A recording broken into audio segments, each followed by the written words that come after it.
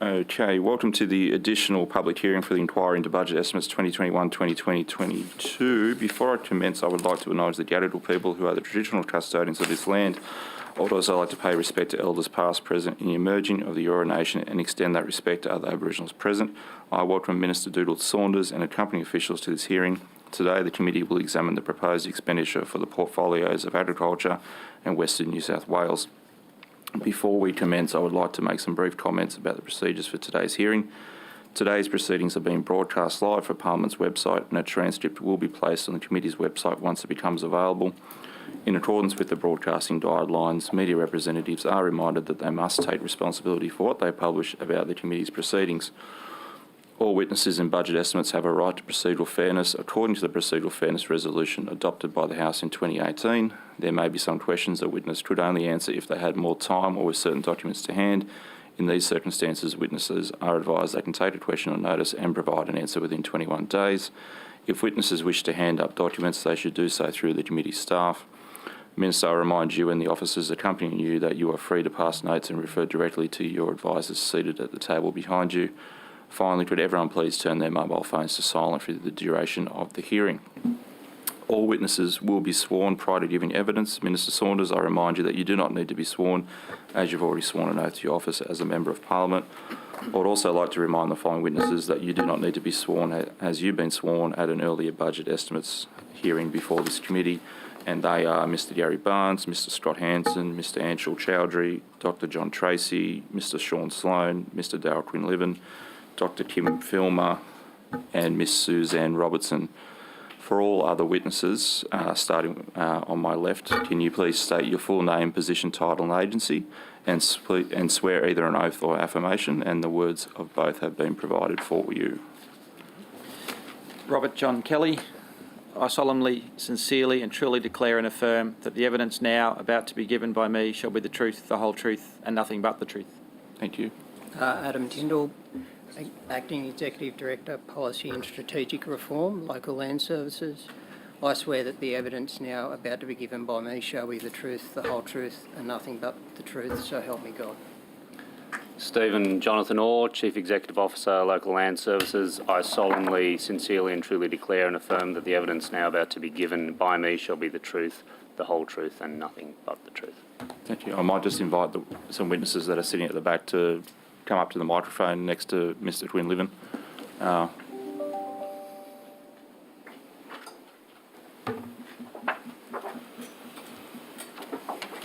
Mr David McPherson, Deputy Director General for Forestry and Land Reform in Department of Primary Industries. I solemnly, sincerely and truly declare and affirm that the evidence now about to be given by me shall be the truth, the whole truth and nothing but the truth. Thank you.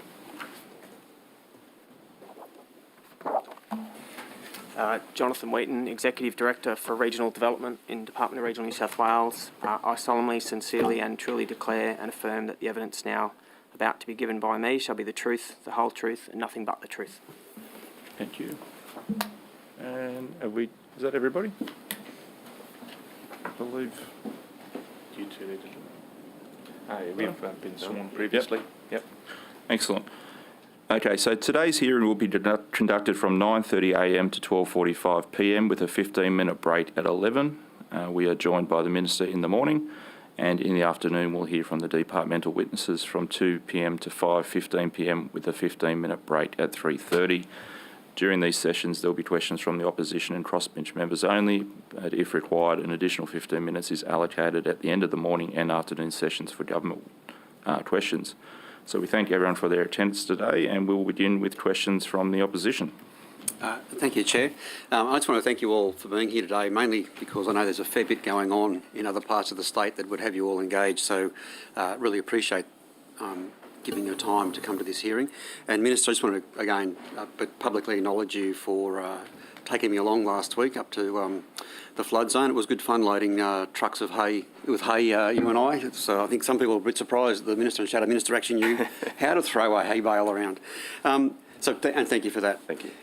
Minister, Section 21AA of the Fisheries Management Act in November was the basis of a couple of resolutions put through the upper house.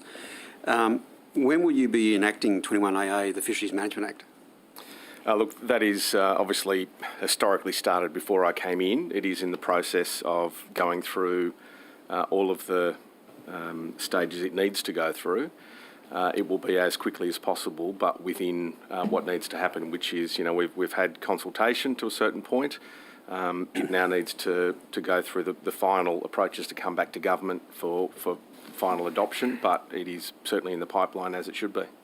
Minister, there were two resolutions, one to establish an upper house inquiry into 21AA and cultural fishing, but the other one actually was quite specific, and the House requested that the Minister, which is now you, would request that the Director-General of DPI conduct a review of the previous breaches for of the Fisheries Management Act to ascertain whether or not they were cultural fishing. Has that direction been provided to the Director-General? Again, that was before my time. Have you received? I'm not sure if he's received that direction from the previous minister. Thanks, Minister. Not as a direction, but obviously we paid attention to the debate in the upper house, and we did undertake a review of all prosecutions currently afoot and put them into different categories in terms of risk categorisation, and have been working through those accordingly with Crown prosecution. Okay. Is there a time frame on that, Mr. Hanson? I can come back to you later This afternoon? That would be good. Minister, has the department budgeted and spent any money on Aboriginal cultural fishing local management plans? Well, there's certainly two trials underway at Hastings and Tweed. I'm not sure what the costings are for them, but as you're aware, the blanket approach for cultural fishing has been one that hasn't really worked very well. Since 2009, there's been various attempts to get cultural fishing right. I think the local management plan is a really good way of trying to actually do on the ground what people want. I mean, the north compared to the south, compared to inland, they're different fisheries, they're different cultural practices. So, we now have two pilot trials that are actually getting underway. That will feed back into a final decision on how that should happen. But I think, there's support from Aboriginal Land Council, the Aboriginal fishing groups. So I think that's, we're heading in exactly the right direction. It's taken time, clearly.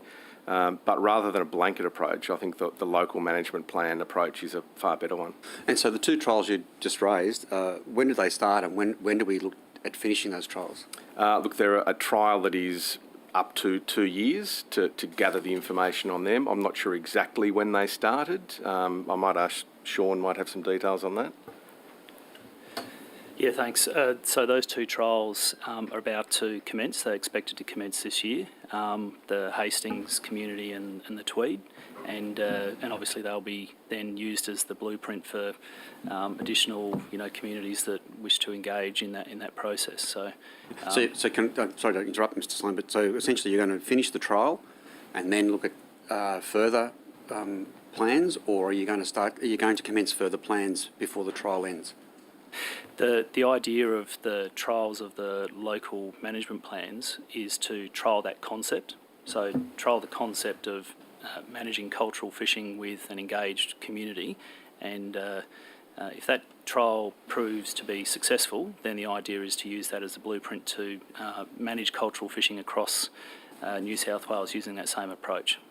Okay, thank you. And Mr. Hanson, when we come back to this afternoon, if you could let us know how many Indigenous First Nations people have been prosecuted for offences under the Fisheries Management Act since 2009. Is that possible? That data possible? Let me see how quickly we can go back as far as 2009. Yeah. Okay, but we'll do that in the afternoon session. Thanks. Minister, Japanese. Now, I say encephalitis, but I heard last night in the news it was encephalitis. But anyway, Why? It reads the same when we read the transcript. Japanese encephalitis is actually a big issue right now. What interactions are you having with the Minister for Health on this mosquito-borne disease? The Minister for Health and the Minister for Regional Health and I have spoken numerous times about this. I mean, it's a human issue, a mosquito-borne disease. Thankfully, we have amazing biosecurity, which has actually helped pick up the movement through things like piggeries, and that's actually helping inform where the concern is and maybe moving to. But yeah, we talk regularly. The Minister for Health and I spoke on the first day that it was sort of became aware through our checks, and we've been in semi-regular contact ever since. But it really is, it's a health issue. So, Minister, last night on Channel 7 News, the story ran about Windridge Piggery at Young, which is the most recent of the piggeries, apparently, to have a Japanese encephalitis identified. It's a pretty big piggery, a lot of sows, and in the Young area there are a lot of pigs. A number of questions arise from that. Have we assessed every piggery in New South Wales for Japanese encephalitis? Look, I'm not sure that every piggery has been assessed, but certainly there's been a program where signs or symptoms have shown up. There's been absolutely widespread testing within that area, and obviously to alert humans as to the possibility of contracting it if they're working at certain piggeries where it shows up. Okay, and we know where each piggery is in New South Wales, don't we? We've got Mr. Hanson showed me a really pretty snazzy thing the other day when we were up in the flood zone around mapping some of these things. So when are we going to assess every piggery? Look, as they become at risk, I think they become assessed.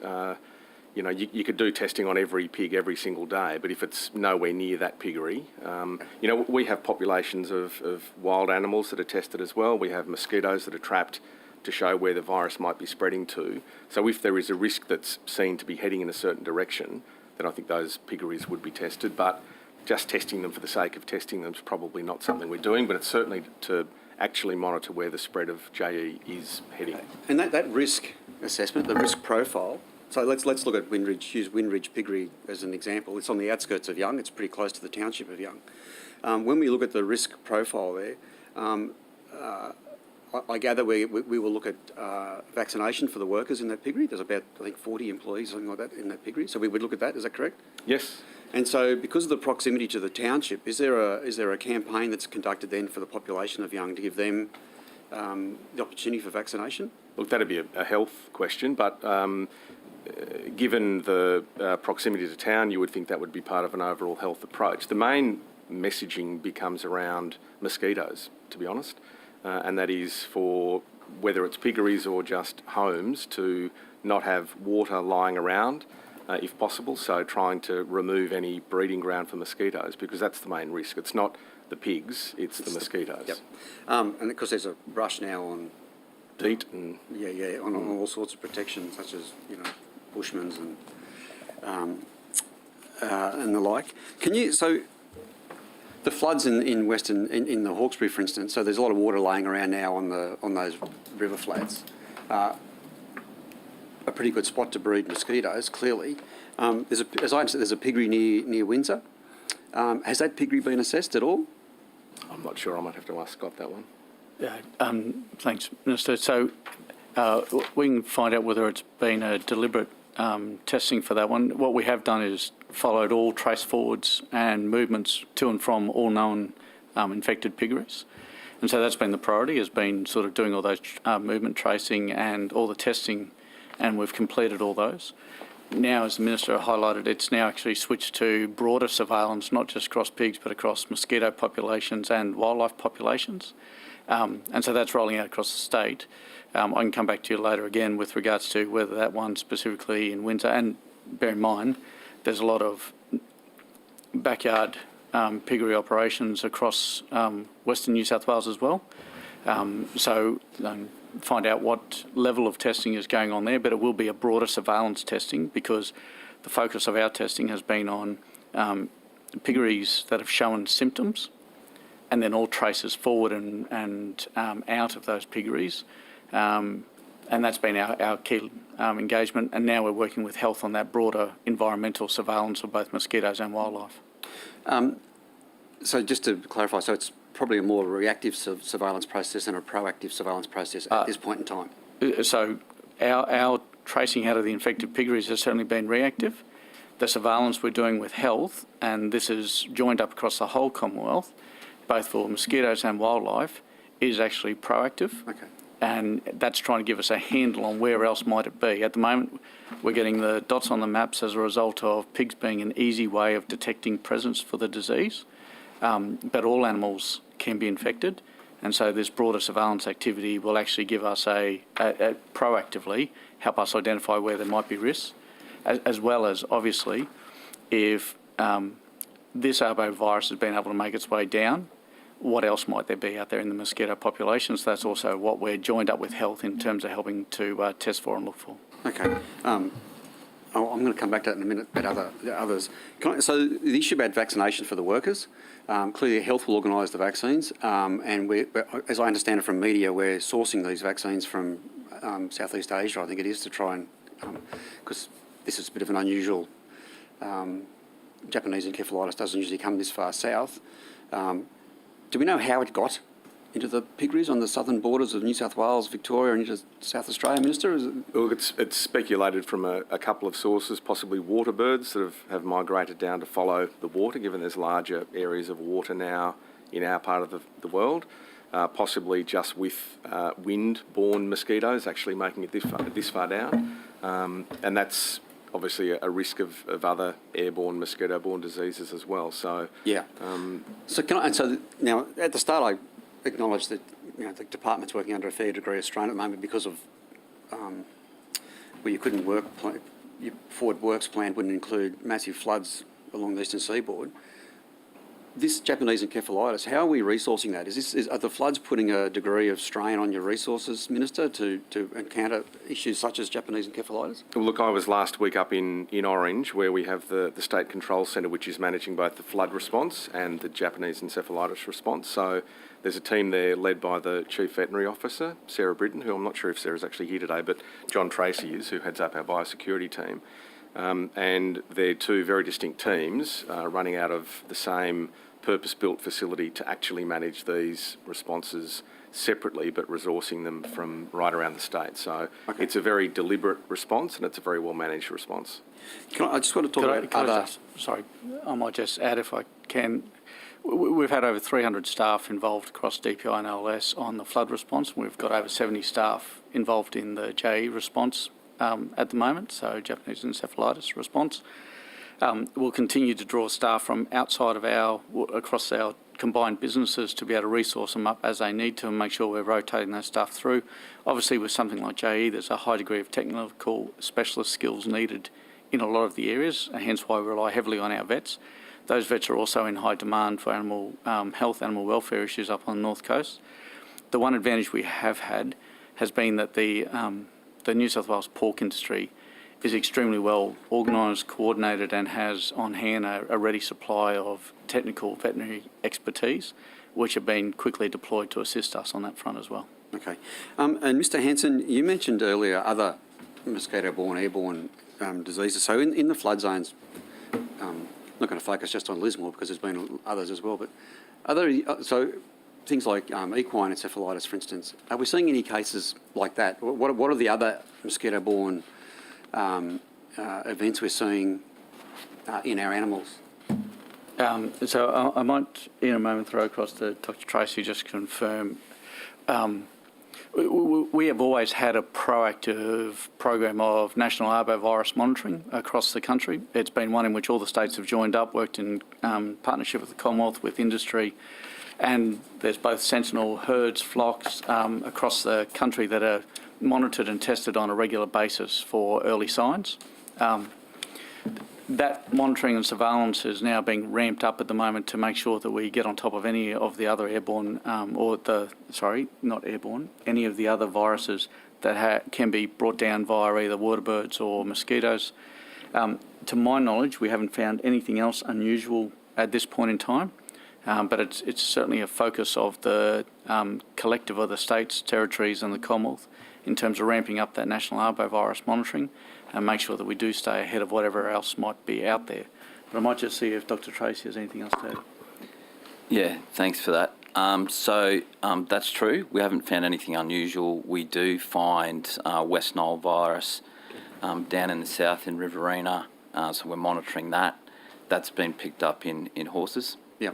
And Murray Valley encephalitis also.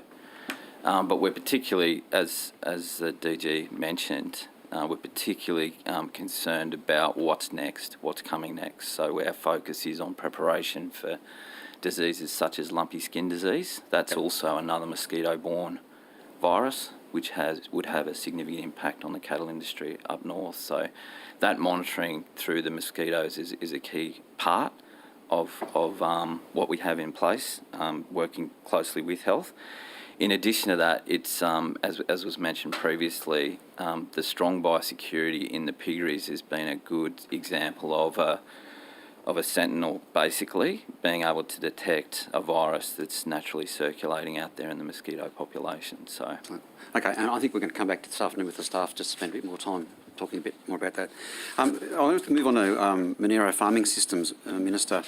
Minister, have you had a chance yet to read the probity report that was prepared around the Monero farming systems issue? Look, as you'd be aware, that predates me significantly, and I really no, I have not involved myself in that at all. Minister, the Honourable Keith Mason, ACQC, provided a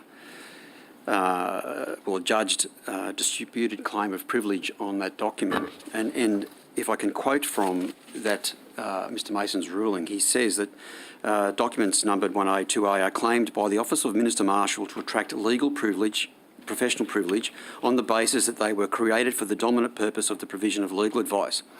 That such an untenable claim should even be advanced is itself disturbing. It's pretty scathing from Mr Mason in regard to claiming privilege on documents within the Standing Order 52.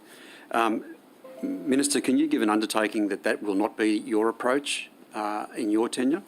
Look, I expect the highest levels of probity in all members of my department. I've made that very clear to all of them, and that's what I expect for the future.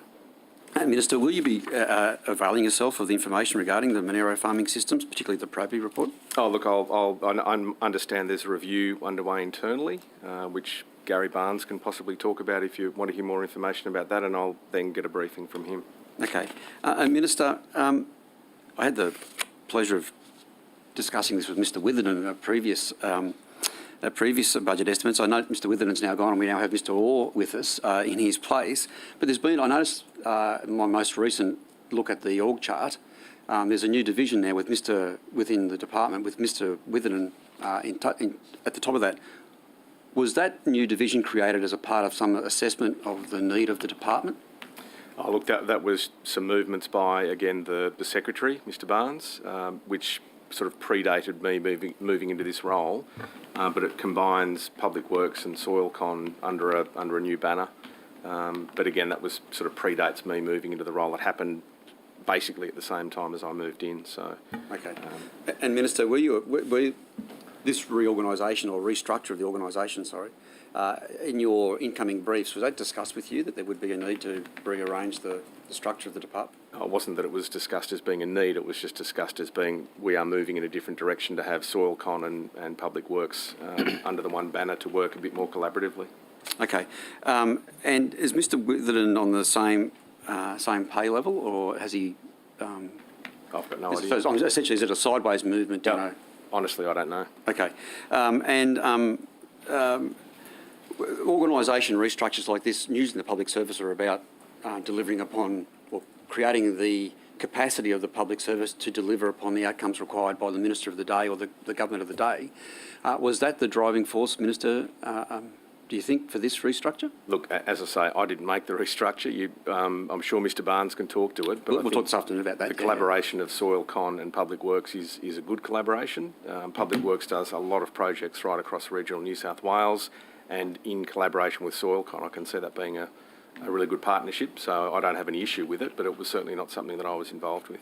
Minister, do you think you'll be restructuring the organisation to meet your imperatives, your deliverables? Not that I can see anytime soon. You'll be holding the ship as is until March 23? There's no reason that I wouldn't be. Okay. So, Minister, with regards to Mr Witherden's department,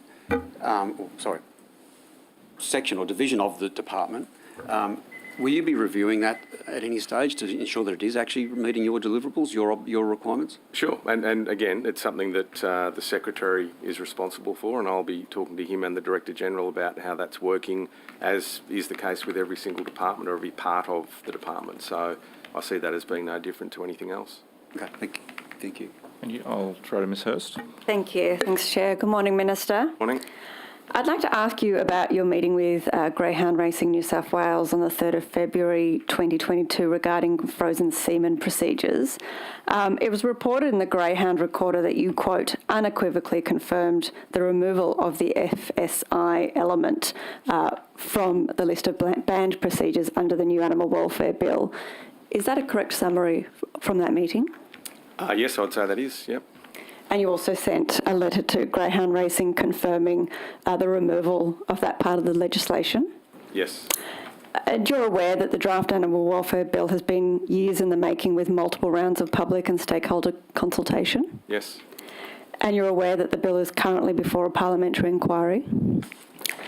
And yet you were still happy to agree to a unilateral change to the bill based on that one meeting with Greyhound industry? Yes.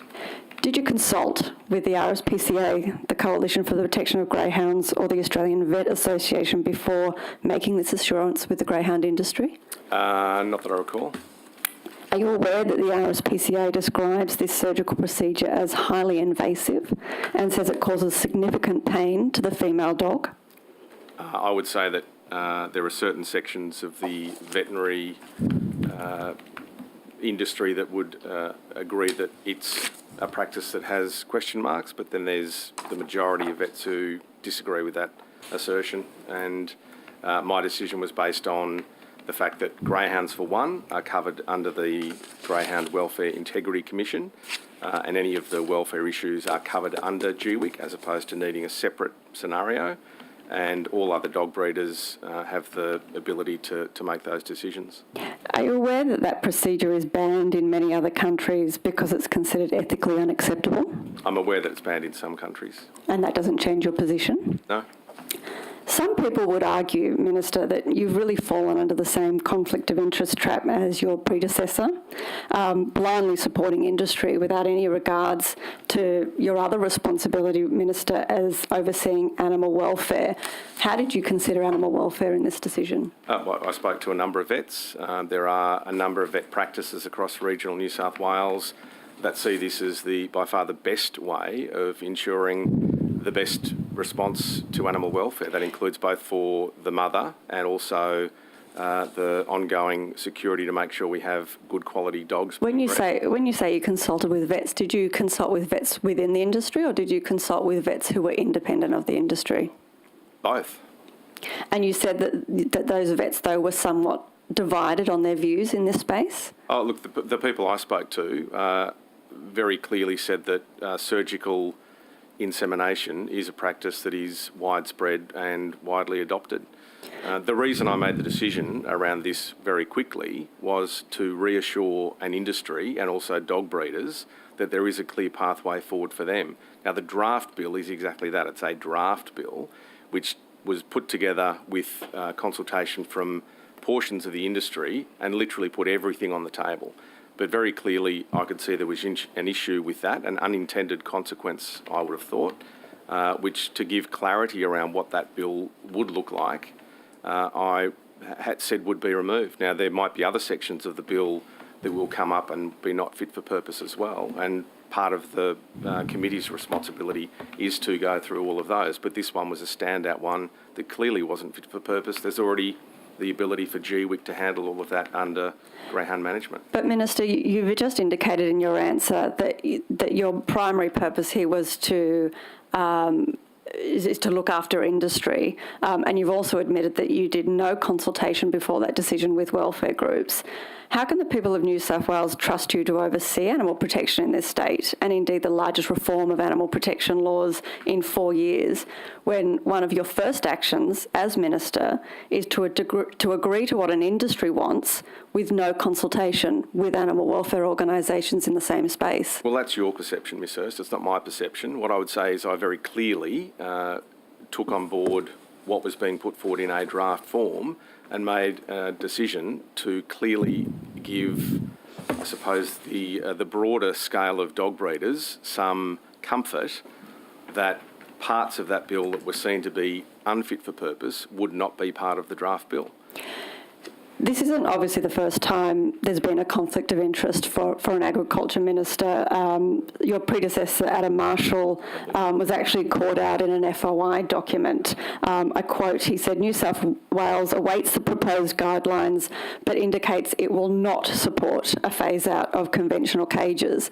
And that's despite the fact that every animal protection organisation and that there is a 10-year national standard process recommending that he actually do so. So again, it's a perfect example of an agriculture minister listening to industry and ignoring the animal welfare side of that portfolio. Given what you've just revealed about agreeing to what the industry wants in the greyhound racing industry, can you not see how the public might see this as a major conflict of interest, that the agriculture minister is protecting industry and not considering welfare? Point of order, Chair. And I understand this is my first point of order, so I hope this is on the right lines, but surely we're here to interrogate this minister, not the actions of the previous minister. My question was directed to this minister, asking him how he can ensure that himself, as agriculture minister, will deal with this perceived conflict of interest. But surely the actions of the previous minister are not relevant. I was giving an example. About the previous minister, not this minister. I just think it's this minister that we're speaking. I'm sorry, but I completely reject any suggestion there's a conflict of interest. I engage with all stakeholders that I'm involved with, from sheep farmers to cattle farmers. The greyhound industry is an industry in New South Wales that has a part like every other industry does. Now, they're managed, and the welfare of their dogs is managed absolutely by the Greyhound Welfare Integrity Commission. So this line in the draft bill is already taken care of by GWIC. So I removed it to create certainty for that industry, but also for other dog breeders. Simple as that. No conflict as far as I'm concerned at all. Just before I throw to Mr. Field, I should rule on Mr. Barrett's first point of order to give him some feedback. I understand where you're coming from. I think the minister was doing quite well to bring it back to his actions. Didn't need protection. Try again. Next time. Better luck. And I was listening carefully for Ms. Hurst to make sure she wasn't focusing solely on the previous minister's actions. But thanks for the try. You'll only get better. It's always up. It's all. That's it. Mr. Field. Thank you, Chair, and good morning, Minister. Morning. And congratulations on the new role. Thank you. Important time to be looking at the future of forestry in New South Wales. Minister, are you aware of the Natural Resources Commission report on post-fire logging, which concludes that there is a risk of serious and irreversible harm to New South Wales native forests as a result of the compounding effects of fires and harvesting? I'm vaguely aware of it, but it is Cabinet in confidence, so I haven't actually seen that report. Well, you're a member of Cabinet, aren't you, Minister? I wasn't then, no. No, but I assume as Forestry Minister you've asked to see the report. You haven't read the report? No, I haven't. Have you been briefed on the report? Briefly briefed. You've been briefly briefed on the report.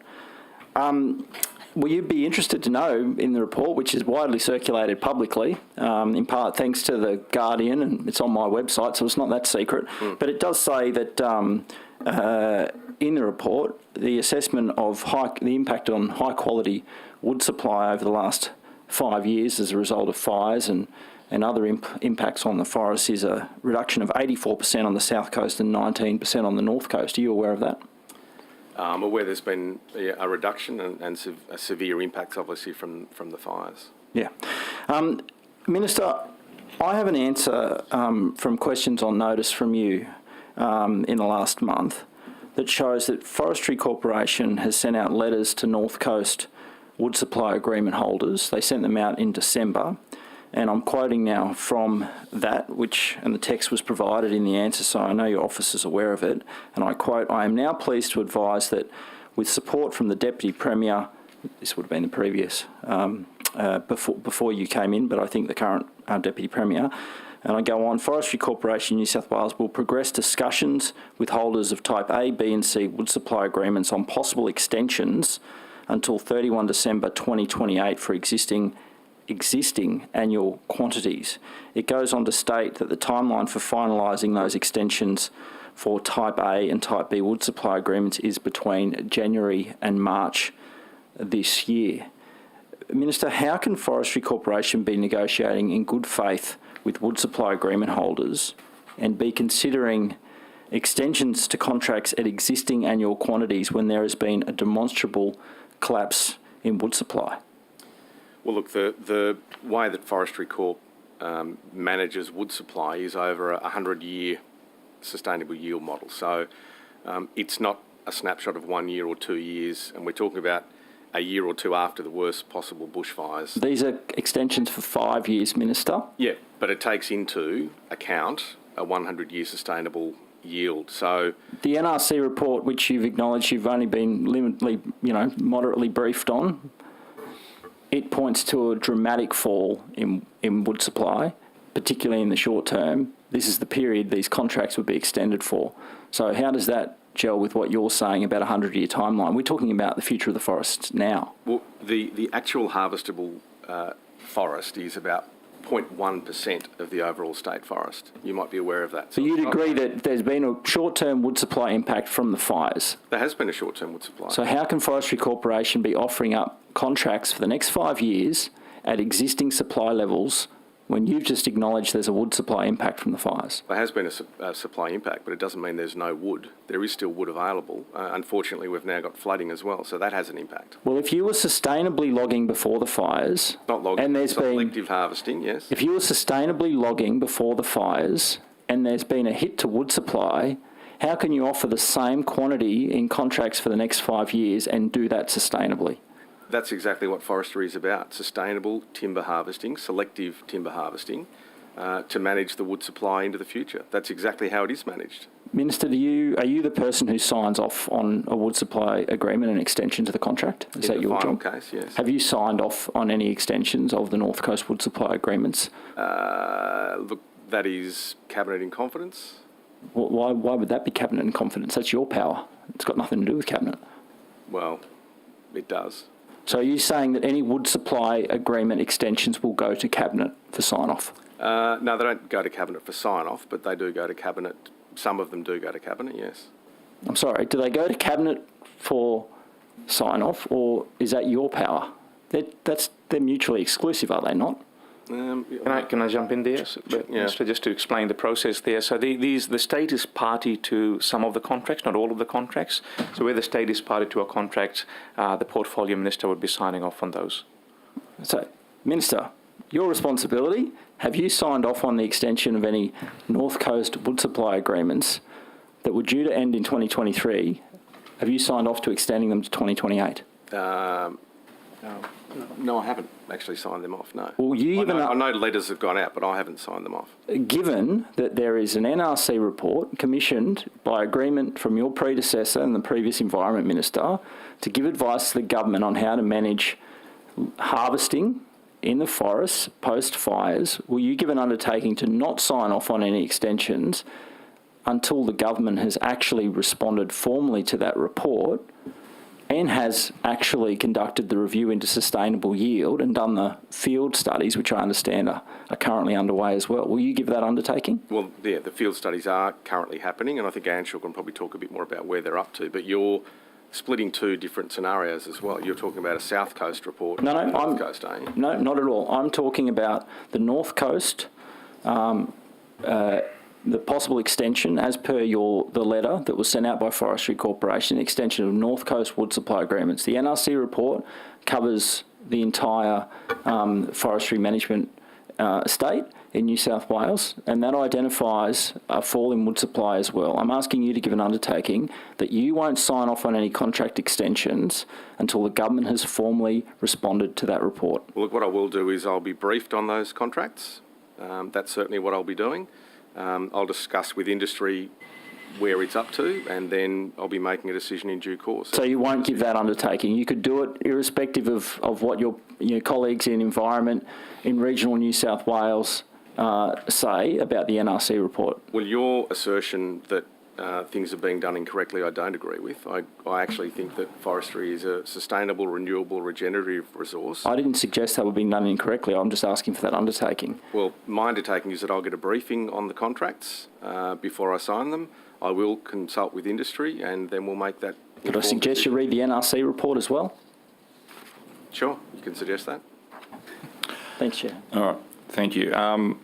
Minister, I might just turn to the issue of Category D firearms and their role in pest management. Have you been briefed on the current situation we have in the state with Category D firearms? Look, to a limited manner, to be honest. It's not in my portfolio. Yeah, I appreciate that. I might, through you, ask Mr. Awesome just some basic details about LLS's use of Category D firearms, and then I'll go to the heart of the matter. Mr. Orr, perhaps on notice, if you don't have it, how many semi-automatic centre firearms does local land services possess? Thanks for the question, Ms. Mayor. I'll take that on notice. Can you also take on notice what the make and models of those firearms and also what the calibre of those firearms are? Sure. Can you tell us what LLS regions those firearms are located?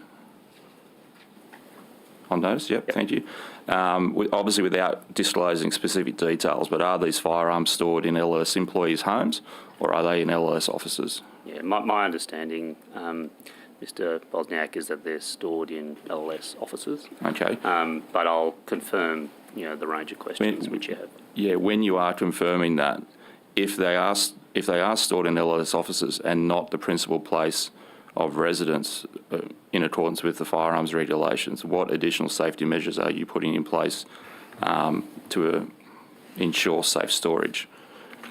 And perhaps on notice, have all LLS firearms safe been inspected by New South Wales Police and when? Yeah, sure. Obviously the storage and management of firearms is critically important, so LLS takes that very, very seriously. But in terms of your specific questions and the details within those questions, I'll take those on notice and come back to you. Are the permits that have been issued to LLS, are they 12 months like non-government licences? Again, I'll confirm that. I'll take that on notice, Mr. And perhaps can you confirm whether they were granted under Section 28G of the Firearms Act as a special commissioner's permit? I think they call it now a general permit. If you could, that would be great. Sure. Minister, to your knowledge, and perhaps Mr. Orr might be able to assist, has LLS ever asked the New South Wales Firearms Registry to withhold issuing permits for non-government Category D licence holders? Not that I'm aware, Mr. Orr. No, I'm not aware of that. Okay. Can I pass up a series of emails between Mr. Wayne Jackson from the New South Wales Firearms Registry? It went to a series of people, including a Mr. Sears from LLS. While you were having a read of that, Mr. Orr, is Mr. Sears still working for LLS? Just so we get a baseline. I'd need to confirm whether or not Mr. Sears is working for LLS. Mr. Kelly, do you know? We'll take that on notice. Okay, sure. Just have you got the document there? We're sort of sharing it. Yep. Okay. So I might get the secretary to give you an extra copy. Okay, so this is, just to help you, Minister, this is an email that was sent by Mr. Wayne Jackson from the New South Wales Firearms Registry to a series of people, including LLS, National Parks, essentially soliciting support for a project which essentially undermines any non-government Category D licence holder in this state getting access to a Category D firearm. And I draw your attention to the bottom of page 3, where he has cleverly crafted a statement for essentially whoever this was emailed to basically fill in the blanks and sign it, which basically says, if they sign it, they're basically saying we don't support anyone that isn't part of government having a Category D firearm for pest control. Again, Mr. Bosniak, that's from 2014 or 2015? 2015. Yep, I'll take that on notice and respond to your questions, hopefully in the afternoon. Minister, can you see how that looks?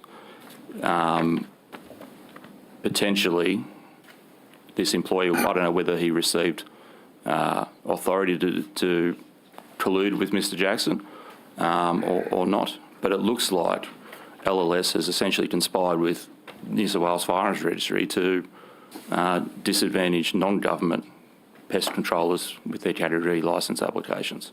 You're talking about something that is 8 years ago.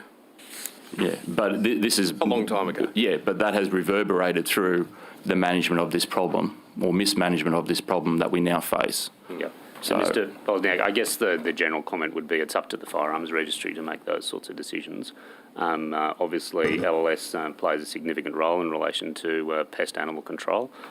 We do use firearms, as you've alluded to. Those firearms, from my perspective, are managed to the highest standard in line with what we as an organisation need to do.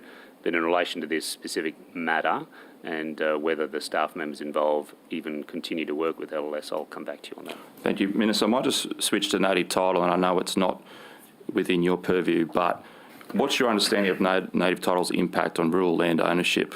I've received fairly a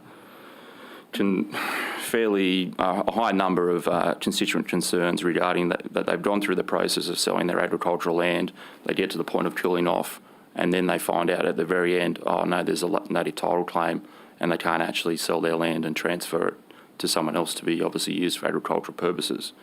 What's your understanding of the scope of that, and has your department done any assessment on the impacts of agriculture? Look, I'm not aware of any large-scale problems that's causing, but the Director-General might have an indication of how many people have brought this forward. No, I'd have to take on notice. I've got to say this, I haven't heard of any concerns on that front recently, Chair. I don't know whether the Agricultural Commissioner in the discussion around land use, whether that came up at all in any of your conversations or consultations with industry. I can't recall it being raised by anyone at all during my consultations. But if there's specific cases you'd like to talk about after, happy to sort of find out what we can on. Yeah, we might bring that up in the afternoon session. I will throw to the opposition. Yeah, it's... Oh, hang on. Did you have something to add, Mr. Barnes? I was just going to say that native title is usually triggered when someone sells land and the purpose for which the land is going to be used is different to what it currently is being used. So I think it would be unusual if it was agriculture for agriculture, but we can find out about that and get back to you. Barnes. If you've got specific instances, we can do a follow-up for you on that. I might talk to you with those specific instances in the 11 o'clock break. I'll pass to Mr. Veach. Thank you, Chair. And speaking of specific instances, Minister, you might want to take this on notice, and at some stage maybe Mr. Hanson can get back to us. But just what are the, in light of the Windridge piggery announcement last night on the news, can you just provide us an update of the piggeries that have been identified in New South Wales at this point in time? Yeah, as of today, that might be handy. Can you come back to us? Probably with that? take that on notice with the exact number. Yep. It may have changed again this morning. So. And the locations. Yeah, that'd be good. Thanks. It's 15 piggeries. Okay. And we, rather than giving the individual ones here, we can tell you that they're spread from the very north of the state, as far north as Tenterfield, as far south as the border. Yep. And how far west? I'd have to come back to you about the furthest west one. And further to your question previously, we haven't done any targeted tracing or testing in the Windsor area. And we can talk, there's a number of pigs in that area, so if you want to sort of offline give us, but as I said, that's because it hasn't been a trace, it hasn't had any signs or symptoms, and our focus now is on that broader environmental sort of monitoring component. Okay, thank you. And in regards to the floods, Minister, obviously there were a large number of livestock lost and pets. Do we have a handle on that at the moment, like just how many animals have been lost and then destroyed as well? Sadly, it's been, obviously, you're up there, you've seen some of the things that we saw together, but the numbers as of last night, we've had 1,215 requests for assistance, including 749 requests for emergency fodder. Of that, there were 60% now complete, 40% in progress. Of the 749 requests for fodder, there are 429 complete and 292 in progress. And there's now been more than 2 million tonnes of emergency fodder that's been supplied 2 helicopters are running right through until they're needed really, but until at least the end of the week, although some of the aerial is dropping because roads are now opening. Aerial surveillance continues. There are basically 12 aerial drops planned for delivery today again to get more stock taken care of.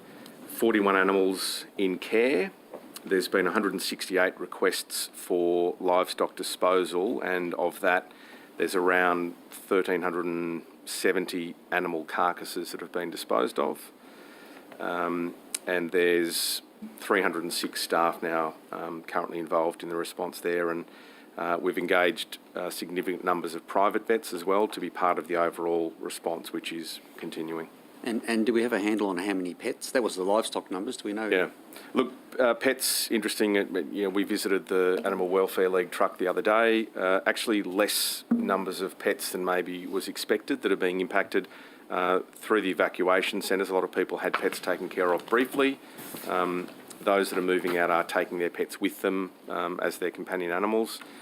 So there's been a lot of provision made for pets to be stored safely at certain areas, but in fact the numbers are very low as people are taking them with them, not unexpectedly. Okay, thank you. Now, Minister, I'm not going to ask you the price of bread. I think that's a bit but what I will do is I'll let you know I've actually printed up this morning the cost of cauliflower, which is about $7.90 a kilo, and broccoli. Look, the reason I'm doing this is farmers are complaining about, and I think quite validly, that the price of the farm gate is now not matching the price when you walk into a supermarket to pick up, a head of cauliflower for your cauliflower rice or your cauliflower mash. Minister, what research is the department doing to assist farmers to, better reflect the input costs in their organisation to achieve a fair and decent price for their produce? Look, I think, unfortunately, farmers, whether it's sheep, beef or horticulture, have for most of my life been price takers, not price makers. And that's a difficult part of what agriculture is. Now, there are different ways that business models and co-ops try and work together to try and change that. But I think really everyone who's in agriculture wants to make a good living. Thankfully, at the moment, there's a very good living to be made. The ag sector was worth nearly $21 billion last year, and it is absolutely on an upward spiral, which is fantastic. But you're right. I mean, there's challenges all the way through the supply chain, from cost of fertiliser to cost of labour to cost of diesel. But that's something that farmers take on board. We have a significant program of research around helping farmers become technologically savvy to help with all of those challenges. And Scott, you might like to provide a bit of an update on where we're at with some of our pretty amazing programs. Yeah, and we can come to some of those details if you want to go in. This afternoon, Mr. Hanson, I'm going to spend a bit more time about the work the department's doing around input costs for farmers. And So what I would say is we've got a number of monitoring programs that assist us keeping track of those. Probably the best one, and one we've spoken about before here or inquiries previously, is dairy monitoring. So we have a number of dairy farms across the state in which we continue to collect detailed both physical and financial data to reflect year-on-year changes on cost of inputs and also the prices received, to try to give us an indication as to farmers' terms of trade for that sector. Majority of the rest of the work that gets done in this share of the consumer dollar work is done nationally, and that's obviously because our supply chains operate on a national basis and a national approach, and hence you'll find that the vast majority of this work is done at either an ABARES or an ABS level, an ABARES level, in terms of looking at share of the consumer dollar, or by the respective national RDCs, Research and Development Corporations, as part of their economic analysis of their sectors and their industries. So something like dairy, which is a bit more limited in terms of its spread across the states because of the perishability of the product, we do have good monitoring on, and we'll be producing those reports soon. But for the majority of the rest, horticulture, particularly livestock, because of the national nature of the supply chains, that work is done nationally. Okay, because Minister, I have no doubt and Mr. Barrett's about to find this out, but most of the country employees duck into the local Woolies when they come to Sydney to buy their fruit and veg for the week that we're here. So you'll have this type of price shock, really. You know, $8 for a head of cauliflower. The departments work on input costs. So, for instance, the Ukraine. Have we any assessment now on what impact that is going to have on the input costs for our farming sector that eventually lead into issues, the final food price that everyone pays when they go to the supermarket? Look, we know that there's definitely impacts on fertiliser costs, there's impact on steel prices to put up fencing, there's impacts on every step of the way, but as a modern agricultural participant is always looking at ways of minimising those input costs, and whether it's reducing nitrogen, utilising nitrogen in different ways, fixing nitrogen rather than spreading nitrogen. Like, there's a whole range of ways that people adapt to that. At the end of the day, it's about trying to produce the best product you can and sell it for the most money you can as the farmer, but try and keep affordable costs for us as consumers, and that's what everyone's trying to balance all the time. And in the public domain today, they're talking about the prices are going to continue to go up. So, for fruit and veg, there are other contributing factors, though, Minister, that we can have some sort of an impact on. One of them is agricultural workforce. So, I know you've only just been in the gig for a short period of time. At previous estimates, I've asked this question a lot around agricultural workforce requirements. COVID now is almost into its third year, or is into its third year in Australia. We've known for quite some time we have an issue around agricultural workforce issues. Minister, what are you doing to address it? Yeah, look, I agree completely. There's been issues for a while now, and including in your old shearing type of scenario. So a lot of the workforce would traditionally come from overseas. In shearing, it's from New Zealand that come over in teams. Fruit picking coming from all over Southeast Asia. Traditionally we had grey nomads doing a lot of picking as well that have been staying at home because of fears of COVID.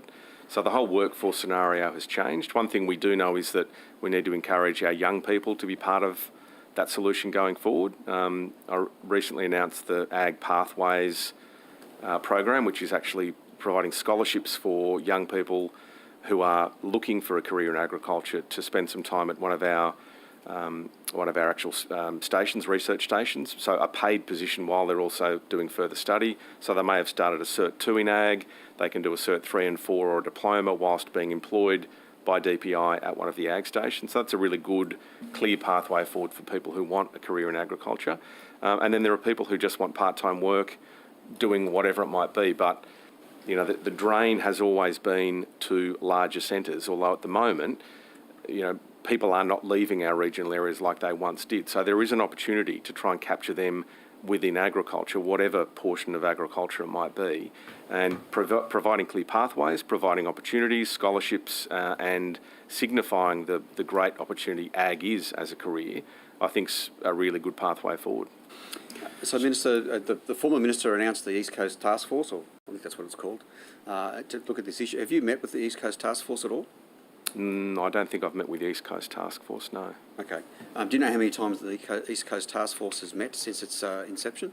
I'm not sure. Scott, have you got any ideas? So it met once to establish the group of senior bureaucrats to work across the jurisdictions involved and to continue to sort of share information about organisations and businesses that were looking to bring in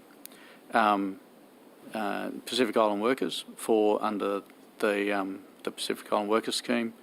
That first meeting was basically the meeting that was required for all the ministers to give imprimatur to all their departments to work collaboratively and collectively together. We've been working seamlessly with Queensland, Victoria, Tasmania, ACT. And I guess the key thing we've been doing is it was easy when it was the big operators who could fill a plane with the number of staff they need to bring in. But what we've been doing is making sure that, someone who might need 20 from Mildura is linked up with someone who might need 50 from Gatton, who might need with someone who might need 30 in Shepparton, and sort of putting together plane loads that can be brought in and be distributed across.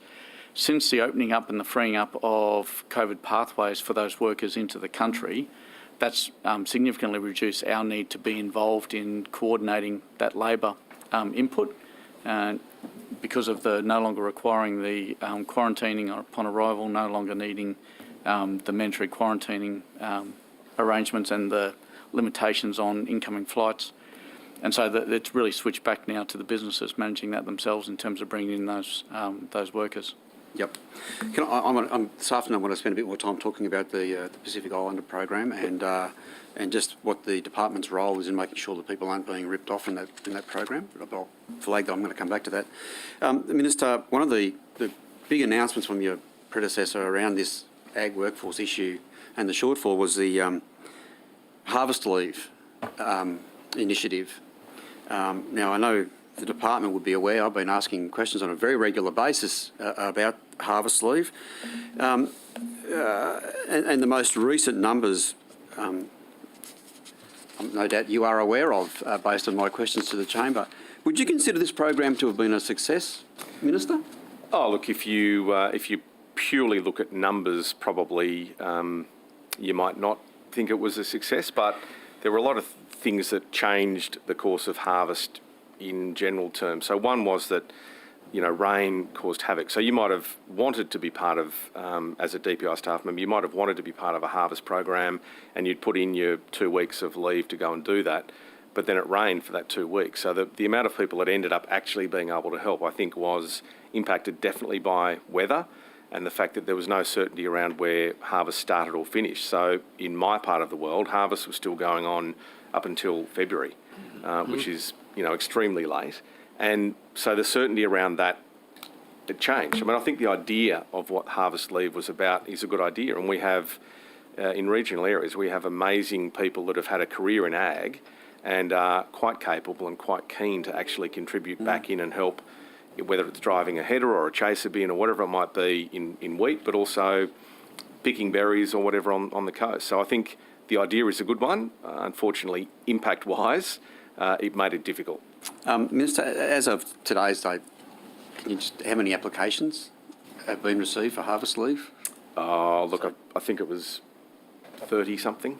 Yeah. Sorry, that was how many took part. I'm not sure how many applications there were. 36 staff providing 169 days of harvest support so far. Okay, and I don't want to single out 169 days, though. That's I don't want to single out which is a member of the senior executive service, but there was, in my questions on to the House, leadership being shown here, there was one member of the senior executive service, the most current data that took it up. Is there any reason why the ECS level staff didn't take up the option? Well, I can tell you why I didn't take up the option. And that was the 2 weeks I had planned in, ended up in West Wyalong, ended up being delayed until it ended up being 1 day here, a day, 3 days later, a day, 4 days later. It ended up just being an unworkable with the floods and with the wet weather in terms of what it did on harvest. Okay, and Minister, do you intend to carry this program forward? I think we look at it as being an opportunity again, yeah. I mean, I think people do want to try and provide that help, and we were coming out of a known workforce shortage, which you have been highlighting. So the idea that we can have staff help out, I think, is a great one. It was at no cost to the farmers. It was all agreed to by the department. I think it was a really generous thing for the department to do. And 160 hours of harvest support is not a drop in the ocean. 169 days. 169 days, yeah. Yeah, and so if you're looking at taking this forward, will you be having conversations with the PSA around how this fits into the workplace agreements, enterprise agreements? Well, I guess I would, yeah. I mean, first of all, I'd be talking to the department about how best to structure things to maybe make it a bit more flexible. But yeah, we do negotiations as needed. So can I just come in, because obviously we're still running in the current environment through to the end of the financial year. And just to preempt the questions and the conversation that we'll have at the next round of estimates as well, you'd be aware that a lot of us were also lined up to assist in the horticultural harvest. It's sort of shaping up across most of our horticultural districts at the moment. But you also are now aware that we've got 370 staff deployed as the moment on floods and JE. We're going to prioritise that over being able to do this. Now, does that mean that this is a bad idea? No. It just means that if we've got the flexibility here to do this, it's great. and, 169 days worth of assistance is what it is. But at the same time, finding that clean air for people to be able to do that when we've got these other priorities is always going to be tough. Okay, and Mr Anson, can I just clarify? I think by my reading of the annual report and the budget papers, I think so it's about 3,750 EFTs that would be eligible for this program? No, in DPI it's 1,880. Okay. And then add LLE, got the other agencies. Yeah, New and South Mr. Wales, Vetch, which I'm not aware of. just to add to that, I mean, you're looking at the DRNSW cluster generally. Yep. So the numbers which you have in the annual report relate to The whole cluster. Part of the cluster. You also need to include LLS there, which would be another, 1,100 or so staff involved. Yeah. So 2,744 in DR New South Wales and almost 1,000 staff in LLS. Mr. Orr, would that be right? That's right. Yeah, which comes to pretty close to 3,700 thereabouts. Yeah, and how many? 36? 36. Okay. Minister, I just want to, in the time I have left, very quickly, I'm a bit concerned. Today, in an article in the paper today about the Snowy 2 could catapult invasive fish species into new waterways. This is Snowy 2. And the article says, and this is the bit that concerns me, redfin perch is a declared notifiable pest under the Biosecurity Regulation 2017. It's illegal to possess, buy, sell or move this pest in New South Wales. But to transfer water between Talbingo and Tantangra, Snowy 2 would have to obtain a special exemption to this rule. Has there been an exemption, seriously, has there been an exemption granted to the Snowy 2 project, an exemption to the Biosecurity Regulation 2017? I'm not aware. Sean, have you got any? So the answer is no. They have not. So this article then is incorrect. They cannot transfer redfin perch from Talbingo and Tantangra, or between the two. So I'll go to either John or Sean. The bottom line is no, they have no exemption. What they do need to do is produce a management plan to manage the risk of that from a threatened species perspective and from a biosecurity perspective. And that's what they're currently working up at the moment. What those management plans are to reduce that risk in terms of the spread of that invasive pest. So I might just, Sean or John. Thank you. So the infrastructure approval, which was approved by the Minister for Planning Public Spaces, requires the minimisation of biosecurity risk. That's our focus, to ensure that happens, to minimise the impact of the development on threatened species, and to minimise the impact of the development on wrecked fish. So the requirement there is for Snowy Hydro to be developing plans that we have to approve prior to commencing work. So the important thing here is that they don't have an exemption. They need to demonstrate how they comply. John, I'll throw Mr. Shoebridge. Oh, thanks very much, Chair. Congratulations, Minister. Nice to see you and all the officials here today. Minister, are you comfortable with the fact that New South Wales taxpayers subsidised the destruction of 13,500 hectares of native forest last financial year at the cost of at least $440 a hectare? Are you comfortable with that outcome? Well, I disagree with those figures. Well then, So if we look at the forestry estate, that's 2 million hectares. you chopped down 13,500 hectares at a net loss of $6 million. Well, do your numbers go in a different direction? Have you got a different form of maths? Well, if you take a $6 million loss and divide it by 2 million, 6 divided by 2 is 3, so there's $3 a hectare. You know that the only really economic part of the native forestry division under its current arrangements is the economic returns it gets from logging. The economic returns they got from logging ended up costing taxpayers $6 million more than it returned, and we end up costing $440 a hectare to destroy the forest. Well, I disagree with that figure, but... Well, how much did it cost per hectare to destroy the forest? 6 million divided by 2 is 3. So the $6 million loss over a $2 million managed estate is 3. You know that for... Well, you know that's that, my maths. You know that for 95% of the forest estate, Forest New South Wales does nothing. no weed management, no pest management. You just let it run rampant for 95% of the state. I think they might disagree with that. How much did you spend? How much did Forestry New South Wales spend on controlling introduced animals last financial year? How much did it spend? Angela, have you got figures? Yeah, look, I'd like to actually just explain that a bit, Mr. Shoebridge, just tell me the dollar figure. If I can, please, because I think it's an important point. How much did it spend on controlling? I can get you that information as well. But that's what I'm asking. So this isn't a free shot. It's in the order of millions of dollars. We spend.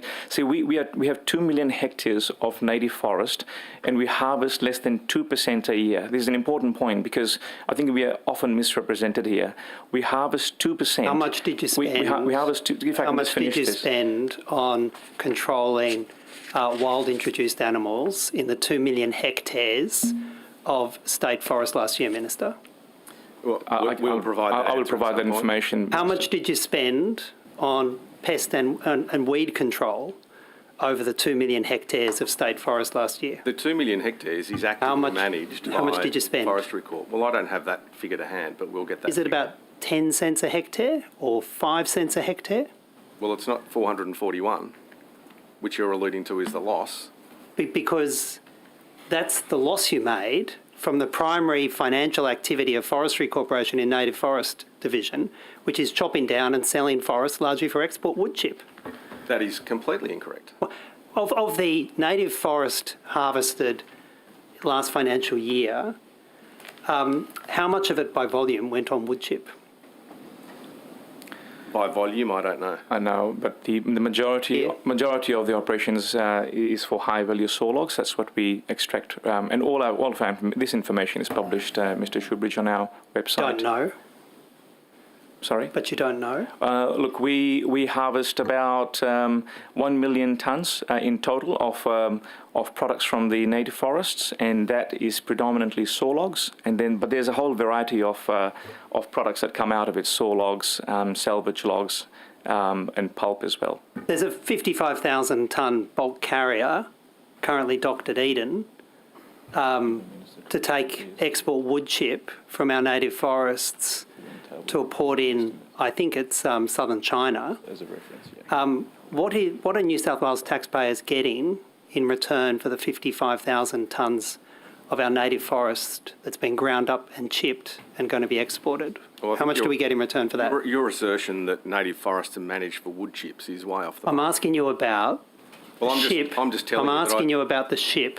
I'm telling you. I'm asking you about the ship that's docked at Eden to take 55,000 tonnes of wood-chipped native forests from our public forests. How much are we getting in return for that amount of destruction of our forest, for those wood chip exports, Minister? Well, I disagree with the assertion of the question, but we can find out. Well, you disagree that there's a ship docked at Eden to take 55,000 tonnes of wood chip export. You disagree with that? Well, I don't know. Are we in a post-fact world now, are we? I haven't seen the ship, Mr. Shoebridge, so I'm not sure, but we will find out the value of that wood chip. But as you've heard, native forests are not managed for wood chip. They're managed for high value. So where are the 55,000 tonnes of export wood chip coming from that are about to be pumped into? That would be a byproduct of the selective harvesting in our native forests. That can't Well, seriously. Are you disagreeing with that fact? I have.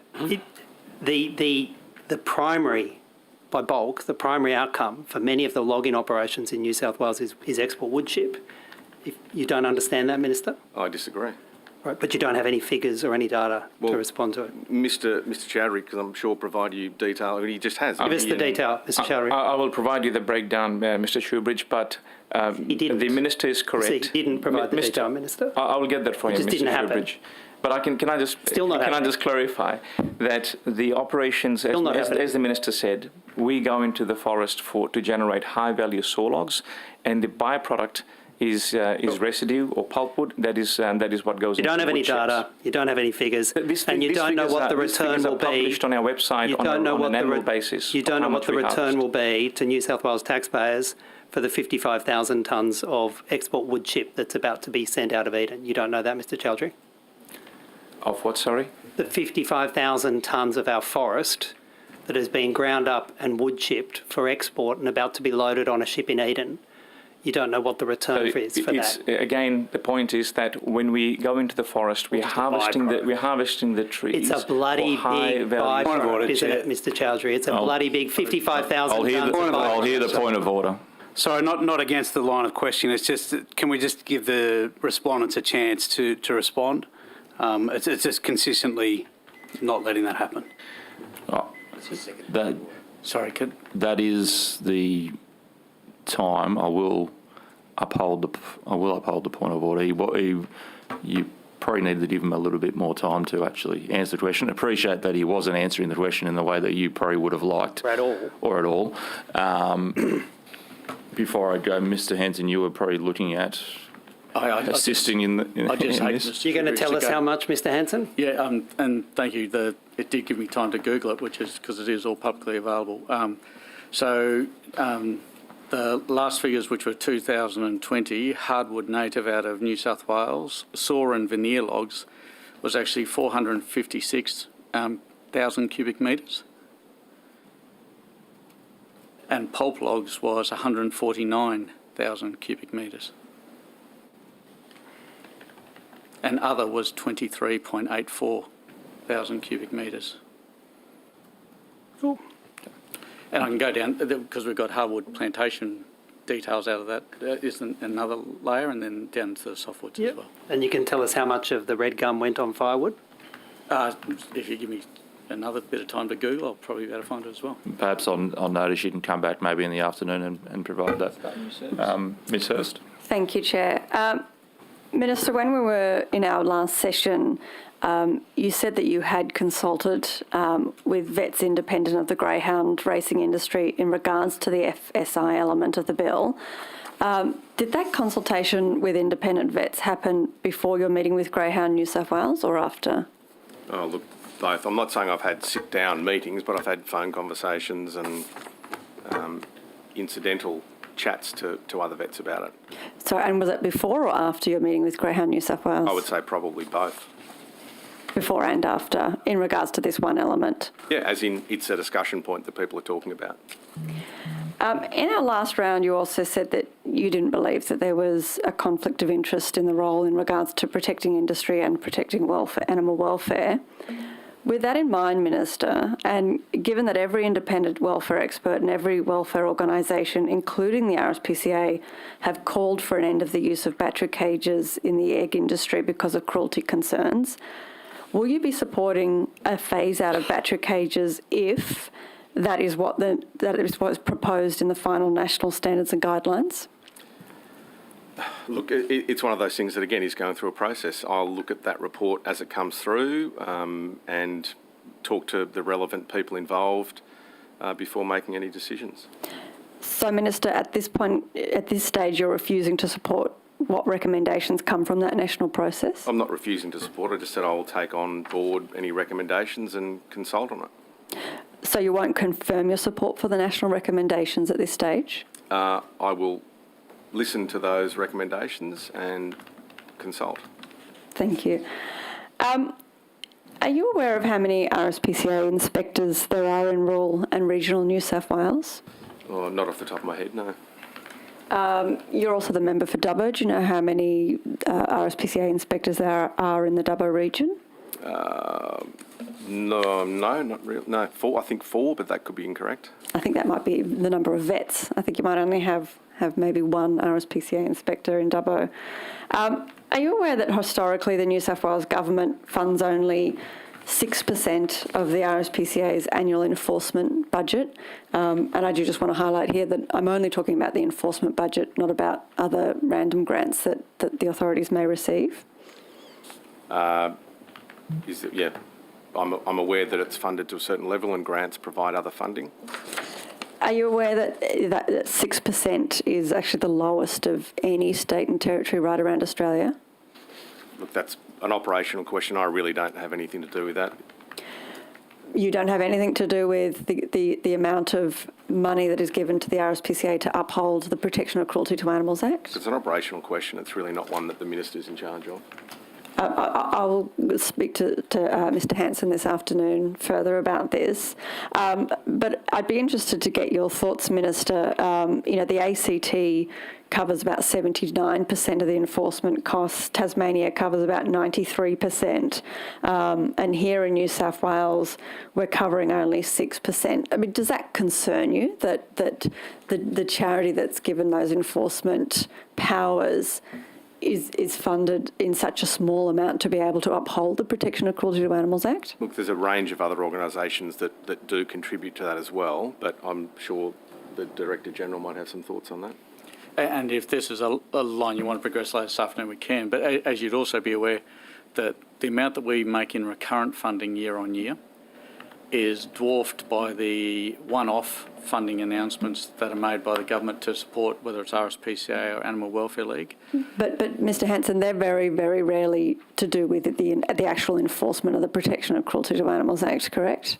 It's actually about, well, no, 2020 there was a $400,000 investment for additional compliance officers for investigation into puppy factories.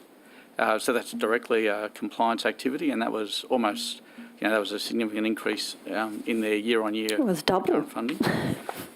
So then I can't work out quickly in my head what the $10.5 million that was given to them last year. I believe that had more to do with the establishment of their impounding facilities. So, very little to do with Proctor. Their rapid response facilities and a number of other infrastructure and staffing pieces. So I agree with your sentiment that we get extremely good value in terms of what our contribution is to what is an overall operating expense for Rspca New South Wales of about $57 million per annum. That comes with expectations around what they are able to do with regards to compliance activities. And to date, our conversations with Rspca, continue to be around how do we improve the linkages between government and enforcement agencies, again, whether it's Rspca or Animal Welfare League. Minister, looking at the budget estimate papers, in total, the government gave $47.9 million to horse and greyhound racing, but for the enforcement of Proctor, it was just $400,000 to the Rspca and just $75,000 to the Animal Welfare League to actually uphold legislation that we as Parliament put together and asked them to uphold. I'm not going to ask you, obviously, for your opinion of those other industries. I'm just saying that obviously there's a major discrepancy when you're talking about certain industries getting nearly $50 million and less than $500,000 for the upholding of legislation, criminal legislation that we ourselves have written. Do you not see that discrepancy is problematic? Look, both horse and dog racing industries are major industries that have major requirements around animal welfare specifically imposed on them. So it's understandable there's a high level of financial support needed and provided by industry, but also supported by government. But in the other case, more around companion animals, as Mr. Hanson said, it may not be in the initial figures, but there's constant support and grants for the support of companion animals and prevention of cruelty to animals, and that's something that will continue to be looked at. I would just say, Chair, as you switch across, there is a third enforcement agency that we haven't talked about here so far, which is New South Wales Police Force, which we do provide considerable funding for as well. Thank you. Minister, I'm just going to pass up a document to you. I appreciate it's not from your department.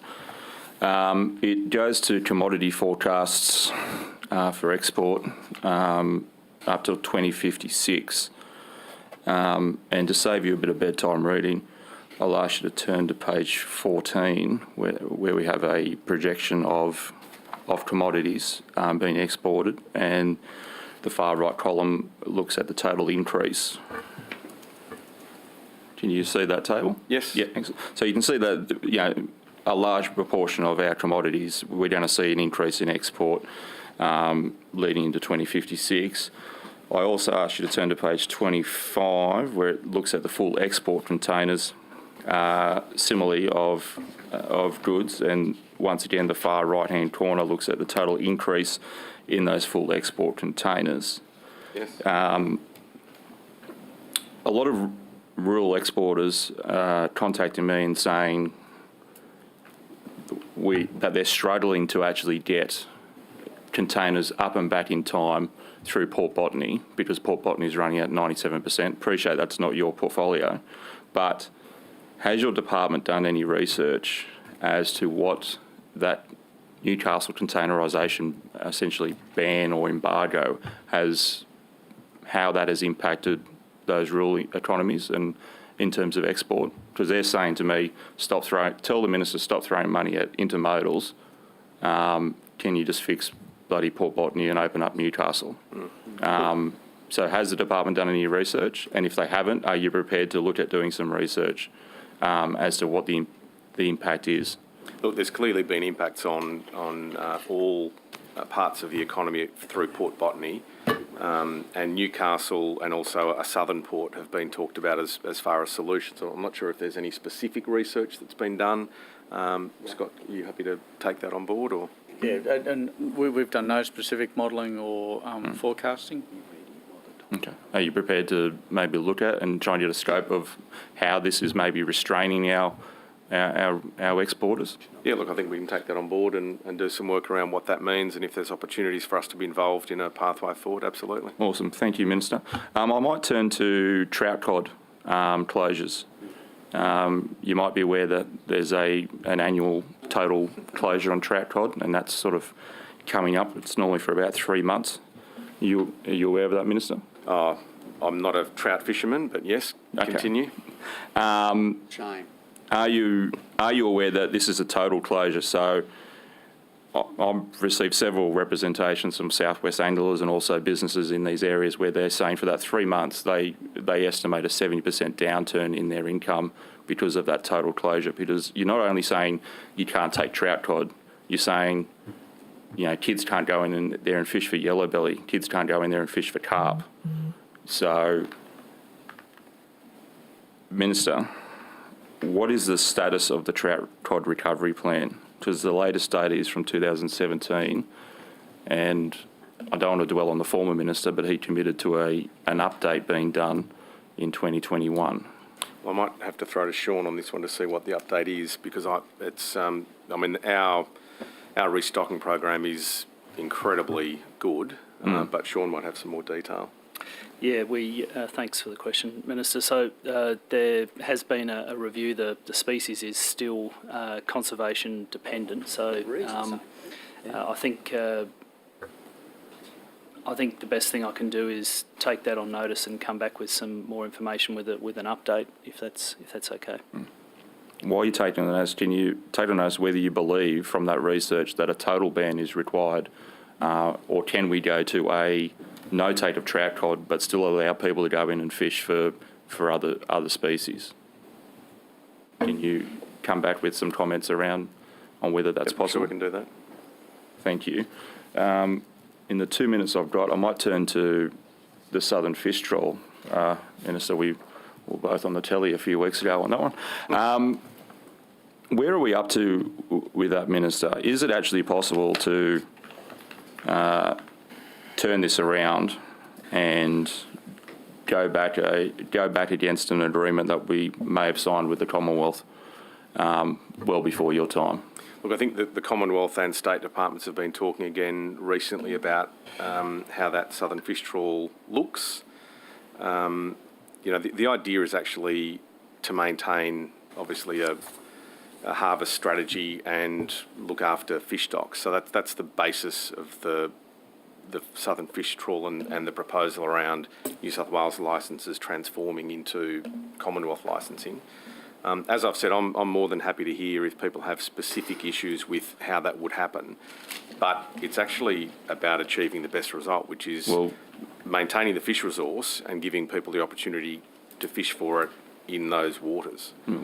Minister, have you heard the concerns that transferring the Commonwealth isn't going to achieve the best result, because you are now then going to bring Commonwealth trawlers into what is a fish nursery for iconic species. But that's not what would happen. The Commonwealth borders start after 3 nautical miles. They're not allowed any further in where the New South Wales fish fleet is. So it doesn't provide that provision at all.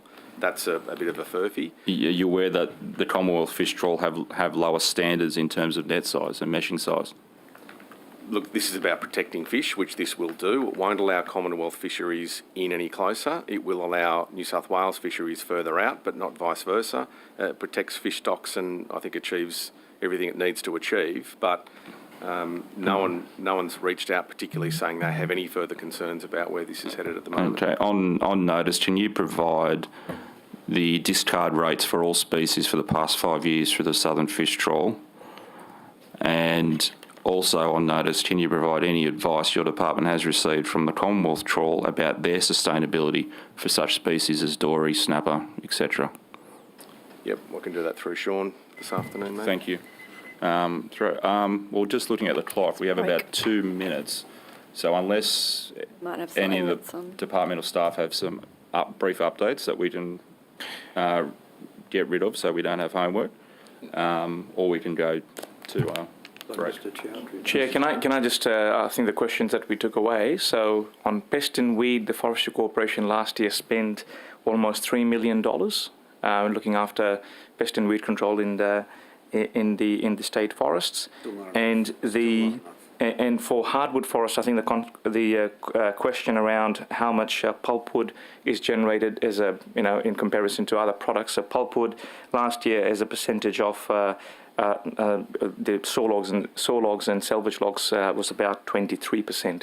So by and large, as we say, we produce high value saw logs from the forests. Thank you. Chair, not one that we take on notice, but there was a question about companion animals recently from Mr. Veach with regards to the floods. One figure that we have just been able to generate is the average daily animals housed, companion animals, and so far every day of the response it's been averaging at 191 animals, companion animals housed in this flood response. And interestingly, that compares to 113 in the 21 North Coast flood response.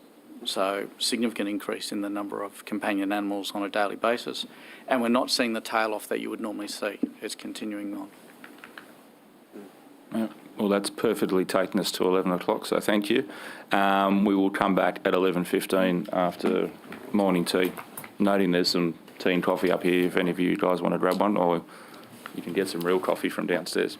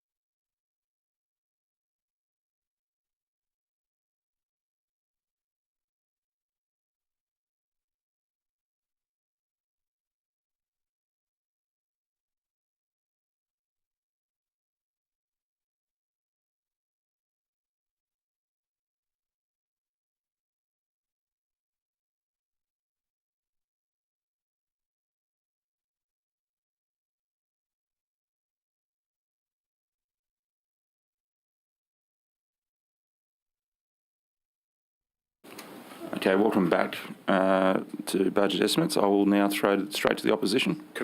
Sorry, Chair, can I just make a brief comment before we start again? Just to correct, I think under questioning from Mr Field earlier, I said that in regards to contracts for wood supply, I said agreements would go to Cabinet for a decision. That is incorrect. So I just want to clarify that the government is party to those final contracts. As Minister, I'll be the one who does sign them off. There is still industry consultation happening right now, and when there is an appropriate time, I'll be then briefed on where that's up to. I look forward to making decisions on those contracts, and I can assure Mr Field, although he's not here at the moment, but those contracts will be set in line with long-term sustainable yield models as they are required to be. So I just wanted to clarify that. Thank you. Thank you. Mr Birch. Thank you. Thank you. Minister, I'm hearing some concerns, and I have probably no doubt you are as well in the regions, that DPI are looking to offload the Rural Women's Network. And as you know, they run things like the Rural Women's Award and the Rural Women's Gathering and the Hidden Treasures Honour Roll. Can you rule out that that is going to occur? I have no awareness of that at all. Scott, have you got any comments on that? Yeah, and unload is a bit of a rough term for it. Offload. Offload. So when the Rural Women's Network was set up, there was really no other activity that was systematic across government with regards to engaging women in rural and regional settings. However, obviously now there's a whole portfolio and a dedicated minister to this space. So our conversation has been how do we actually make sure it gets empowered by actually being part of that broader portfolio suite of activities as opposed to something that DPI does on the side. So we're actually actively working with the new portfolio, with the new agency, to work out how they bring it into their suite of activities for regional women to actually make it a bigger and bolder activity rather than something that we do in addition to because we were the only ones doing it at the time. But so Minister, the program is going to continue though? Maybe in a different guise. I think the idea is that it becomes more about a women's program with the Minister for Women as well. Okay, and so things like the Hidden Treasures Honour Roll will not cease to occur? So this is all just about who delivers it as opposed to what it gets delivered. But you can see that's why people are raising concerns that clearly something's happening. They just haven't been, I guess, made aware that this is what you're going to do. It's not. I think so. People are concerned it's going to disappear altogether, and that's just not the case. Now, at the moment, our conversation is just about how it gets built into the broader suite of programs and delivered under a different portfolio rather than being delivered by us. Okay, but it is critical the program continue though, those programs.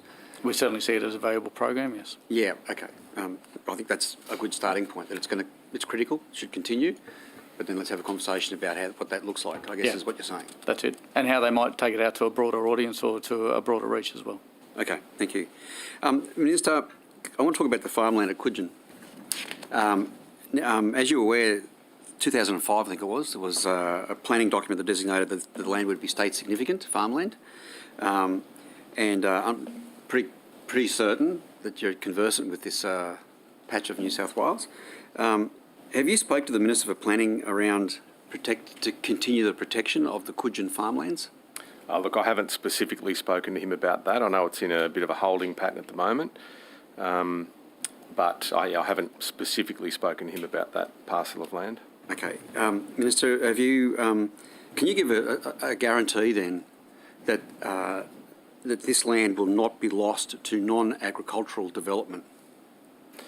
Look, until I have a proper briefing with the Planning Minister, the one thing that we have seen obviously from current scenarios in the Northern Rivers is that any land that is not flood prone is valuable land for everyone. So I think there needs to be a fairly detailed discussion I have with the Planning Minister before I can make any assertions around any of that, but I take your point that it is valued as farmland, absolutely. Absolutely, and so the preference would be tractors on that land, not bulldozers. And so it is quite, well, it is, I've stood there, it's sensational farming land. And I think the member for Tweed's pretty much put his political career on this, or something about he's going to go if you guys allow it to, or if the government allows it to be developed, he's out. I'll certainly work with the local member on that and continue to consult and definitely talk more to the Planning Minister about what might be available there. Okay, and Minister, this is sort of a land use conflict issue. Has the Ag Commissioner been engaged at all in the processes occurring up at Coogin right now? Well, I was going to say, actually, that's probably a good time to hear from Darryl around some of the land use conflict that he's seen in his report. Have you got some thoughts there? Can we just specifically about Coogin, Coogin, Mr. England, because this afternoon I'm going to explore a bit more, if I can, your report. I can't recall that specific case being raised with me recently, and I'm pretty sure it wasn't mentioned in any of the submissions or other material I received during the review process that we undertook last year. So yeah, that's a. So Coogin, the state significant farmland at Coogin wasn't raised with you. Well, I'm racking my memory for any references to it, and I can't find any as we speak. Okay, Minister, Transgrid's proposal for a 500 kVA HumeLink infrastructure corridor. Down my part of the world, this is a very hot topic. In fact, they talk about it now more than they do the weather. And I've just received more correspondence, I think, over the weekend from some farmers near Adelong that are going to be impacted upon. This route corridor for HumeLink, have you had any discussions with the Environment Minister and the Energy Minister around the impact on farmland of these proposed corridors? Look, not that particular one. There's been a lot of work done around the Cassilis-Merriwa area and the lines there. In fact, there's been an agreement now to move where the original pathway of those was. So, look, consultation's really key on these sort of scenarios. Energy Co is, in this particular case around Cassilis-Merriwa, the one that's renegotiating around where the new corridor will be. But anywhere where there's impact on community farmland in any way, I think there needs to be genuine consultation. We've been looking for pathways that might take those lines through Crown reserves or travelling stock reserves, anything like that takes it away from farmland. In some cases that won't be possible, but I think it's imperative that we do everything we can to make sure that we explore all those avenues. It's causing a lot of angst, Minister, down our way, or down my way. I think the most recent proposed corridor, there's been a number of iterations of this now, it's starting to be quite, there's a lot of lines on maps, but it was going to go through forestry land. Has Forest Corp been involved in discussions around this easement taking up some of their land? I might throw to Anshul to see if he's got some thoughts there. I think, Mr. Vich, yes, we have had some initial discussions. I don't believe any resolution has been reached as yet. Mr. Chowdhury, are you aware of any maps of the new proposed corridor going through Forest Corp land? I personally haven't seen any maps, but I know that my office is looking into or working with the stakeholders there, so they might have seen something. Okay. Can we take on notice whether or not that's the case? Yeah, and sure. Maybe this afternoon. I want to explore this further this afternoon.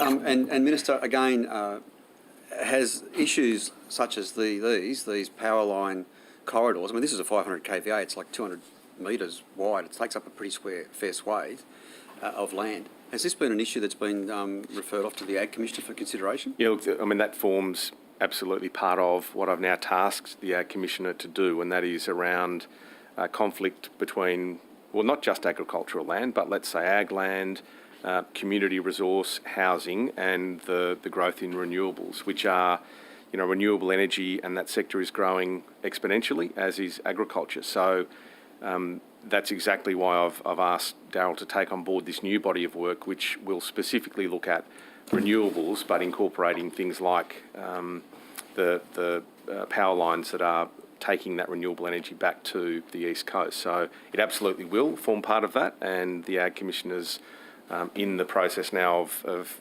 bringing together an expert panel to review what those policies and procedures are and how we can make sure that there is a pathway for community as well as renewables and ag to work hand in hand into the future.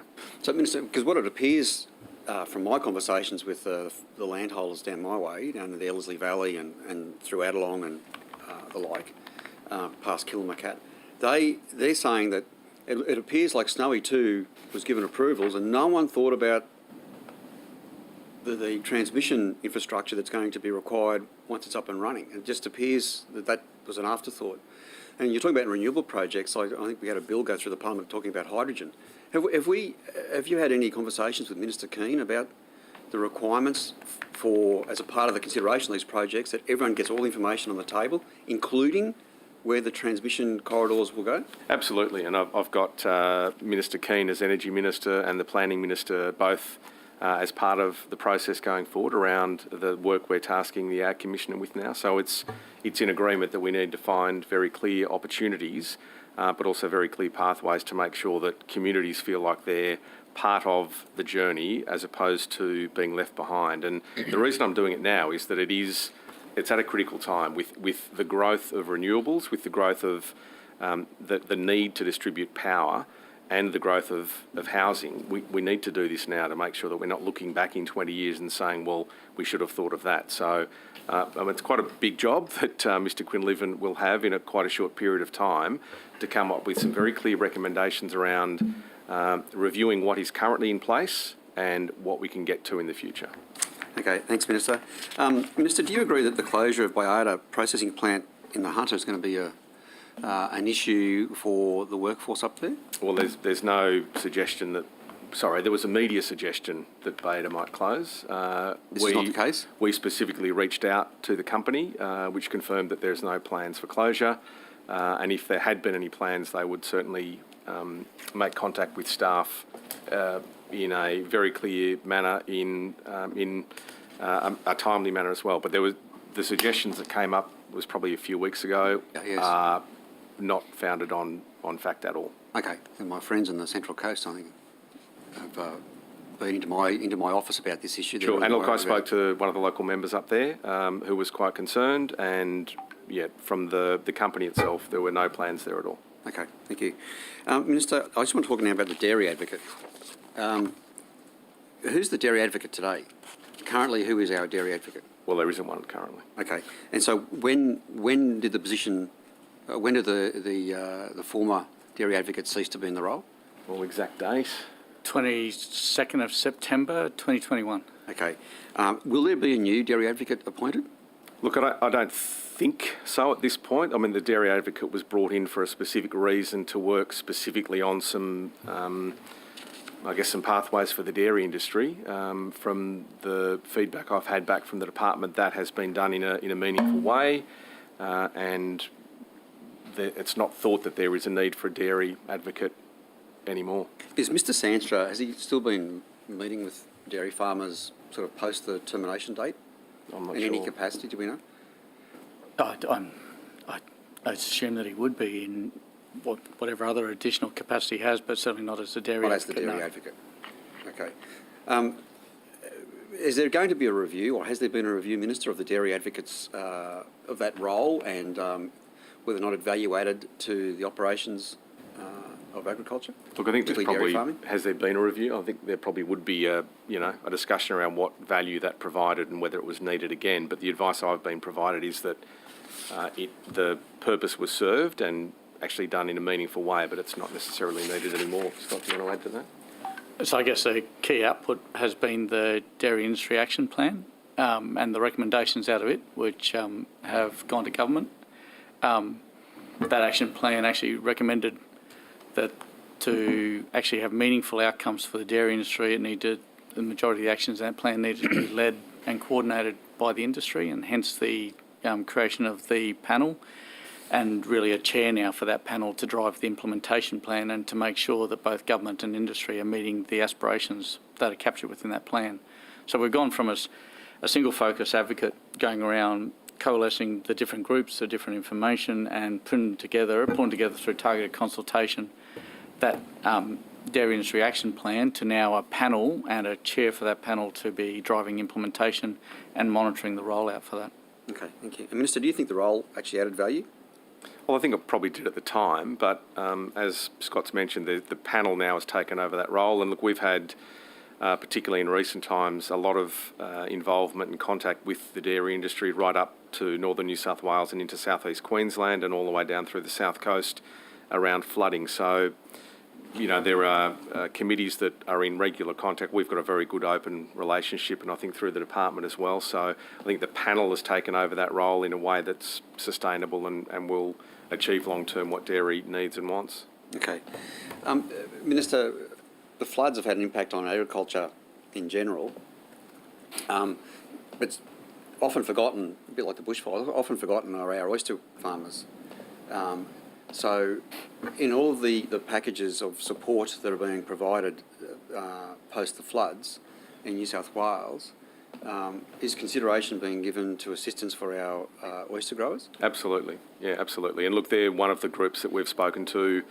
Only last week I was on a hookup with oyster growers, also prawn farmers. It is having meetings with these people. On Zoom. You're a step ahead of your predecessor. On Zoom. Look, the oyster industry has been smashed up there. There's no other way of putting it.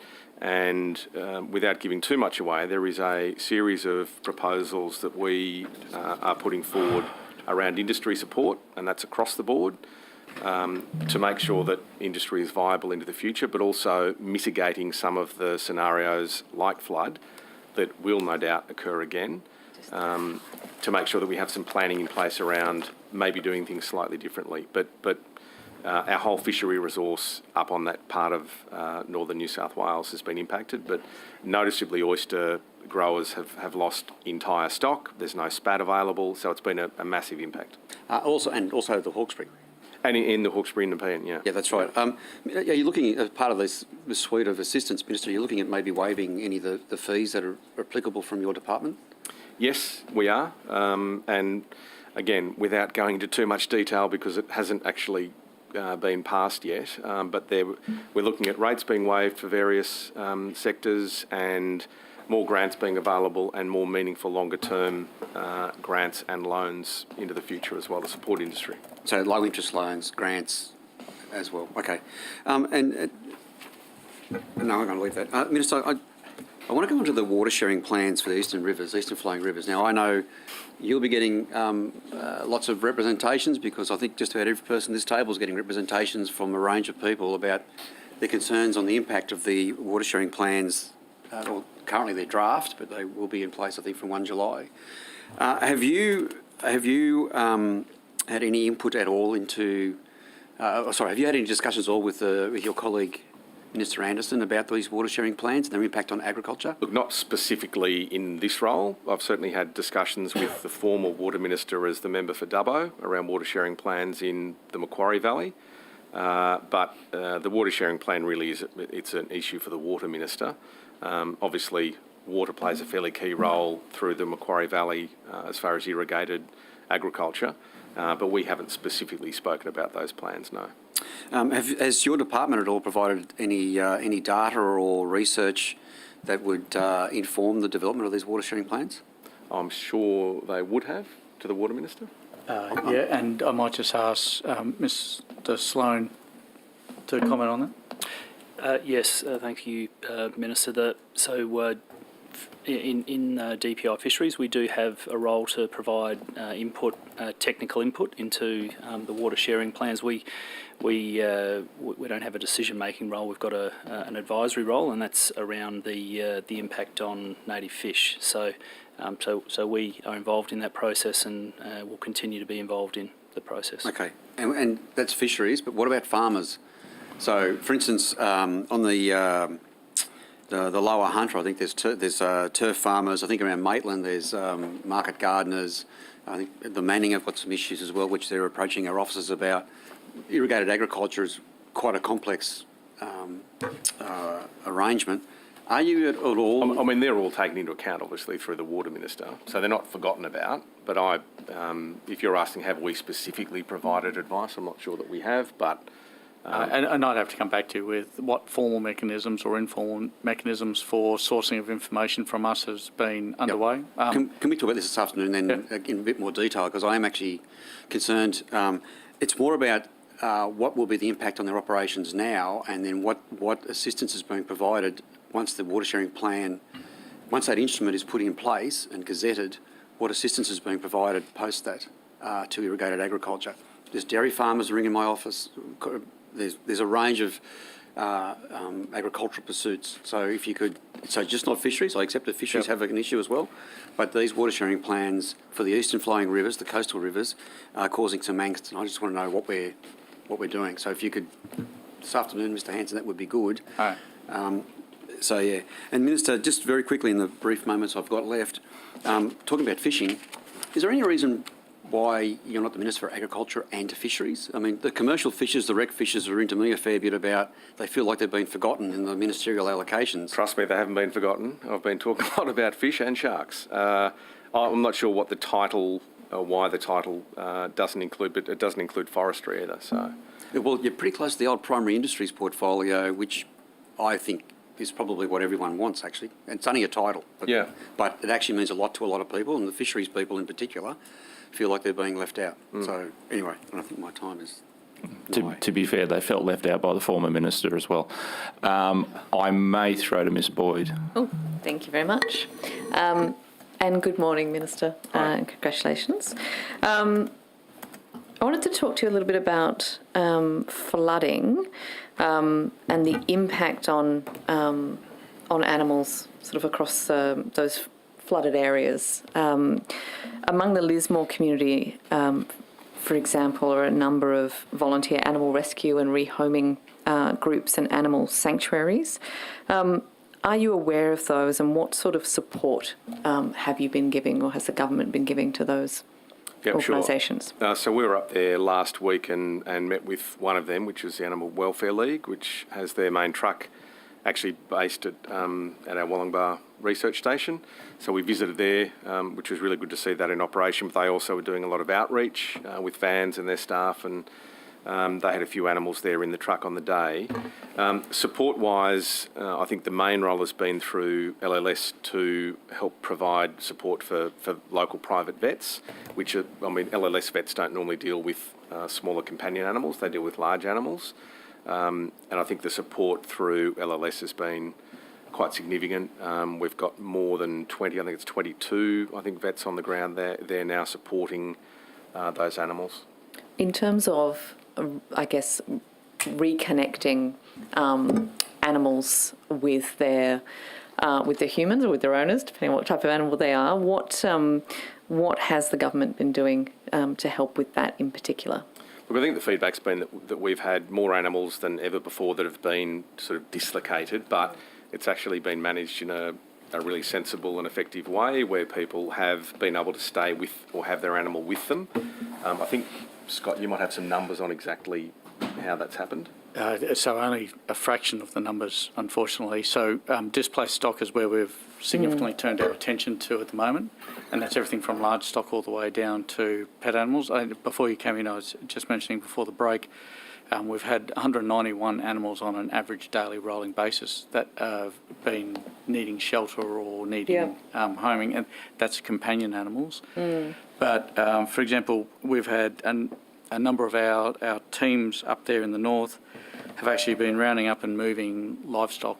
I think we've got at the moment over 1,200 head in the casino sale yards that are unidentified and at the moment unable to be placed with owners.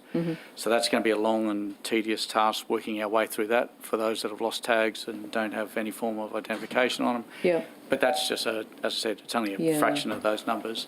This displacing, working with the local veterinary practices up there, which I think we've got all the veterinary practices now from casino all the way up to the border captured in our networks, using them, their expertise and their knowledge alongside both LLS and DPI staff up there will give us the best bet of trying to rehome as quickly as possible displaced animals. So just to clarify though, there's not been any additional funding given to the independent sort of animal rescue and rehoming organisations in the area? Only if they've been part of the current recovery activities. So if we've needed them, for example, to set up evacuation centres to be able to provide equipment, people, then there has been additional funding provided. But at the moment there's been no systemic investment in either pounds or shelter as part of the response to date. Are New South Wales farm animal sanctuaries being given access to free fodder in the same way as New South Wales animal producers are? I understand, yes. They are? Okay, that's good. But can I just add? Yep. If you're aware of anyone who didn't think that they were eligible or hadn't put their hand up, feel free to either give them the 1-800 number or tell us afterwards, and we'll make contact with them. I should point out, Ms. Boyd, there's quite a few. I've just got some details on some of the pounds across the region. There's many that haven't actually been affected, so they're able to maintain normal operations without needing any particular help, which has been, in this case, really, really helpful. Yep. Okay. In terms of sort of animal agriculture effluent flowing into pastures and waterways during the floods, is that something you've had oversight about or oversight of? And did DPI New South Wales issue any advice to producers about that effluent overflow? Gee, you want to handle? I don't know. EPA is the authority that looks after any of that type of thing, but in a flood situation, there's not really any control able to be provided anyway about, effluent or animals being swept out to sea or down river.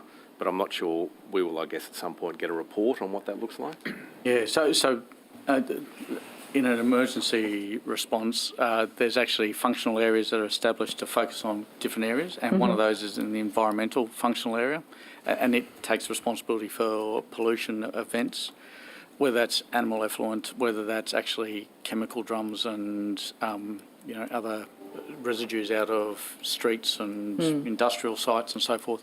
So that'll be a major focus, a major swift change in the focus to doing everything from water monitoring through to soil monitoring and testing to be able to provide advice to the community about remediation and cleanup. Perhaps you could provide on notice whether there has been any incidents reported in relation to animal agriculture effluent into our ponds and waterways, and just any details you can provide. I'm sure there's going to be masses. There's whole agricultural areas that are still underwater now, and that underwater is water that's flowing into riverways, rivers, estuaries and streams. So it's human waste. Fair enough. Then can I rephrase that to, if you could let me know on notice exactly how the oversight mechanism works of that, to make sure that that is something that will be dealt with in the right way. Do you have any details on the numbers of animals who have died in the current New South Wales floods, or those that have been euthanased because of injuries sustained? Yeah, I mentioned that earlier, Ms. Boyd. It's around the 1,670 number is the number that have been disposed of. Don't quote me exactly on that. We do have the exact number, but that's obviously changing on a daily basis as well. There are large numbers that have been, found deceased and had to be disposed of. Some that have had to be euthanased on site and disposed of. And LLS and DPI are working very collaboratively on, and in fact have doubled the teams available to actually remove those animals as quickly as possible. Thank you. Can I just one clarifying point there. So we're actually working hand in hand with Public Works Advisory, Soil Conservice and ADF in terms of that actual task of disposal. And what we have been doing to speed it up is we've been deploying LLS and DPI teams on the ground to go identify locations, basically geotag that location, work out whether there's one animal or 10 animals, and actually we're using that as a way of prioritising tasks at the moment. But although it's DPI and LLS staff on the ground up there, we wouldn't be doing it at the moment if not for Public Works, Soilcon and ADF, who are doing a lot of the heavy lifting. Thank you. Thank you.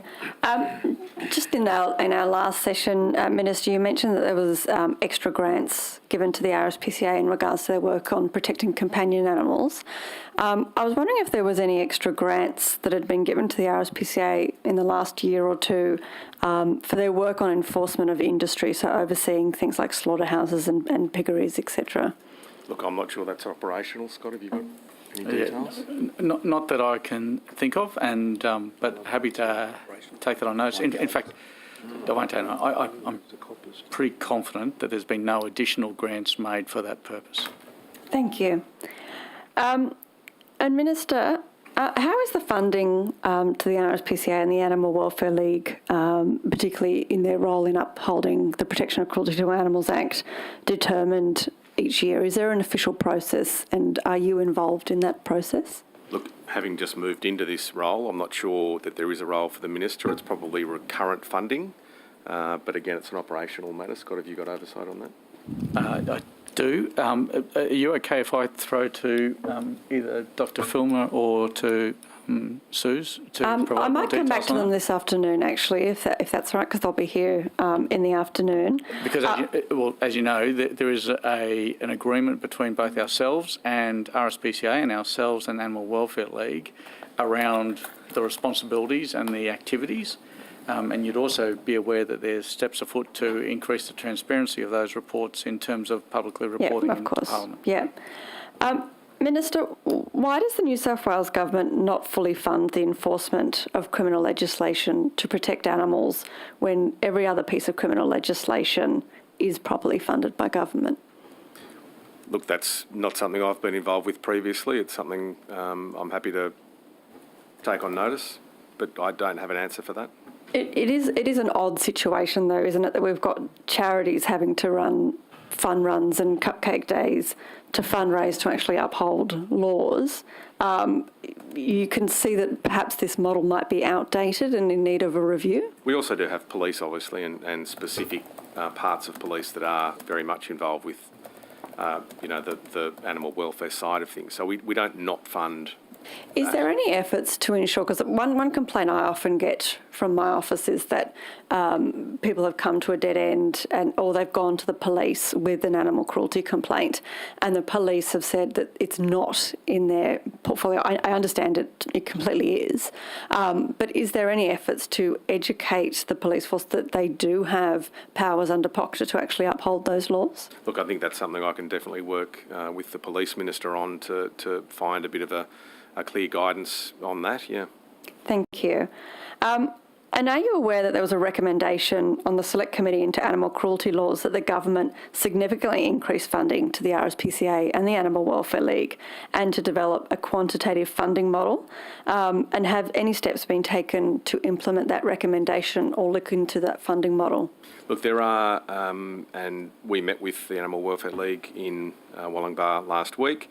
They're quite keen to see some ongoing funding and some more support for what they particularly do. And I'm aware there are some thoughts around how that might happen through other departments, possibly not through DPI, but I can't probably say too much more about that at the moment. Minister, I've talked, about the fact that we've got, the lowest amount of funding provided by government right across Australia. Only 6% of the Rspca's enforcement costs are covered. Can we get a commitment from you that you will at least review that and look into how much the government will provide to these charities to uphold the law? Yes, more than happy to do that. Thank you. In addition to being the Minister for Agriculture, you're also the member for Dubbo. And I think we mentioned in my last session that there are only 4 vets in Dubbo. What happens in regards to vets in terms of the operation of Dubbo Pound? Are you aware? Look, and I'll just start off by saying the number of vets in regional New South Wales is a large concern. I mean, we talk about the ag workforce, we talk about teachers, nurses, like vets are a very high priority. And there's a real effort at the moment to try and attract more vets to regional areas.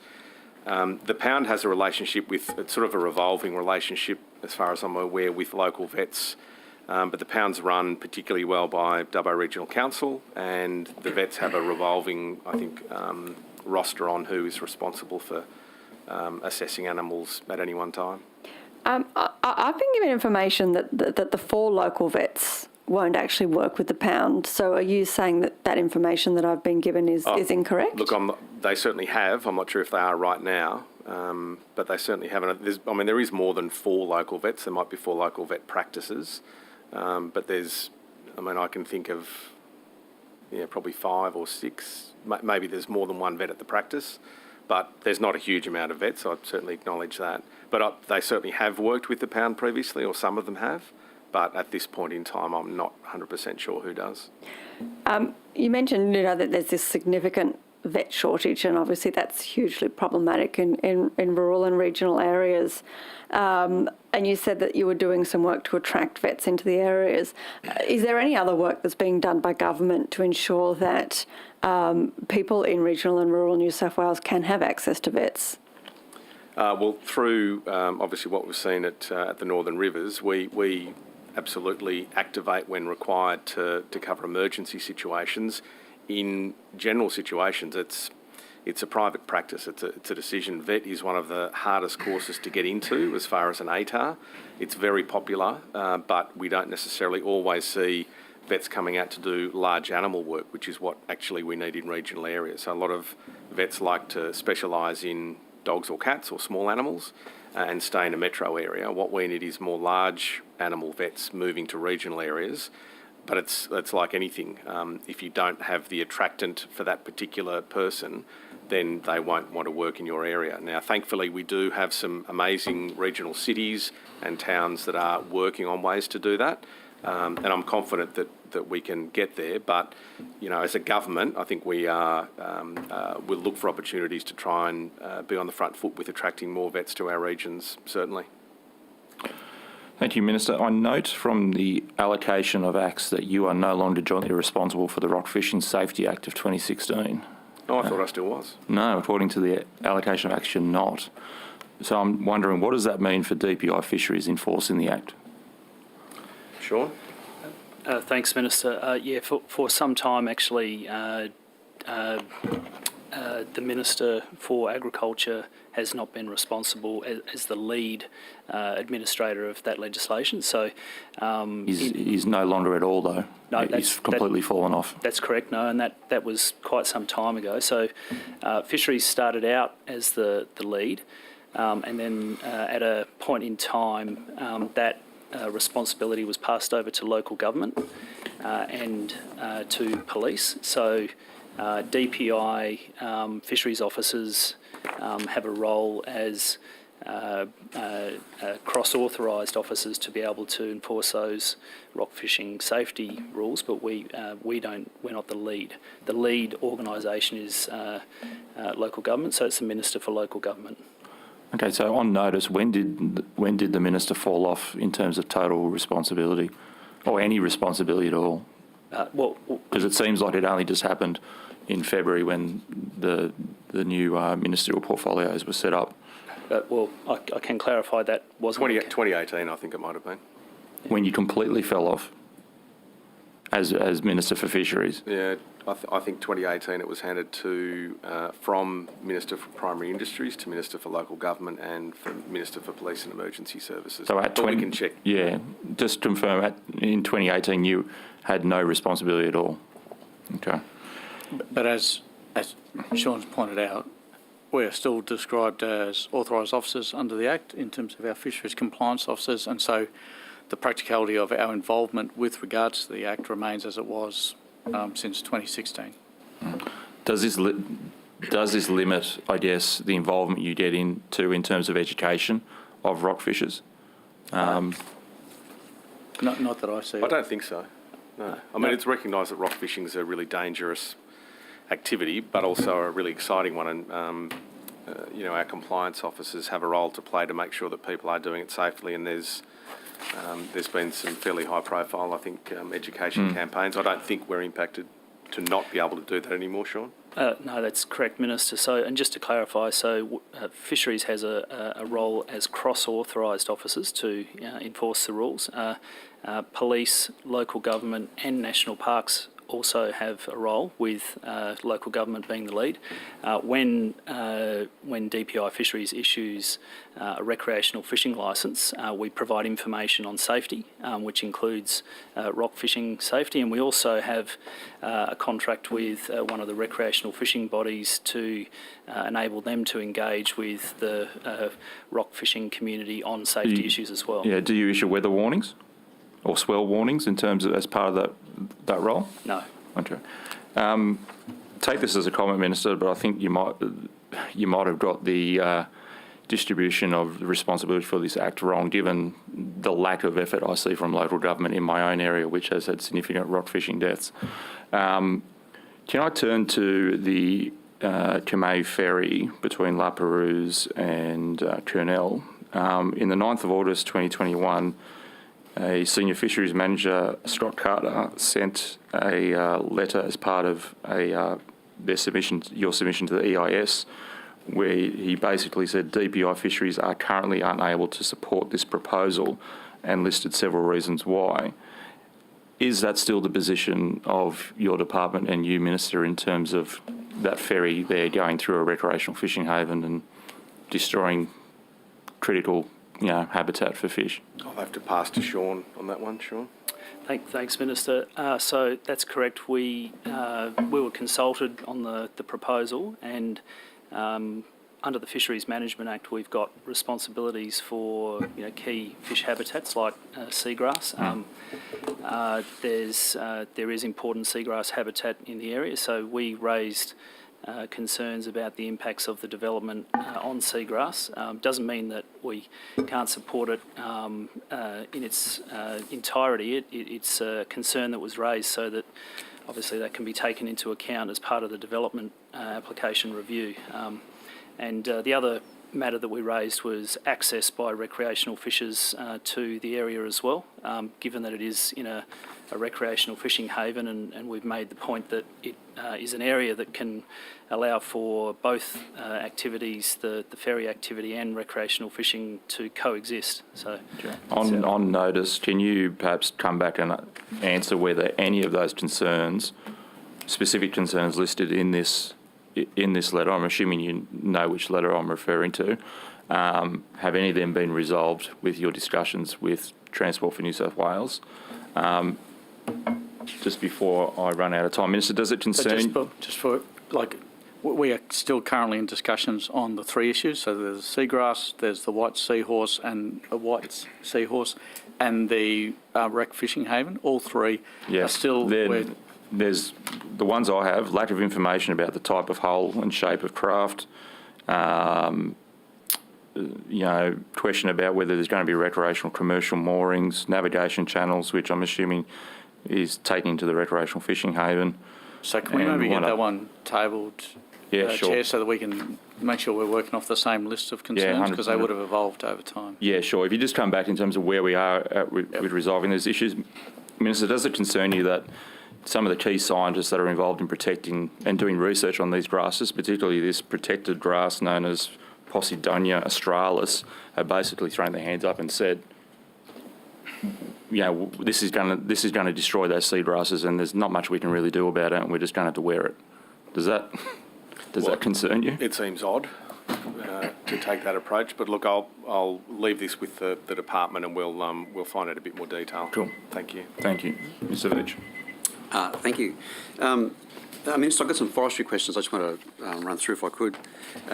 So what was Forest Corp's total revenue in financial year ending 21? Total revenue, Forest Corp.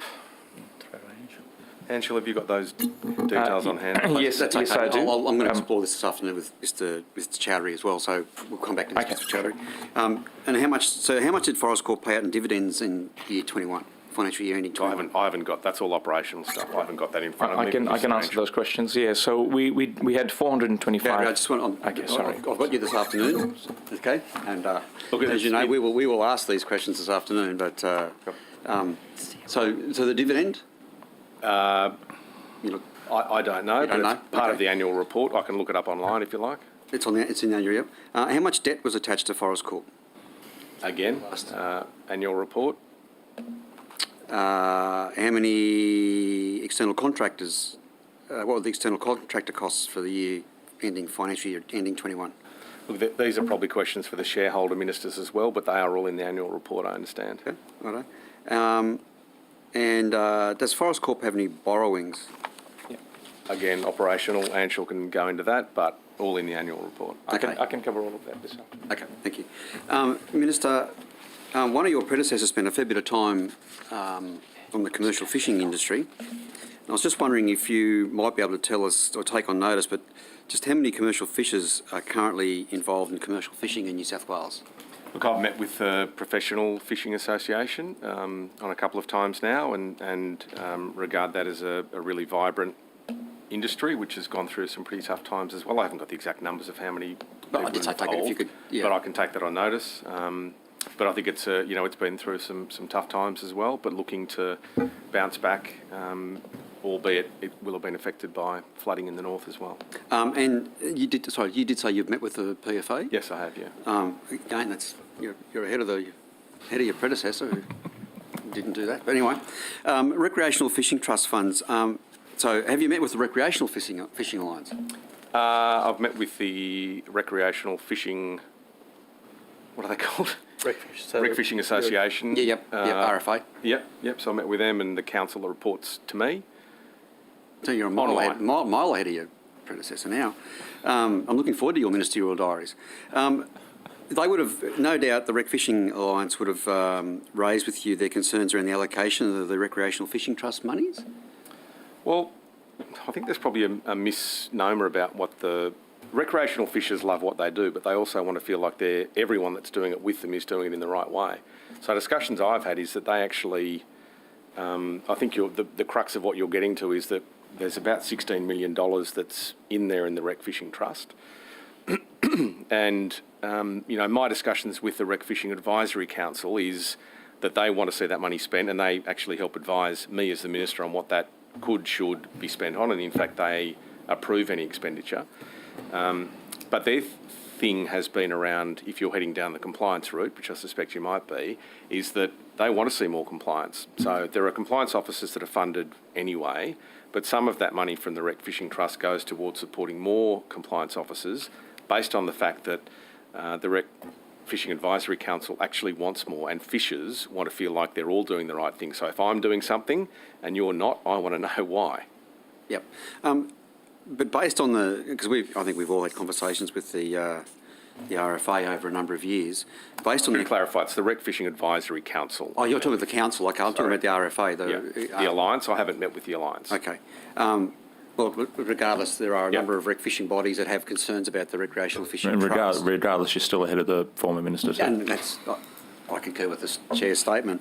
Have you considered looking into a review of that program as the new minister? I mean, as a new minister, you get a chance here to have a look at these things and go, okay, let's recalibrate, or is it actually working, or have you looked at potentially having a review into the Rec Fishing Trust? I have. What I've done is I have spoken to individually members of the advisory council about what they see, and this is a council made up of people from different parts of the world, including in Western New South Wales, North and South Coast, and I think that's important. We have a good variety of input, and most of the people I've spoken to think that things are working extremely well. Like it's quite a clear process. There's money that comes in through the licensing scheme. It's accounted for, and then its projects are brought forward through that Rec Fishing Advisory Council to fund, and then they look at the best ways of expending it and come back to me for that approval. So I'm happy to take that on board and have more discussions around that, but I think the process actually is working quite well. Interaction and engagement with the Minister, i.e. me, is important, and I've committed to that group to meet with them every opportunity I can to make sure we have that open dialogue.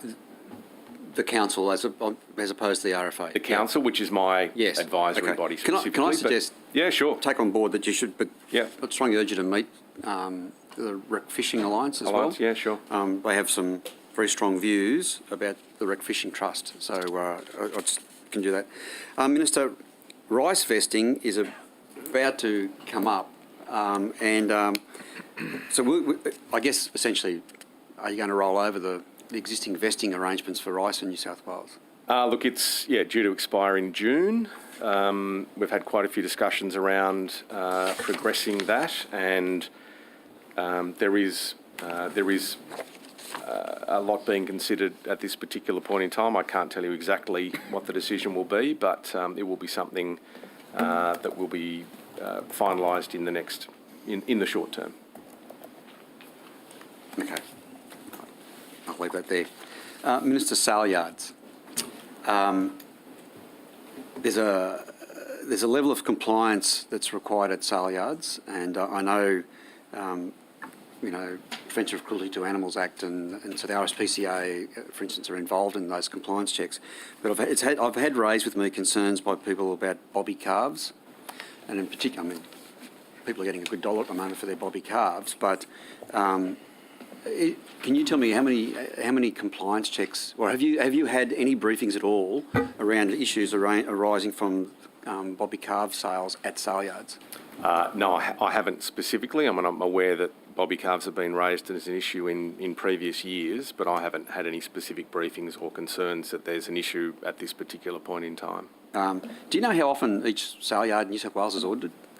Is there a sort of, when this occurs on the ground, is there a process that feeds up this information to you on a quarterly or annual basis? Look, I haven't even been there for a quarter yet. I've been here for 84 days. I think you've had more meetings than your predecessor in that time. I might ask Scott if there's a specific review timetable. Yes, so I was just trying to find, because we will have some numbers, but I don't have them right here in front of me at the moment. I mean, one of the things we're very lucky about in New South Wales that other states don't have is actually between, whether it's our cattle tick team, our animal welfare compliance teams or the LLS teams on the ground, the DVs and veterinary officers on the ground, there's not too many sales that occur that don't have the presence of someone wearing a Waratah badge. That's actually something that doesn't exist in many other jurisdictions. And they're looking at a broad range of things, everything from animal welfare all the way through to checking for cattle ticks or compliance. Yep. And so we have I remember numbers from 2 years ago, it was something like 340 inspections of sale yards over the course of the year, because it was just over one a day if you averaged it out. I don't know what that number is at the moment, and I don't know what that is because I don't know whether the trends around COVID impact on sales has changed. Can we come back this afternoon then? Maybe, Sure. I'm not sure if you'll have enough time, but maybe we come back and explore this survey. But I guess the comfort you should take is the fact that if there are sales occurring, there's a very good chance that there's a Waratah badge there looking for everything from disease all the way through to animal welfare outcomes. And as you rightly pointed out, with livestock being such a premium commodity at the moment, there's a whole lot of extra care being taken around the presentation of animals and how they're presented. And enforcement as well, around stealing of stock. Yes, yep. Okay, well, we'll come back this afternoon, Mr Hanson. Minister, the Chair of Chairs for Local Land Services, as I understand it, we still have an acting chair who's been in the role for about 12 months. Is the position to be made permanent? Are we actually going to go through a process to advertise and fill the Chair of Chairs for Local Land Services? Look, there will be a process to appoint a chair, yes. At this point in time, as you'd understand, there's been quite a few other things that have been a bit more pressing and of an urgent nature. But that will be happening in the near future. When you say the near future, are you able to give us... I can't give you a date specifically, but... By the end of the financial year... At the appropriate juncture? Yeah. At the appropriate juncture. Look, it's certainly something that came across... Doesn't need assistance. I was joking. That was a joke. No, I know. That was a joke. I have seen a briefing come through to me, but then obviously we've been dealing with floods ever since then, so it's something that is currently being looked at and a decision will be made as soon as possible. Thank you.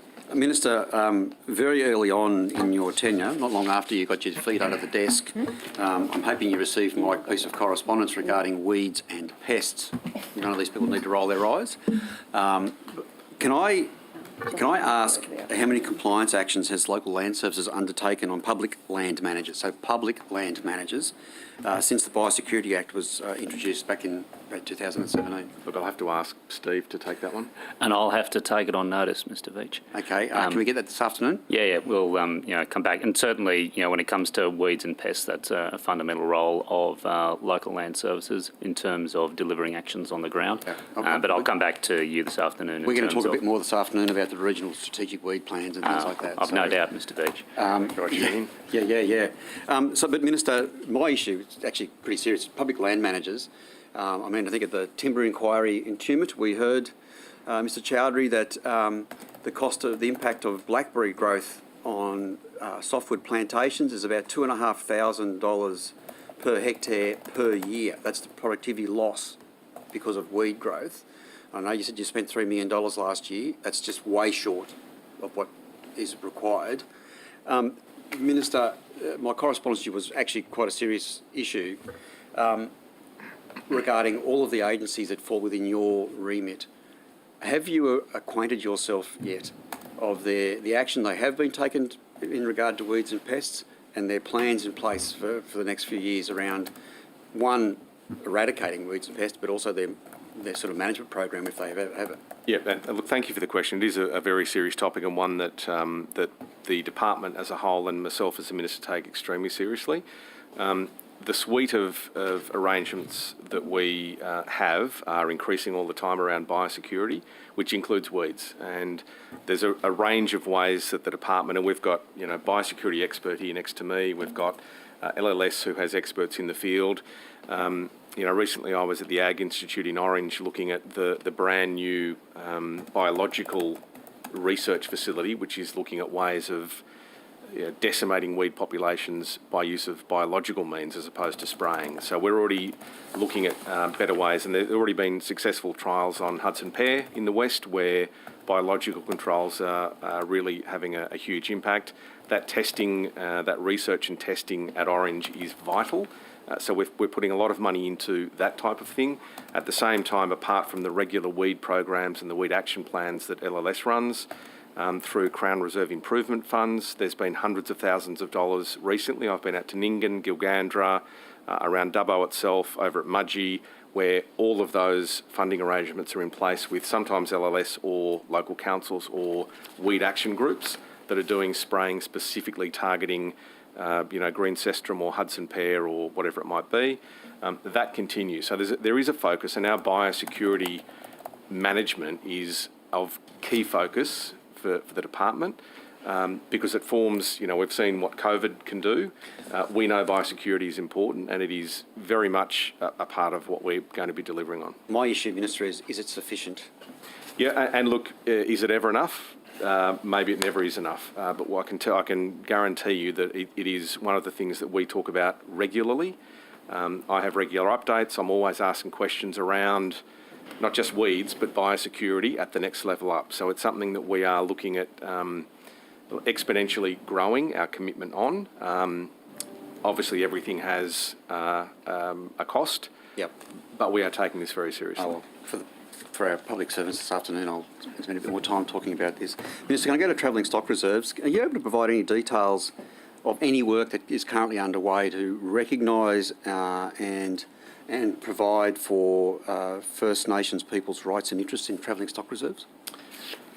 Look, there certainly is, I think, some work that has been done, and there's some more work. I mean, we've got Indigenous rangers that are part of some of those, but Scott, you, or maybe Steve might have some more. Certainly. So in terms of the travelling stock reserve network, Mr Veach should be aware, 550,000 hectares right across New South Wales. An important network, not only for grazing but also for conservation purposes. And LLS, we certainly put a lot of emphasis on involvement of Aboriginal people and Aboriginal staff in terms of the management of those reserves. Our total, in terms of Aboriginal staff, I think we're around about 4%. We're proud of that, but we certainly want to build that. And in terms of travelling stock reserves, we're doing a bit of work at the moment, which we'll be briefing the Minister on in terms of traineeships for Aboriginal staff to come in and sort of play a critical role in terms of TSR management. Thanks, Mr Orr. Minister, so how many TSRs have access agreements in place for Indigenous people? Oh, look, that's an operational thing, Steve or Rob. Well, I don't think it is, Minister, with all due respect. This is a pretty serious issue for our First Nations communities. You're from Dubbo, you would know exactly how important the cultural significance of TSRs are. So this is actually an issue that I think should be elevated to a ministerial level. It's quite serious. Yeah, but I don't know the actual number. If you're asking what number do, I don't know. Does Rob, have you got ideas of that? Do you know, Rob? No, we'll take it on notice. We'll take it on notice. Come back to you this afternoon, Mr. Can I get this afternoon? Because I want to explore this a bit further this afternoon as well, if I can. And Minister, so TSRs, there's currently a licensing arrangement in place, as I understand it, for access to TSRs. Can you just walk me through how it's relatively new, but how that's going to work? Look, my understanding is that we've got permits in place. So if that's what you're referring to, that there are permits which are for Central Tableland, Central West, Murray, North Coast, Northern Tableland, South East and Western. And I think there's a current pilot around how that's going to work. So I think that's going to inform how those will actually those permits will actually work, and I think that will come back to me at some point for referral. Yep, that's right. Steve, you wanna Do you have add? it? So when you say some point, again, do we have an idea before the end of the financial year? Yeah, shortly. But, so it's certainly one of the challenges with TSRs at the moment, Mr. Veitch, is just, significant seasonal change in seasonal conditions and the management of TSRs at the moment, be it about weeds, be it about fire risk and the like. So we're certainly applying our mind to all of that. But Rob, do you want to sort of comment about the work which is going on in terms of the matters which Mr. Veitch is talking about? Yep, thanks, Steve. So we're referring here to the management agreement permit process, which is a longer term permit allowing access for a tendered result for that TSR. The idea behind that is to give certainty of access, which the ultimate outcome of that is improved management of the TSR in terms of weed control, pest control, maintenance of the infrastructure. But it's really important to note in that process that it also does not exclude genuine destination travelling stock. So if you are moving stock from point A to point B, you still have a right of access to move through and access that TSR. Okay. So currently there's, like most of New South Wales, considerable growth on our TSRs, including weed growth. So under that arrangement, Mr. Kelly, so who's responsible for the weed management under this arrangement you're talking about? Under the management agreement permit arrangement, it's the permit holder that is responsible for the weed management and pest management on the TSR. And so people will make this is a competitive process. People make a bid, make an offer. Competitive tender process, yes. Okay, and so they competitively bid, but then they're responsible for paying for the maintenance of weeds on what they've just put a bid in for. Yeah, so they competitively bid for it, and once they are issued the permit under that process, they then assume care, control, management of that parcel of land of that TSR. And how long are these permits in place for? They are in place for 5 years. And so do they include things like access to firewood for firewood removal? No, they don't include anything access of firewood or any destruction of habitat. They do not include cropping or the cutting down of timber. So it's essentially grazing rights and weed and pest management. Grazing rights and weed and pest management. And you pay for the privilege to remove the weeds from public land. Well, it's no different to leasing a private property in that respect. You pay for the lease of that, and then you have to pay for the ongoing maintenance and upkeep of that parcel of land. Okay, so then, there's an issue about public land managers being good neighbours. Yep. It's raised with us a lot. I have no doubt the Minister, as a member for Dubbo, receives correspondence in his office about the fact that public land managers are not always seen to be good neighbours. If you have a permit and you're not conducting that weed or pest eradication or maintenance, are you then, will LLS then be the agency that says that will breach you for not doing that work? Correct. So we audit those that have got a management agreement permit are audited, and if they're not maintaining or having the upkeep of that requirement, they have a number of options. Could be a rectification notice, or it could be termination of the permit. And it's like mostly those TSRs would attract if I'm backing onto a TSR, I would be the obvious one to take over the control if I want a bit more land. And then I have, as you do anyway as a private landholder, you've got that responsibility to maintain that as you do on your own private land under the Biosecurity Act. So it's no different. You're applying to take over that land. And in fact, near where I formerly lived, it was exactly the case. There was a public access way that one of the neighbours actually ended up buying it, to be honest. But you can also apply for a permit to manage it, and it gives you a bit more land, and you therefore take on that role of weed maintenance, but you've got the grazing rights. And I think, Mr. Veitch, one of the other tensions which we try and deal with here is, a reserve or TSR network which, gets a lot of use in dry times, but doesn't get as much use in the sort of times which we have at the moment. That creates a range of pressures, particularly when it comes to some of our funding arrangements. So these arrangements are designed to provide a degree of certainty for, the lease owner or the person who has it, but also designed to also provide a bit more security of funding when it comes to LLS managing the reserve. Okay. Thank you. Thank you. I might just start off with picking up on Mr. Veitch's comments about commercial fishing. Minister, I think BDO were contracted to complete a Fisheries and Economic Social Indicators survey and report. Have you seen that report yet? I haven't, no. Do you have a estimated date as to when that report is due? Or has anyone in the department seen that report in draft form? I can respond to that, Minister. So we've got a draft report from BDO, and that's been provided to our Commercial Fisheries Advisory Council, and we're basically working through that report with them, and when that work has been completed, we will be briefing the Minister and then recommending that report is made public. It's a contract that spans 3 years, and it's about 18 months into that process at the moment. So they went through a process of consulting with commercial fishers on the design of the survey, and then conducted the survey, and we've got a full year of data that's now in a report that is being worked through, and that will continue for another period before that contract is completed. So has that report been sent back to BDO for, choose my words, rewording or sanitation, like the Barclay report was under the former minister? Has it been sent back to them for rewording or changes? It's any sort of consultants or contractors report is provided as a draft and then worked through. And in this case, it's the Commercial Fisheries Advisory Council, which is made up of commercial fishers. So they have had a look at the findings of the report, and they're essentially providing feedback direct to BDO. So it's not a process where the department's in any way influencing the findings. It's commercial fishers themselves. Okay. I might just switch. Sorry, Chair. The only conversation we had back with Professor Barclay was to ask her about the source of some of the figures she had in her report, which upon further investigation by her she found had been incorrectly transcribed, and therefore she corrected them. So there was a perception that the Barclay report was sanitised by the community. Maintained. So okay. Appreciate that. I might just go to an issue that came out through an SO50, or was further ventilated through an SO52 on aerial shooting at Adamittaby. This was in June 2021. An LLS aerial shooter shot a sambar stag, then landed to remove the antlers and skin for his own personal use, which goes against procedures. To your knowledge, Minister, and maybe with the help of Mr. Orr, this isn't an isolated incident, is it? This is something that happens quite regularly.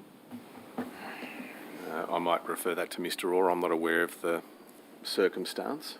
Yeah, thanks, Mr. Bosniak. Yeah, I'm aware of that one particular issue. I'm not aware of any other issues which are like that.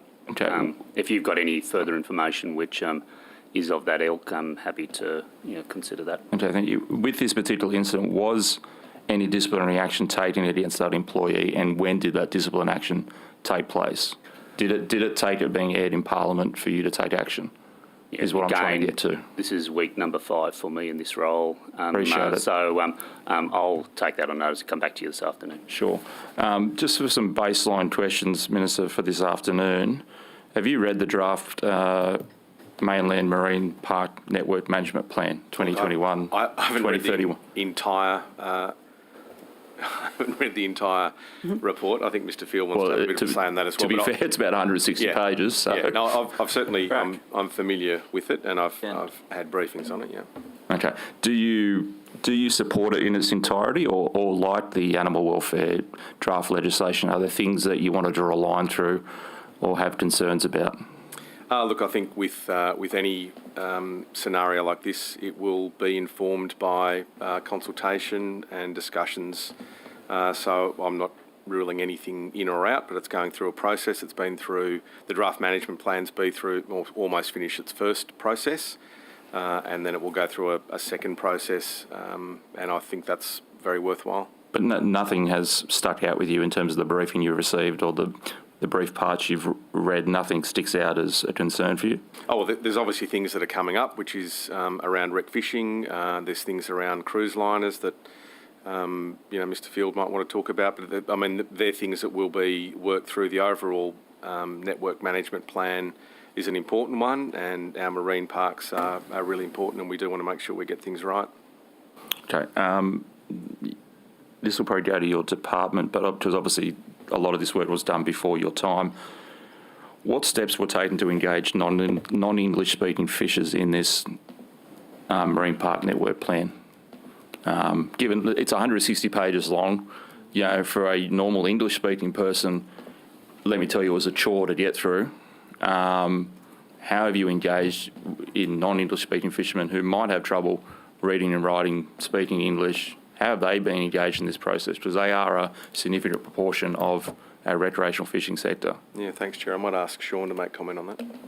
I take that on notice and just come back to you with a correct answer on that. Thanks. Thank you. That leaves me about a minute. I might pass to Mr Shoebridge and then back to Ms Hurst. Thanks very much, Chair. Minister, are you aware of a series of prosecutions and enforcement actions that the EPA have taken in relation to illegal logging by Forestry Corporation in Mogo State Forest, Boyne State Forest and Bodella State Forest? I'm not aware of that. Do you get informed about the illegal logging by Forestry Corporation at any point? When did those alleged operations occur? Well, they occurred over a period of unlawful logging from 2017, in fact, all the way through to 2020, and a bunch happened just after the fires, illegal logging just after the Black Summer fires. But the enforcement action has taken a lot longer than that.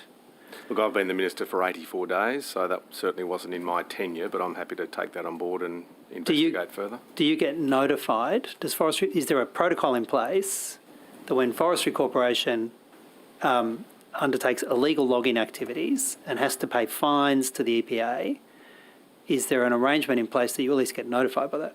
I would assume there would be. Anshul, have you got... Yeah, that's right. So when we have any regulatory action, such as a PIN notice or a prosecution, we brief the Minister's office.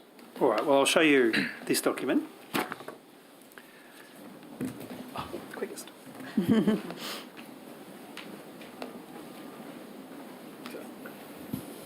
Doing his own stunts. It's faster. Faster. She's too far away. Minister, that's the outcome of investigation and enforcement and penalty notice to Forestry Corporation for $16,500 in penalties for illegal logging that went on over 2 years in Boyne State Forest, Bodella State Forest and Mogo State Forest. How is it that Forestry Corporation conducted illegal logging activities for more than 2 years? How does this happen? As I said, I've been in the role for 84 days, Mr Shoebridge. I think I'm happy to comment on that. Yeah, so these weren't the incidents actually occurred in 2017 and 18. They didn't carry on, Mr Shoebridge, for over 2 years. They were isolated incidents. 17 sorry, and Mr 18. Chowdhury. Yeah. The penalty notice says conducting an investigation in relation to forestry operations, blah blah blah. And the commencement date is the 20th of September 2017 and the last date is the 9th of November 2019. It's over 2 years. So, it may be uncomfortable truth for you, but that's the fact. No, I mean, I'm happy to look into the detail for you, but my understanding is that those incidents occurred in the two you were referring to, the Bodella and Boyne, were in 2017 and 18. The Mogo one was immediately after the fires, and the pins were provided recently. I think it was December last year. Just one sec. This was failing to do the most basic work, failing to mark eucalyptus feed trees, failing to include swift parrot records, one of the most critically endangered species in New South Wales. And are you saying that that's just part of doing business, Mr Chowdhury? You just churn this through as part of doing business? Not at all. We take compliance very seriously, Mr Shoebridge. We have hundreds of operations that are carried out in the forests, and by and large, the majority of them, as you would expect, are fully compliant with the law. I have no such expectation, Mr Chowdhury, just to be clear. So, but that's what the reality is. The EPA is a regulator. They regulate us, and where we have a breach or non-conformance, we take that quite seriously. So what have you done? Yep, happy to tell you that. Do you now have... Well, sorry, before we come there, I'll hand you some other documents, Minister. Oh, yeah, I think that's right. Yeah. I think there should be 3.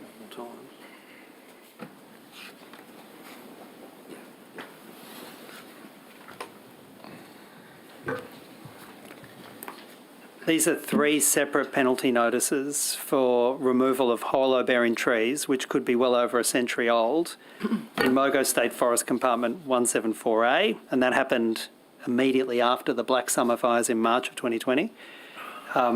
Mogo State Forest Compartment 173A, that happened at the end of 2020. And Mogo State Forest Compartment 161A, and that happened over about 7 months over the course of December 2020. Over the course of 2020, repeated destruction of critical habitat, hollow-bearing trees in forests that have already been impacted by the Black Summer bushfires. Why does this environmental vandalism happen at the hands of Forestry Corporation? Well, let me just say very clearly and concisely, I expect Forestry Corp and all of its operations to be done in exactly the correct manner. And that's it's not. Well, they're repeatedly chopping out trees that could be well over a century old, essential hollow-bearing trees, and they did it in the very aftermath of the Black Summer bushfires. I don't think it was purposeful action, Mr Shoebridge, but again, I wasn't the Minister at the time. I've had several conversations with Mr Chowdhury about my expectations about what Forestry Corp will do in the future now, and is my expectation that they will continue to do the work that they do in the highest possible regard, and the EPA should do what it does. They can't continue to do it because there's a pattern here of repeated unlawful illegal logging. If this was a driver's licence, Forestry Corporation would have been off the road 5 years ago, wouldn't it? You wouldn't let a driver breach licence condition after licence condition after licence condition like this. But you're happy for Forestry Corporation to keep going? I'm saying that I have made it very clear I expect the highest level of compliance to be maintained by Forestry Corp. Mr Chowdhury, Forestry Corporation was thumbing its nose at the EPA, wasn't it? The EPA was trying to restrict your logging operations after the fires, and you just thumbed your nose at the EPA and went in and destroyed this habitat, destroyed hollow-bearing trees. Why did you thumb your nose at the EPA? On the contrary, Mr. Shoebridge, the intent of the EPA and our intent was very much aligned. We wanted to protect the environment. We have a statutory obligation, as you know, to generate environmentally sustainable timber and to contribute towards regional development and local employment.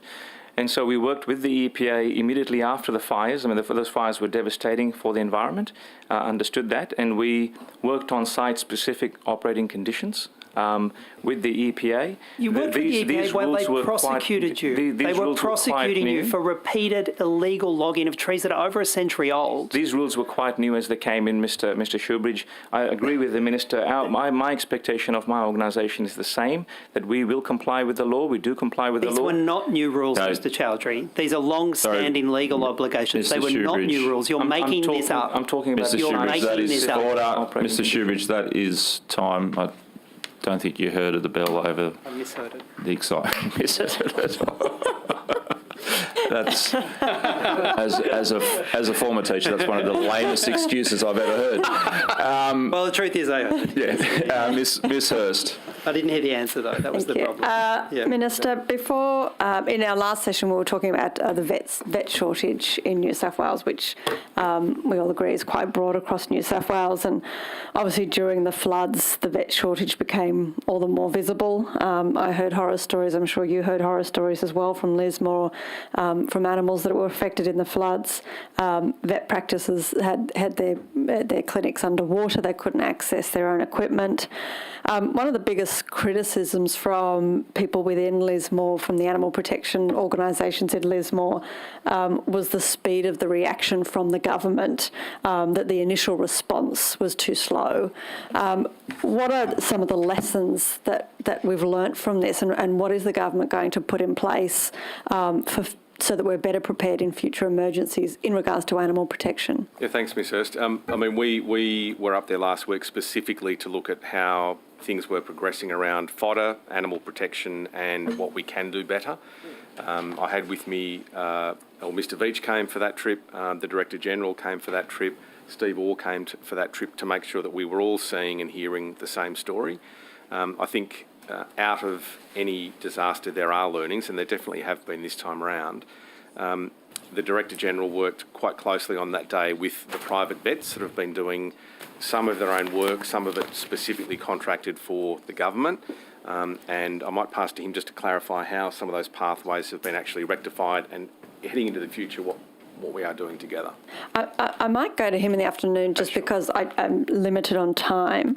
But I wanted to get your thoughts, Minister. I know that the Department in Primary Industries in Western Australia, I think it was roughly about 18 months ago, developed a very specific state government plan in regards to what different departments and agencies would do to protect animals in an emergency.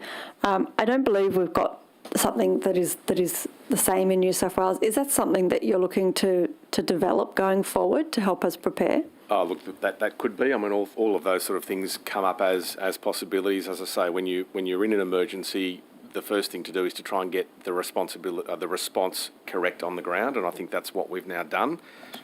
Everything has been ramped up: communications, financial support, and just departmental support has been ramped up. And as we come out of this, there will be more opportunities to develop better ways into the future, there's no doubt. So, Sorry, just two things if I can, before we're happy to go into details this afternoon. But two things. First of all, in terms of speed of response, so Sunday the 27th of February was when Lismore started to receive, and in fact it got 285 mils of rain that day. And that was the day we started mobilising staff between DPI and LLS up in the Northern Rivers area. The Monday, 28th, was when the actual levy was topped. And at that stage, on that day, we activated local command centres, state command centres, had liaison officers on the ground. So I'm happy to talk through in detail after, but I just don't want sitting here, especially with a new minister beside me, thinking that we were slow to act on that piece. We turned on quickly. And I should point out that we were utilising fisheries vessels in rescues. Staff, whilst their houses were going under, were helping other people. So the departments did mobilise extremely quickly and were under extreme duress at the time with their own situations. We do have a response plan around the animal response component. However, in this environment, because of the widespread nature of it in the geographical area, we couldn't rely on some of the things we would normally do in terms of dragging people from outside of the area in. It just became so big an area, dragging outside in became difficult. Secondly, there was such a humanitarian crisis in that first 4 or 5 days. We got given a lower priority in terms of access to aviation gas and to fuel, to airways, to choppers. Like, there was still... Mr Hanson, I might come back to you on this sort of level of detail this afternoon, just because we've only got a couple more minutes with the Minister. We've spoken a little bit about the Animal Welfare League's truck that I believe they got called by the police to come up there because the local vets were saying that they couldn't do anything. They couldn't even reunite companion animals with lost families. My understanding is that their truck is privately funded. They've done it themselves, and that they're one of very few trucks in New South Wales.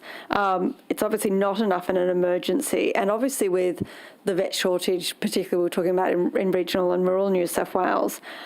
Do you think that more of these vet trucks would actually solve a lot of the issues that we're having, both in emergencies but also for the rural and regional vet shortages? Yeah, and look, it was really great to be able to talk to Mark and his team up in Wollongbar and to hear about the work they were doing. I do think there is opportunity. I mean, they do receive government funding. I should point out that they do receive funding. For the truck? Well, for parts of the operation of the truck. I don't know. Is that just the MOI in regards to when they're dealing with emergencies? That's right. So the costs associated with their activities up there, but in an emergency, the staff, but the truck itself, consumables. No, the truck was funded out of the disposal of other assets that they held. Yes, correct. But to your point, and I think I mentioned earlier, there is some discussion within government at the moment about how to best look at opportunities for more of those type of vehicles into the future.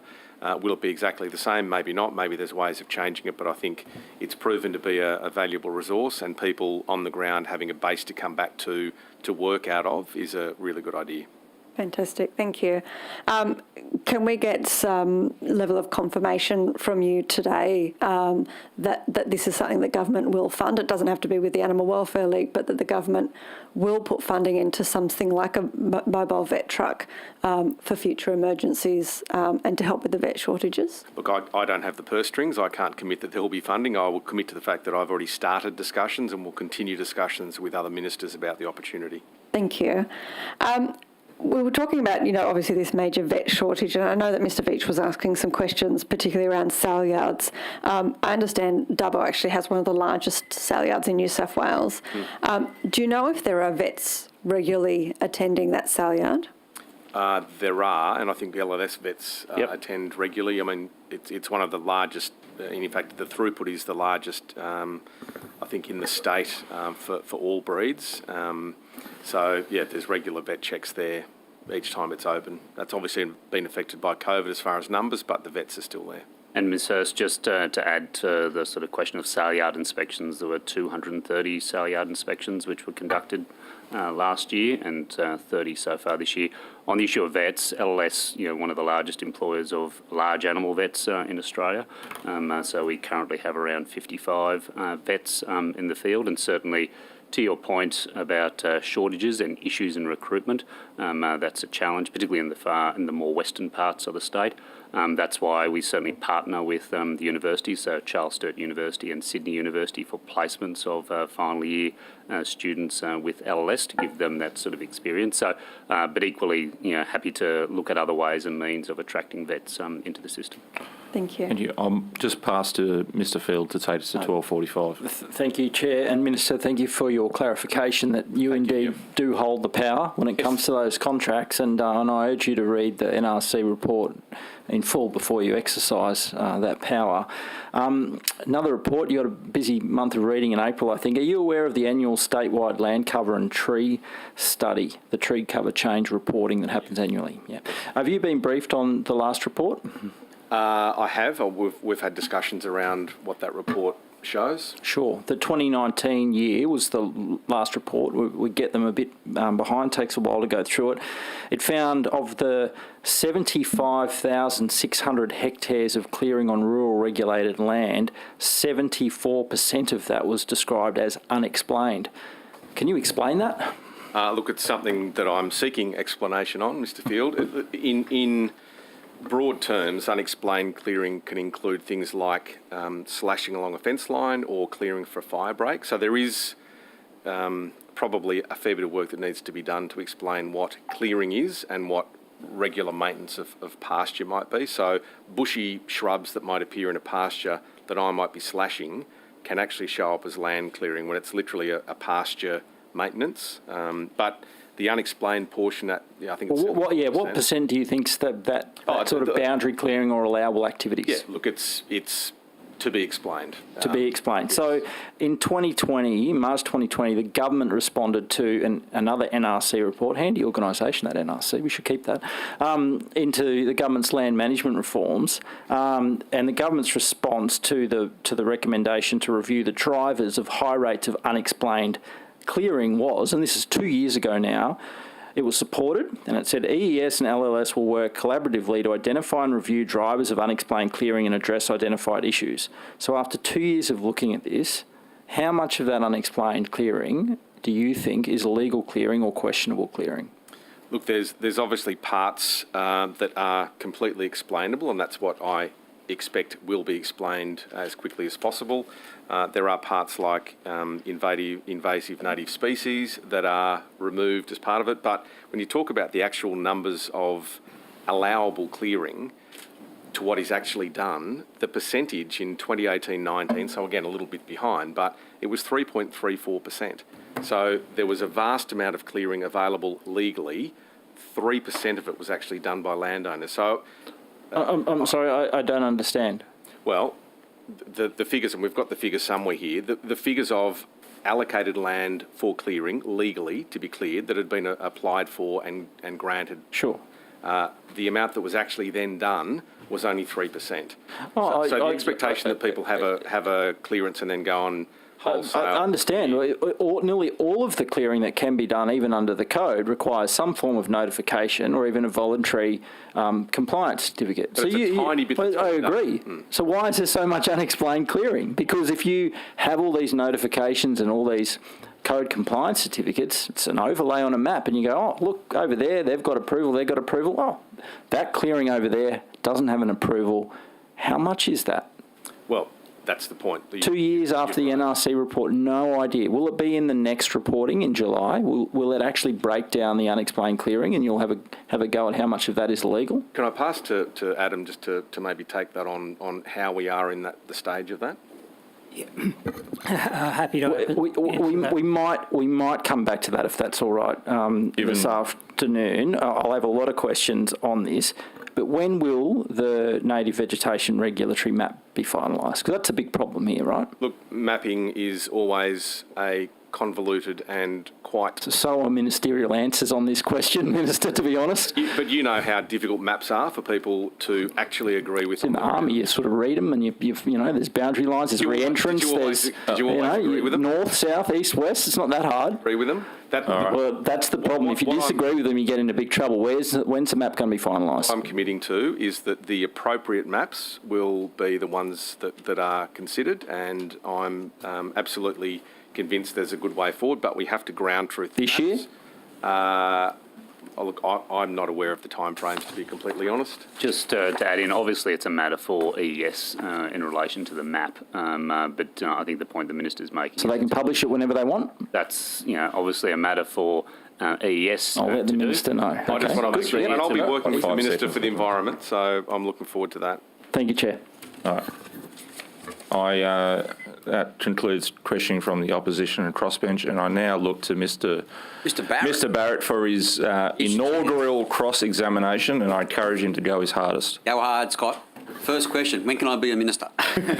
Minister, is there anything you'd like to add that you might have like to revisit? Look, I would just like to take this opportunity, if I could, just to thank all of the DPI and LLS staff, and we've had a lot of discussion today about a lot of things, but the flood response that we've seen from these are the head people that we've got here today, but the staff on the ground up there are doing an exemplary job under extremely difficult conditions, and I just want to pay tribute to all of them that have done that, not just in the North Coast, but also in Western Sydney, the South Coast, the Hunter.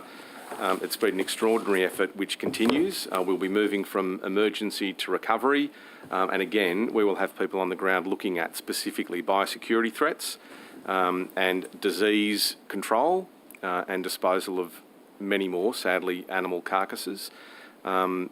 But it's been one of those things that until you're there, you don't quite understand the gravity of it, as Mr. Beach can concur. So I do want to pay tribute to all of those personnel from all of our departments that are involved and thank the committee for its time this afternoon. Thank you, Minister. That concludes your questioning, and we'll return at 2 o'clock with the public servants for further questioning.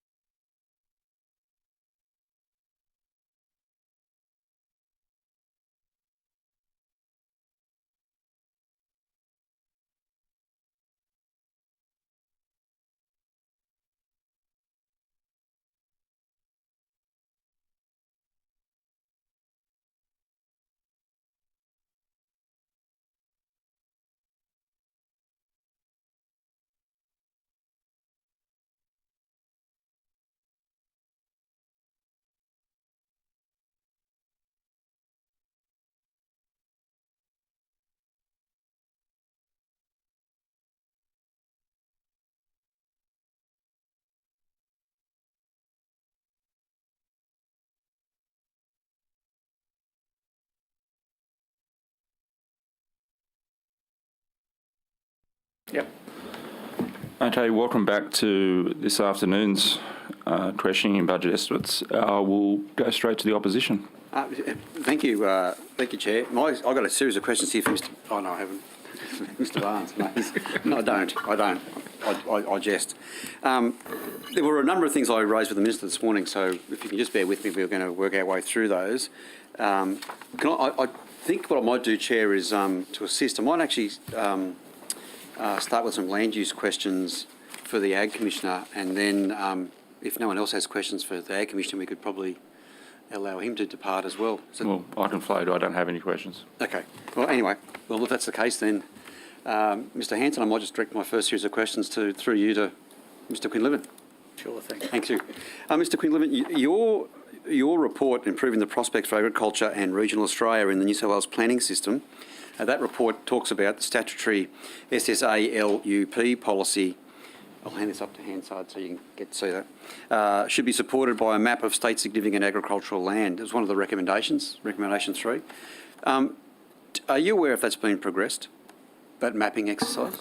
Yes, the department has started that process, which is going to be quite a long one, I think. I think I recommended that the process start with the existing data sets, which are not fantastic, understandably, because it's a very complex thing to do, and there's an enormous diversity of different types of land and land use around the state. But the department has made a start and released a version of the map, which I think is the first of what will be quite a number of iterations and improvement processes over the coming years. Okay. As soon as you talk about mapping, because of previous experience, most people in regional New South Wales become quite nervous. Yes. And I have no doubt as part of your exercise, you were appraised of some of those concerns. Yes. Your recommendation talks about a verification process, consultation, exhibition alongside on how the land's to be managed, for instance, and the capacity for DPI to update these maps as better information becomes available. It's one thing to have it in a recommendation, but how do you see that being underpinned? Like if I was Mr. Hanson, I'd sort of like to know what information or that you base that on. Like where can you go to provide that veracity for that statement? Look, it is a significant problem, but the two things that I relied on most were that the planning system in the end is based on maps. So if you want to do things that are going to be influential within the planning system, you have to be able to map the land and the land use and the ambitions for the use of that land. So that is an inescapable reality. And the second thing was that the farming groups and local government, who are the regulators in most cases for agricultural land use, both of those groups were very keen on having better knowledge of agricultural land use in the case of the farming groups across the state and for local government in their individual areas. So, I saw it as a sort of an inescapable thing for the government and department to do in the long run, was to find a way to improve the knowledge base for land use by regulators and to begin to meet the demand from the farming groups. Now, everybody knew that the starting point would be far from perfect. In fact, the ending point will probably be far from perfect, partly because there are different views about these things. People view agricultural land in different ways. And secondly, it changes. The installation of new mobile phone towers and new roads and new water facilities and so on, all of those things change land use options for land users. So it's not a static thing. But I'm glad the department's made a start because they knew they were going to be criticised for it, but I thought it was important to start, and I'm glad they have. So state significant agricultural land, this morning I raised some issues with the Minister about Coogin, which is pretty special land. We now have a hospital going on there, part of the public system, and there's now a proposal for a further development on the land at Coogin. it's so special that the member for Tweed has pretty much thrown his political career on the table to say if it goes ahead, he's going to go. Does this? You talk about the far north coast and mid north coast in your report, in your recommendations. Did you give consideration to the land at Coogin as a part of this process? Not specifically, but I was broadly aware that area had been mapped in a more intensive way. So that was one of the areas where the knowledge base about the land and its qualities was better known than elsewhere in the state. Look, I mentioned there's a variety of different ways of looking at these things. Some people, and I think the farming groups, can occasionally do this. They see the issue being land use through the single lens of agriculture and its needs, and that's perhaps legitimate from their point of view. But governments can't do that. Governments have to take into account a whole range of competing uses. The planning system itself is, we only have a planning system because we need to find some way of managing these conflicts, and governments always have to take into account the need to provide land for housing development because we have a growing population, and there's also, as you know, a growing demand for housing in regional New South Wales. So governments have to have that in their frame of reference. They also need to have in mind land allocations for industrial development, both on the coastal zone and inland. So there are a whole range of things. Public services, as you mentioned, the hospital. So governments have got a whole lot of things that they need to take into account. And there were lots of calls during the review for the identification of land and then effectively setting in stone that land use in perpetuity by preventing changes in land use, and I just don't think that's realistic. We're not a society that is able to do that because we've got all these competing demands, and so the task for the planning system and the long-term agricultural land use strategy is to find an orderly and logical way of dealing with those trade-offs and conflicts, not trying to pretend they're not there, because they won't. They're not going to go away. They're the underlying realities that governments have to resolve all the time. So that's what I was trying to do in my report, was to design a way of handling the interests of the agriculture sector and landowners in a more orderly way in that system. Okay, so there's a couple of things. You talk about identified production areas in your report. Would Coogin meet? So would that meet the? Well, if I was looking for something, I wouldn't have thought so. The idea there is really industry clusters. Okay. Such as an area that has a lot of investment or a lot of capacity for investment in winemaking and tourism, for instance, where it's sensible for perhaps governments, local government and the industry to invest in facilities that are used collectively, and providing planning approval for a lot, appropriate ancillary development like tourism facilities and accommodation and so on. So that was the kind of thing we had in mind. The same would be true of some of the industry clusters around the poultry industry and around Tamworth and the Riverina and so on. Yeah, so piggery clusters around Young, which we'll talk about a bit later on. That's the concept, yeah. Okay, so these maps would be pretty crucial, but an example would be the HumeLink transmission corridor, which has now suddenly come out of nowhere, and so the maps, as you say, are not static. They need to move. But if you're a farmer making, business decisions around the operation of your farm, something like suddenly getting a 200-metre wide corridor sterilised through, in some cases, right through the middle of your creek flats, your lucerne flats, how does that fit with your maps? Well, I'm not going to comment on that individual case, although I have a feeling I'm going to become quite an expert on that issue over the coming 6 months, because the amount of contact I've already had from people who have issues they want to raise with me and the task force on the planning for both, not just transmission capacity, but also the facilities that they're serving in the renewable energy zones and outside them. So yeah, we'll be looking at all that in detail over the next few months. So yeah, I don't have any any comments to make about that individual case at present, but I will do in due course, I'm sure.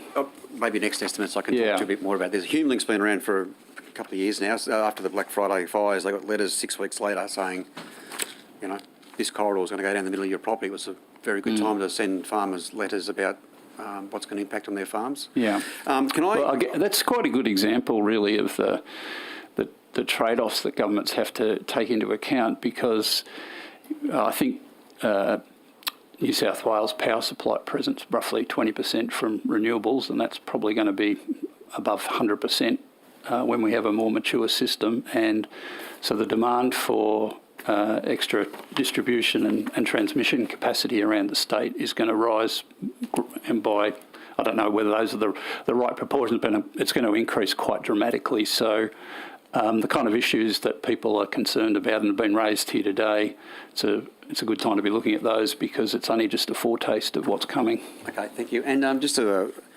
role, is it full-time? Are you full-time?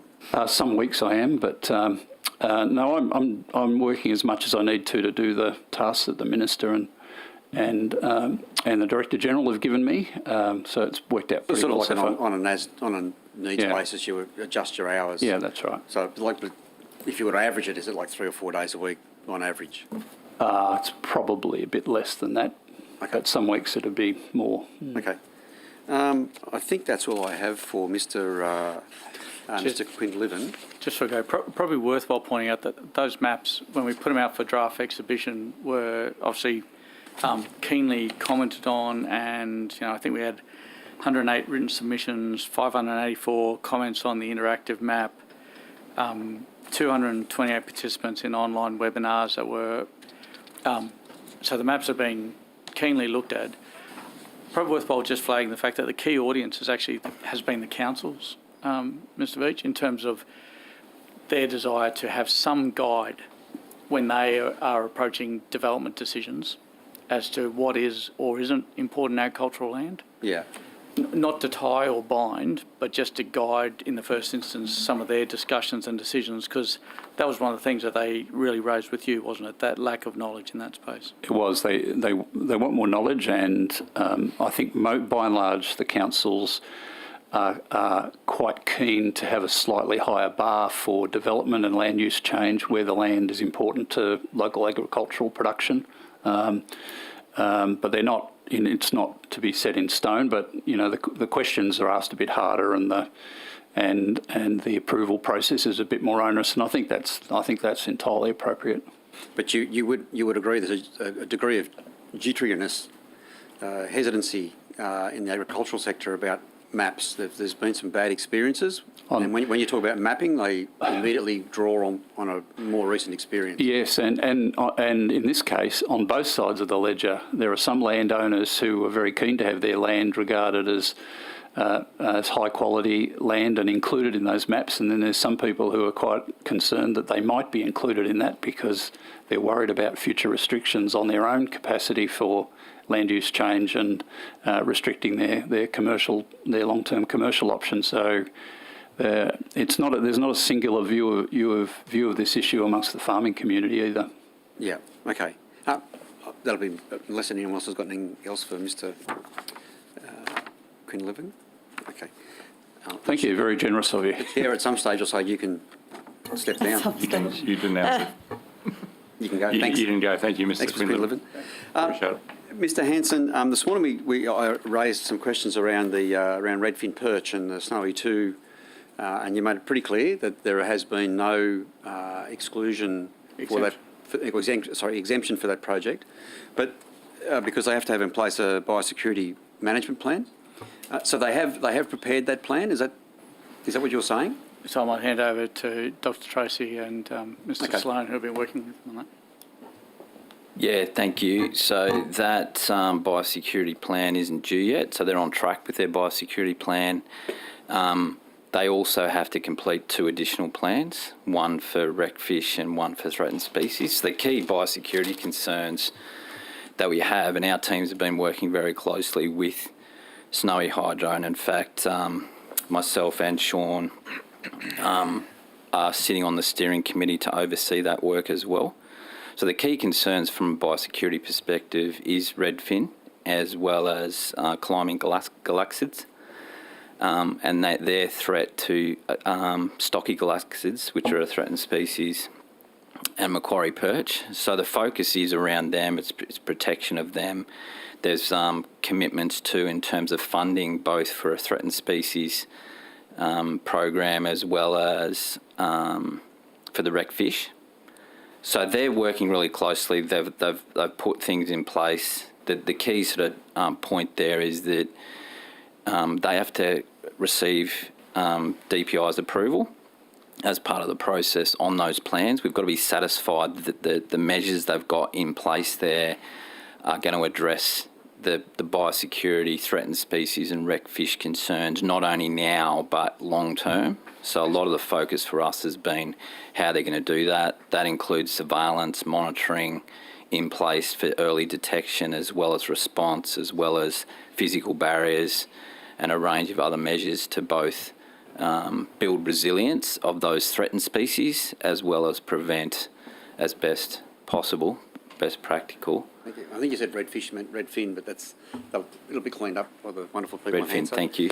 And Mr. Sloan, so this is to do with fish at this point. I want to ask some other questions about other potentialities up there. But so the Biosecurity Regulation 2017 sort of details what should be in the plan. Are we certain at this point in time that they are going to be able to prevent the transfer of the redfin perch from one waterway to the next, or are they just going to try and manage it, and if it happens then they'll manage what happens after? How detailed is this going to be? Yeah, thanks for the question. I don't think it's as clear cut as being, categorically able to say that it will be the incursion of redfin will be able to be prevented. But we are working with Snowy to make sure they do everything possible to reduce the risk that they will be transferred, and the cost of the infrastructure build to take account of the issues that we're raising is quite significant. So I'm confident in the discussions that we're having that they are taking the issues that we're raising seriously, and there's a barrier, there's a screen, and then there's a range of technical solutions that they are looking very closely at. And as Dr. Tracy said, we've both been up there for a field visit and been on site and had discussions with Snowy, and we've also made it clear to Snowy that we're not looking at this issue as a short-term issue. So just to make it clear that any incursions of redfin will be something that Snowy has to deal with in the long term, just to make sure that they're thinking long term about how they find the solutions to that issue as well. Okay. Who's responsible, Mr. Hanson, for compliance for the plan? Who monitors compliance towards the biosecurity plan for Snowy? So that'd be something that we'd have responsibility for ensuring that they were sticking to and were complying with the plan. Okay, so it would be DPI. There won't be self-regulatory or self-monitoring? Well, it'd be we'd expect them to be self-monitoring and self-regulating, and then we would be providing an oversight to that. Okay. Has there been a request or an approach for exclusions for any other potential biosecurity issues? Have they sought an exclusion for any other purpose from the Biosecurity Act? No, that's the only one. And as I said, they have no exemption from the Biosecurity Act. Yeah, just clear. Yeah. Okay. Thank you on that one. Can I just want to, if I very quickly, how long have I got? 1 minute. Can I quickly, there was a question that we took on notice earlier about fisheries prosecutions. I think that was to you, Mr. Vick. Yep. Back to ours 2009. Yep. So total number of prosecutions, and I'm going to give you two lots of numbers here. One is prosecutions and the other is persons prosecuted. And the difference being one person may have multiple prosecutions, and alternatively prosecution may have multiple people involved, if that makes sense. Yep, it does. Yep. Okay, total number of prosecutions since the 1st of the 1st, 2009. Yep. 202 Aboriginal. Yep. 1,027 non-Aboriginal. Yep. Total number of persons prosecuted since that same period, 130 Aboriginal, 900 non-Aboriginal. Okay, thank you. Thank you. I might start before going on to the other crossbench member. I just want to talk about compliance in marine parks. Ms. Anson, in the last 5 years, how many people have been illegally caught fishing within a marine park? Few of them actually were. I'd have to see if Mr. Sloan has that information in front of him. If not, we'll come back to you later in the afternoon. I have to take it on notice. While you're taking on notice, can we get a breakdown on which marine parks the offences occurred and what those offences were? Sure. Thank you. Can we talk about how these marine parks are patrolled? Is this something that's done randomly, or is there a sort of a system to it? Like, how do you decide when you're going out on a patrol? I think it's in reality it's a bit of both. So there would be activities that would be responding to intelligence reports, and that's I guess about maximising the effectiveness of our use of resources. There would be planned activities as well that occur around long weekends, holiday periods. And then there would be, more opportunistic patrolling where we've got, resources in an area that we can deploy. So I think it's a combination of all of those things. But with limited resources, we would tend to plan our activities. Okay, which brings me to the next question. How do you use technology to obviously enhance those limited resources you have?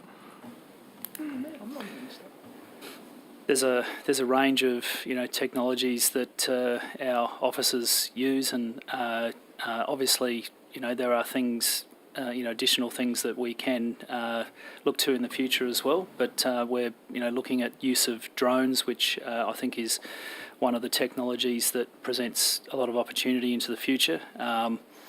We've obviously got a fleet of vessels that I would categorise as technology, and those vessels are generally tailored to the specific needs that we have. So an offshore patrol vessel like the Solitary Ranger is used offshore.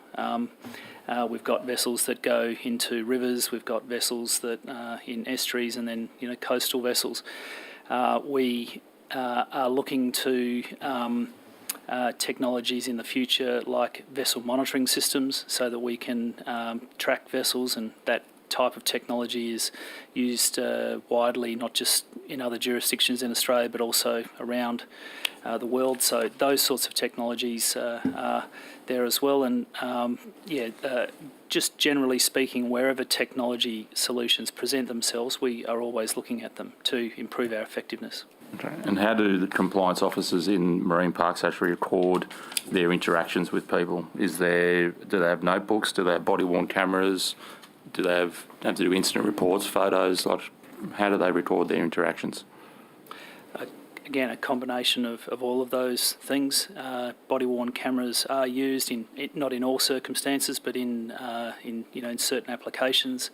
Obviously, there's data collection that occurs constantly when fisheries officers are in the field, and through our intelligence reporting system. So we record all of that information in a database. What would be the bare minimum you would expect, given that body cameras aren't necessarily used all the time? What's the bare minimum you would expect from a compliance officer in recording their interactions? In terms of, is the notepad jotting down their interactions, is that the bare minimum that you would expect in terms of recording any offences or any interactions with the public? I would think so, but I'm just not sure of the context of the question. Well, I'm just trying to clarify, because you said that sometimes body cameras would be used, but not always. So I just want to try and get a baseline in terms of whether, what's the bare minimum in terms of recording of interactions you would expect from them. Yeah. The use of body-worn cameras, obviously collecting footage is, we wouldn't want to be collecting footage, 100% of the time, because we've got to review that footage. It's got a purpose. So generally speaking, the footage is collected when we're having more high-risk encounters, and that's a generalisation, but that's how that technology is used. Okay. So I've actually got, so the number of Section 41s which are harm or attempt to harm any animal in a sanctuary zone. In 2021, there was 174 penalty notices issued on that. And taking fish in declared waters, 91 of those. That's recreational fishing. That was in 2021. Can we? Yep. I did ask for you to go back further to 5 years, so if you're on notice, can you? We'll go back to before then. Yeah, sure, thank you. Perhaps also on notice of those that have been caught fishing within a marine park sanctuary zone, how many of them actually been prosecuted? And of those that have been prosecuted, how many times has the maximum penalty been applied for that particular offence? I have to take that on notice. Yep, sure. To your knowledge, Mr. Hanson, in the last 5 years, has, if it's gone to prosecution or it hasn't, has the magistrate or DPI Fisheries shown leniency towards a perpetrator based on their defence? And what would be the guiding standard set of parameters that would allow them to do that? Particularly the DPI Fisheries, not the magistrate, because you don't have control of what the magistrate does. But in terms of DPI Fisheries. And I'd have to take that, because I'm actually struggling to think of any court prosecutions for recreational fishing in a marine park. The vast majority issued penalty infringement notices. Yeah, in the Act it says that it can go before a local court or the Land and Environment Court. I'd have to take that on notice, because I actually can't think of too many cases that have ended up there. Yep, sure. Ms Hurst? Thank you.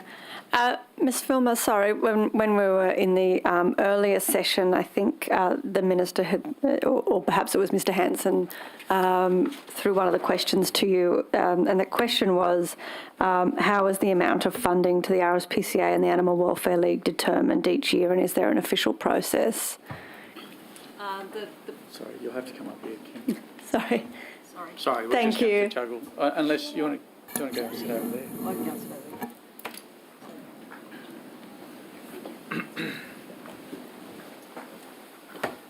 Thank you. The process has been the same for 15 years. So the amount of $424,000 for the Rspca and $75,000 for the Animal Welfare League has been that for 15 years. So there's no actual review process or anything else, it's just an automatic payment? Yes. It's automatic. Okay, thank you. And Ms Fulmer, are you the best person to talk to about animal research statistics? Yes, probably. Yep. So the animal use statistics for 2020 still have not been published. It's now been a full year since they were submitted to the Department of Primary Industries. When can we expect those to be published? The animal use statistics are due into the department at the end of March, so we haven't had them for a full year. Once they come into the department, they're then analysed to make sure, cross-checked to make sure that they're accurate, and then once they're statistically analysed, they're sent to ARP for approval, Animal Research Review Panel, and then they go up through the approval processes to the Minister to be published. So they have been to ARP, the 2020 stats, and they're going up through the approval process at the moment, so they should be out very, very shortly. So the block is at the Minister's office, is that right? So the 2020 statistics were approved at ARP on the 2nd of December, and it's been at the Minister's office since then? Not at the Minister's office. They have to go up through the approval process to the Minister's office. And what's that up approval process, sorry, to the Minister's office? Up through the department. So who does it go through? So once ARP has approved it, who does it go to then? It goes to up through the approval It go through chain. to John and then to myself and then through to the Minister. That's it. Okay. And Mr Hanson and Dr Tracy, is that finalised from your department, from the DPI, or is that still not reached the Minister yet from the 2020 statistics? I can't recall seeing them myself yet, so I'd have to take that on notice as to where they are in our system. Okay, thank you. I was also advised in the last budget estimates, Ms Filmer, that there would be a digital live system to gather the animal use statistics for 2021 onwards. Can you give us an update on this and whether the system has started to be implemented? It has. So you'll be pleased to know that it takes many, many months to do that check process after we get the statistics in at the end of March. And so we have implemented the digitalised system so that when that 4mil notification comes in, we can do that part of it a lot quicker than we have in the past, which should mean that we can move them through the system and get them up through ARP and up through approvals a lot quicker than we have in the past. Do we have an anticipated release date for the 2021 statistics if we're going to be using the digital live system? No, it's probably the same. Not sure yet. Not yet. Yeah. Yeah. Okay, that's all right. Thank you. Mr. Hanson, late last year, the Department of Primary Industries. Sorry, can I before? Yeah. So we were just talking about the 2020-2021 ARP annual report and statistics. Is that correct? We were originally just talking about the 2020 statistics, not the annual report. Okay. The annual report's up through, but the statistics are on their way. Thanks. That's all right. Mr. Hanson, late last year, the Department of Primary Industries published a consultation paper on licensing and regulating cat and dog breeders. Can you tell me a bit about how and why this paper came about? Sure. So I think you'd be aware, and I'm trying to remember the transcript from the last estimates hearing, the previous Minister indicated a desire to have a look at what further could be done in the area of regulating puppy factories, in particular looking at what feedback was required to help guide what kind of accreditation/licensing program might be of merit in this space. And out of that came a discussion paper to ask basically 3 or 4 targeted questions to help guide insights into what a further step towards increased oversight and compliance checks for that sector of the industry. The submissions closed on the 31st of December 2021. Can you tell me what the next steps of this process will be? Yes, and I might get either Ms Robinson or Ms Filmer to be able to talk to the next steps on those. Do you want to come, Sophie?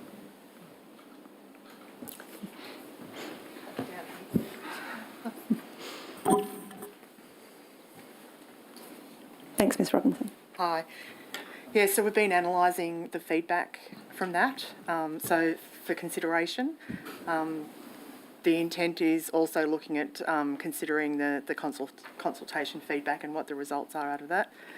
Some of the initial analysis has shown there's a broad range of views, so that'll need to be considered then in future steps for how we move forward around breeder regulation. As you'd be aware, we also have the inquiry pending, so we'd be waiting to find out what the recommendations are out of that inquiry too for consideration in terms of further steps forward.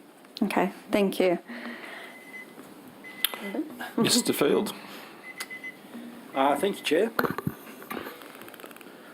I got out of the wrong document. And thank you all for being here this afternoon. I wouldn't mind starting on marine if I could, probably to you, Mr. Sloan in the first instance, or Mr. Hanson.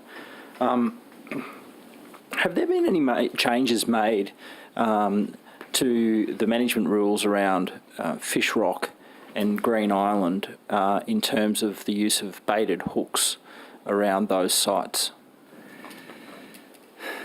Thanks for the question. There has been an amendment to a temporary order recently that related to, and I think I'll need to take it on notice to give you the correct answer, but there was an administrative error in a notice that was corrected recently related to leaded line, or the technique of leaded line fishing, and we corrected that recently, so it was largely an administrative error that was corrected. So you mean weighted weighted lines that can be used while underway. Is that what you're talking about? You can use baited hooks on a leaded line, can you? That's now? correct, and it's a specific method that's used. But there was an order that was put in place that had an inadvertent outcome that was corrected. So that was something that was recent. But I'll need to take it on notice to give you the correct answer. I'd appreciate if you could find out before the end of today, if at all possible, Mr. Sloan. I mean, on the department's website, the recreational spearfishing management plan site for fishing and diving rules at greener shark aggregation sites, it says for both those sites, line fishing using bait is prohibited, full stop. But I've been told that pro fishers have been told by compliance officers that the use of baited lead lines, as long as they're underway at Fish Rock and Green Island, is now allowed. That doesn't seem to be how it's described on your website. So if you could explain those changes, and if that's the case, I mean, this is new though, right? That hasn't been allowed there before. To that gear method, I think it's not a new method. It's been around for a long time. But that hasn't been allowed at those sites before, has it? Or certainly it wasn't up until this change. Yeah, let me look into it and get you the correct answer, just to make sure that I can give you... That'd be great. And if there was any form of risk assessment done before those changes were made, and if it was subject to public consultation and the date of the change, if possible. Yeah, my understanding there was an administrative error in a recent rule, but that's something we'll check and come back to you. We'll come back to you with some of the details about when that happened and what was the details around it. Seems substantial though. It's not hardly an administrative error if all of a sudden a new practice of fishing can occur that previously wasn't allowed though. Well, we'll come back and check how substantive it is, or whether this was just correcting an omission in something that was drafted 3 months ago, like either ends of the spectrum, right? So we'll come back and see what it looks like. That'd be great. Mr. Sloan, what's the time frame for completion of the statewide network plan that's gone out for consultation? When do you expect to have that finalised? So the consultation started back in November and went through until the end of January. So the Marine Estate Management Act requires a 2-month consultation period, but we put it out for 3. And the Marine Estate Management Authority is now considering the feedback that we received from that public consultation process, and will then provide advice up to ministers for finalising the plan, the network plan. And then that's essentially the first step in that review process, and the next step will then be to go to the rules and to review the rules, and that process has a separate statutory 2-month public consultation requirement on it, so there'll be further consultation that happens on the rules part of the process. I think this actually started with the independent assessment in 2011, if I recall. So, we've come almost a decade now, and all effectively we've done is wind back sanctuary zones and have a bunch of amnesty in places. I mean, this is just dragged on and on and on and on. You must have a timeline in your mind about when you would be putting forward to ministers a final plan and when you would expect to go out for consultation on design. That's correct. So the plan, the public consultation on the plan has happened, and the Marine Estate Management... When are you working to getting a brief for the final proposal to the ministers? Yeah, that's what I was just coming to. So the Marine Estate Management Authority is key to this, so they consider all that feedback. Our plan with MEMA is to come to the ministers by the middle of the year with a final management plan, and then the rules part of that follows. So you're gonna put maps out in the 6 months before a state election? Well, that's obviously a matter for the government, but the process we're involved in now is that's what you're working towards. That's right. They make that mistake again. Okay, well, it's up to them, I guess. What do you expect is have the future of those sanctuaries that are currently subject to amnesties in Bateman's Marine Park, is that just wound up in this process now? That'll effectively be a question for that design phase. That's correct. So the review of the rules happens in that second stage, and there's a 2-month public consultation requirement in the Marine Estate Management Act. So that goes through that process. Mr. Hanson, are you comfortable with how long this is dragging on? I mean, you and I have talked about this in the past. There's a point at which you can't just, switch laws off without formal decisions being taken. How long can that reasonably drag on before there has to be a resolution? Because in all likelihood, we're not going to resolve this before the next election. So you've heard the time frame that Mr. Sloan's been talking to. In terms of dragging on, I mean, keep in mind that the changes down at Bateman's, I think, changed the use from sanctuary to habitat protection zones for an area that represents 0.6%. Oh, sure, but Montague Island in particular, there's some high priority sites, which I'm sure we could agree. And you'd agree that the modification as to the rules, the gears that are allowed and the rule that is allowed has tried to mitigate the risks associated with that. So show me the risk assessment that was done before that announcement was made by Andrew Constance as part of his electioneering, and we can... Anyway, I don't want to belabor the point. You're comfortable with that continuing as the status quo? So the risk would appear to be manageable. The time frame would appear to be realistic. I conscious of your comments around the time frame that we have running into the end of this year. But at the same time, the challenge for us has been this has been a journey since the creation of the Marine Estate Management Act, the establishment of the authority, the work through the threat and risk assessment. I mean, we're now getting down to the pointy end about the management activities on water in each of these parks. We're conscious of what that means, but we're hoping that the journey that has preluded it actually allows a better conversation amongst the community, not some of the scaremongering that we've seen in the past. We'll see how we go with that. Well, thank you, Chair. Mr. Veitch. Thank you, Chair. Mr. Hanson, can I just briefly talk about scores on doors, the system for restaurants? As I understand it, we have councils make the decision as to whether or not they come on board with the program. Are you able? So, how many councils have come on board? Yeah, so how many councils have come on board, and of those that are resisting, what's their main reason for resisting? So I can tell you that there's 61 local councils participating in the program, and I don't have an insight as to why not for those who aren't participating. The 61 councils cover over 25,000 eligible food businesses, which represents about 65% of all food businesses in the state. Yep. But I don't have any details as to the main pushback or the reason for not participation, but I'm sure someone who's listening might text me an answer to that before we finish up today. Okay. And so the Food Authority is predominantly the entity that's working with the councils, is that correct? That's correct. Yeah. And so I guess if the program's successful and we want to promote it, you'd want to know why some of the councils are not opting into it. So I'd like to, if I could, get to the bottom of that. You could take that on notice and see if that work's been done to determine just why councils are not coming on board, and get that information back to the committee, not by the end of the day, but as a part of an on-notice arrangement. That would be very good. And as I understand it, also the Food Authority undertakes inspection, and this could be wrong, but undertakes inspections of aged care facilities. They do food safety audits. Yes. That's just a matter of interest. Are they random audits, Mr. Hanson, or do they actually give notice to the aged care facilities before they turn up?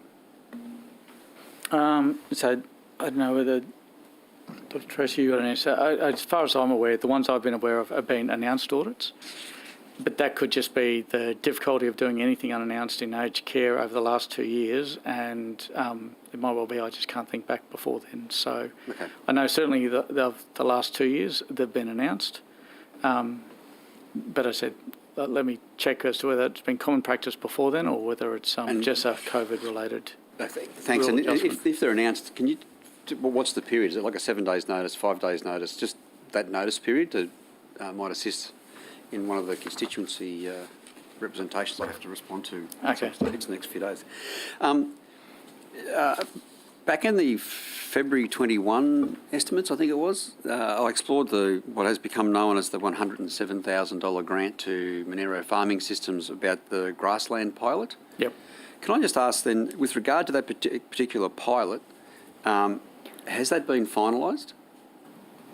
I might take that one. I think that's more an LLS matter, Mr. Veach. So I came across this issue last Thursday. So what I've managed to understand is that $107,000 was provided to Monero Farming Systems to develop guidelines with respect to the management. You might want to get it right, Monero. They're very pedantic about the way it's Thank you, Mr. Veach. pronunciation down there. Monero is what you drive. Yep. Monero is what you drive, Monero is where you live.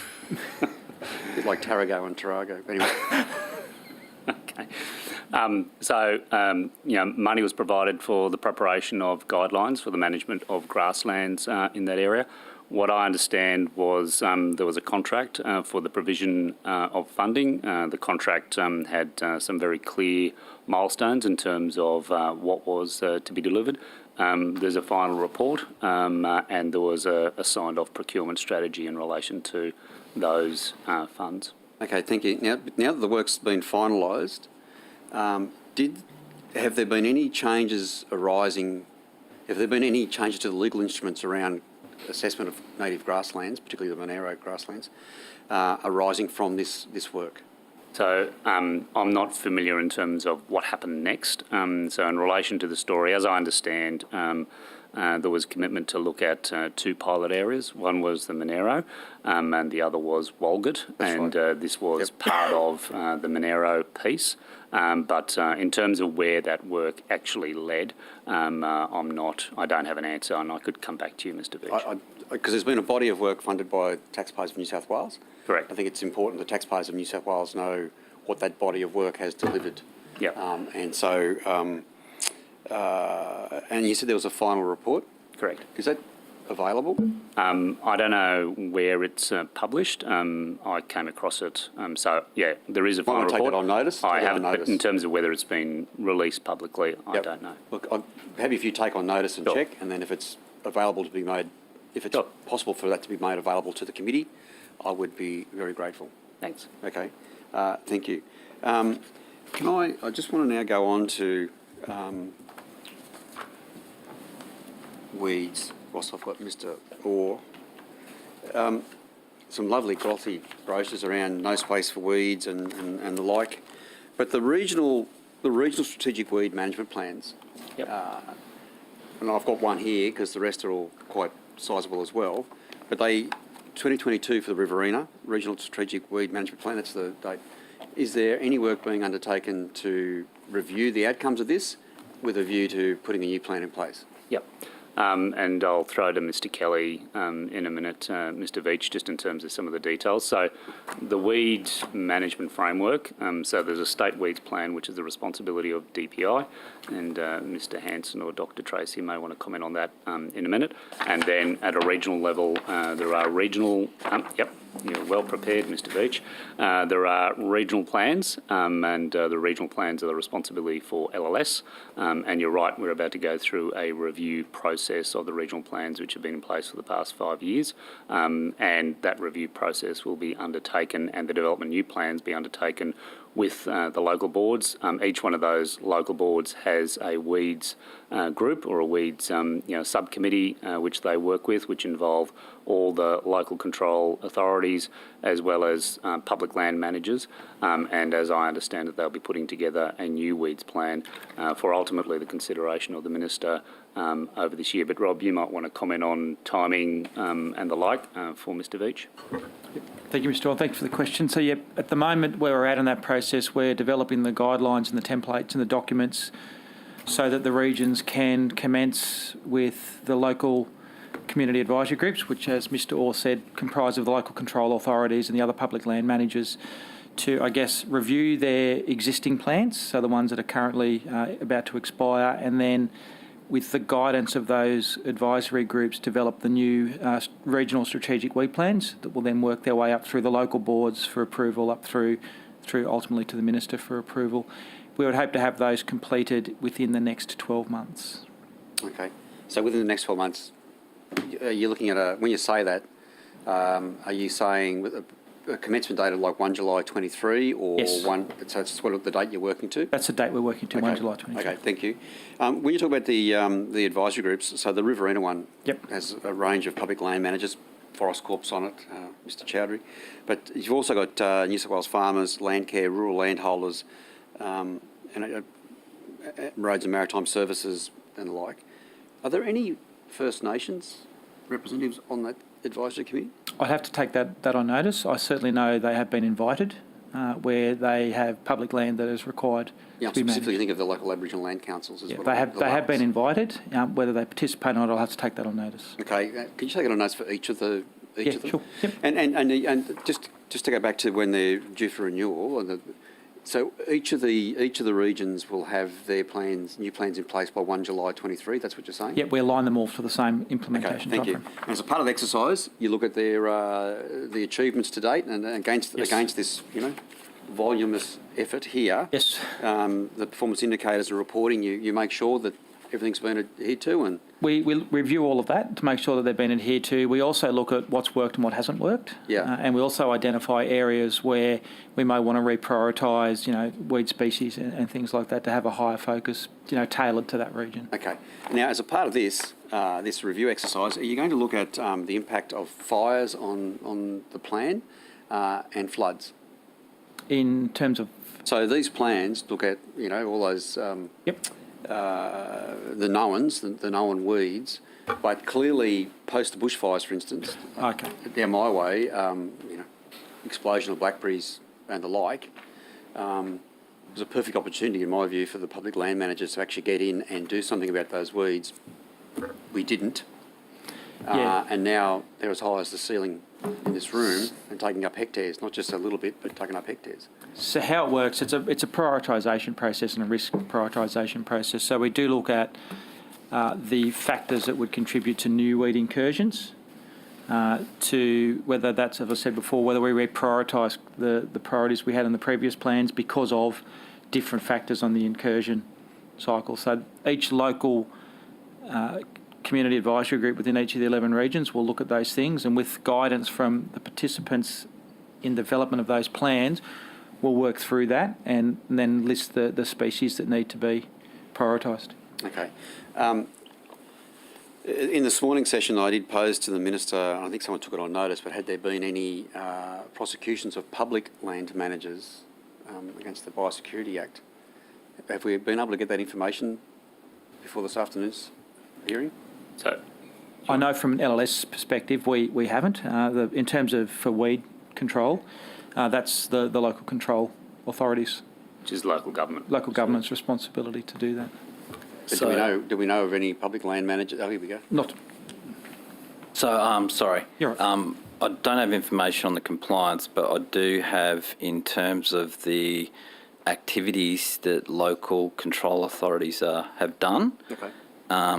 We have a figure here of 228,039, so 56% in private lands, and 170,336, 44% in public lands. And so, and those numbers reflect? So they reflect weed control activities undertaken by local control authorities from 2018 to February 2022. Okay. But that's weed control activities as opposed to... and so the answer for us on the prosecutions would be the same as that for LLS. Okay. Righto. I'm just trying to get to the bottom of why some agencies seem to do this better than others. But any of us who really live in the regions would know that the general consensus is public land managers are poor neighbours, or bad neighbours. The funding streams that are mentioned in the New South Wales Weeds Action Program Guidelines 2020 to 2025, there's a number of state sub-programs, regional sub-programs and innovative sub-programs mentioned. Where does the funding come from? How are we funding these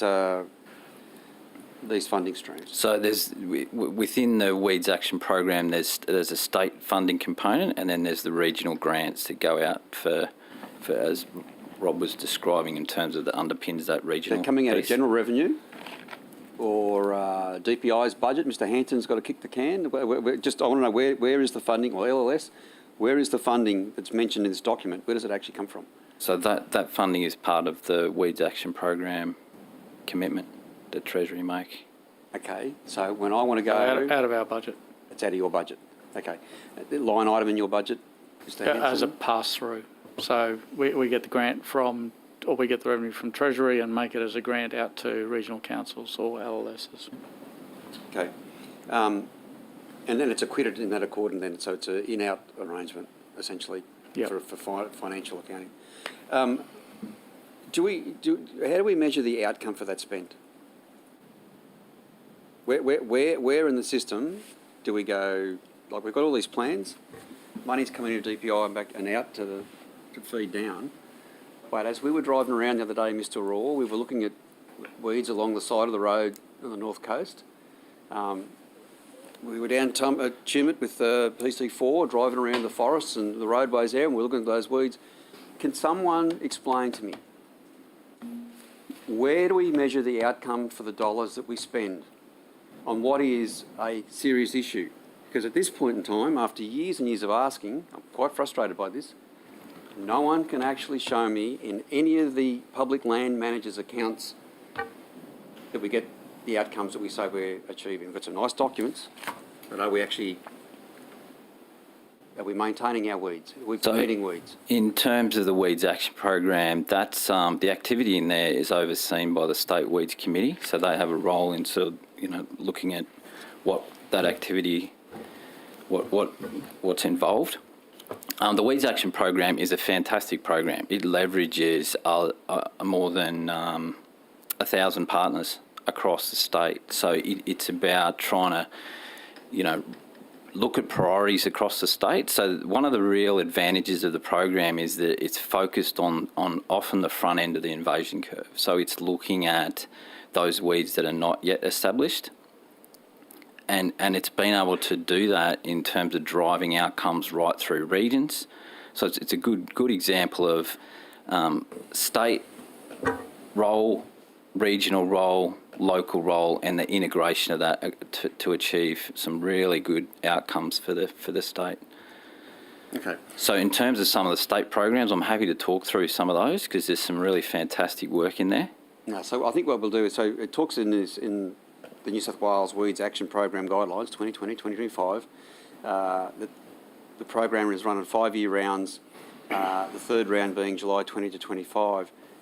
If I could look at, someone can provide me a list of recipients of the funding for weeds and how we've acquitted the dollars and that the original intent for those dollars has been achieved, that the reason we allocated the funds has met there's some sort of review that says we've met that.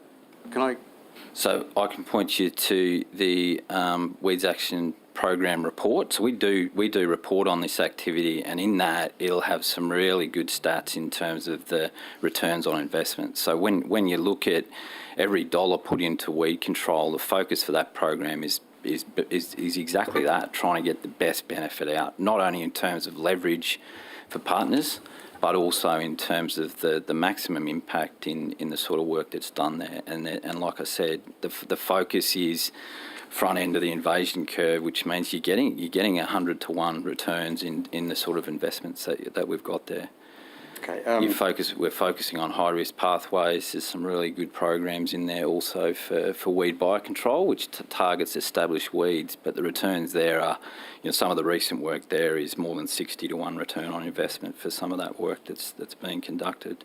Yeah. So a lot of that's in those reports that we can provide. But we still have, like the NRC report from 2014 or something, I think it is, says that it's a $2 billion hit to the state economy every year.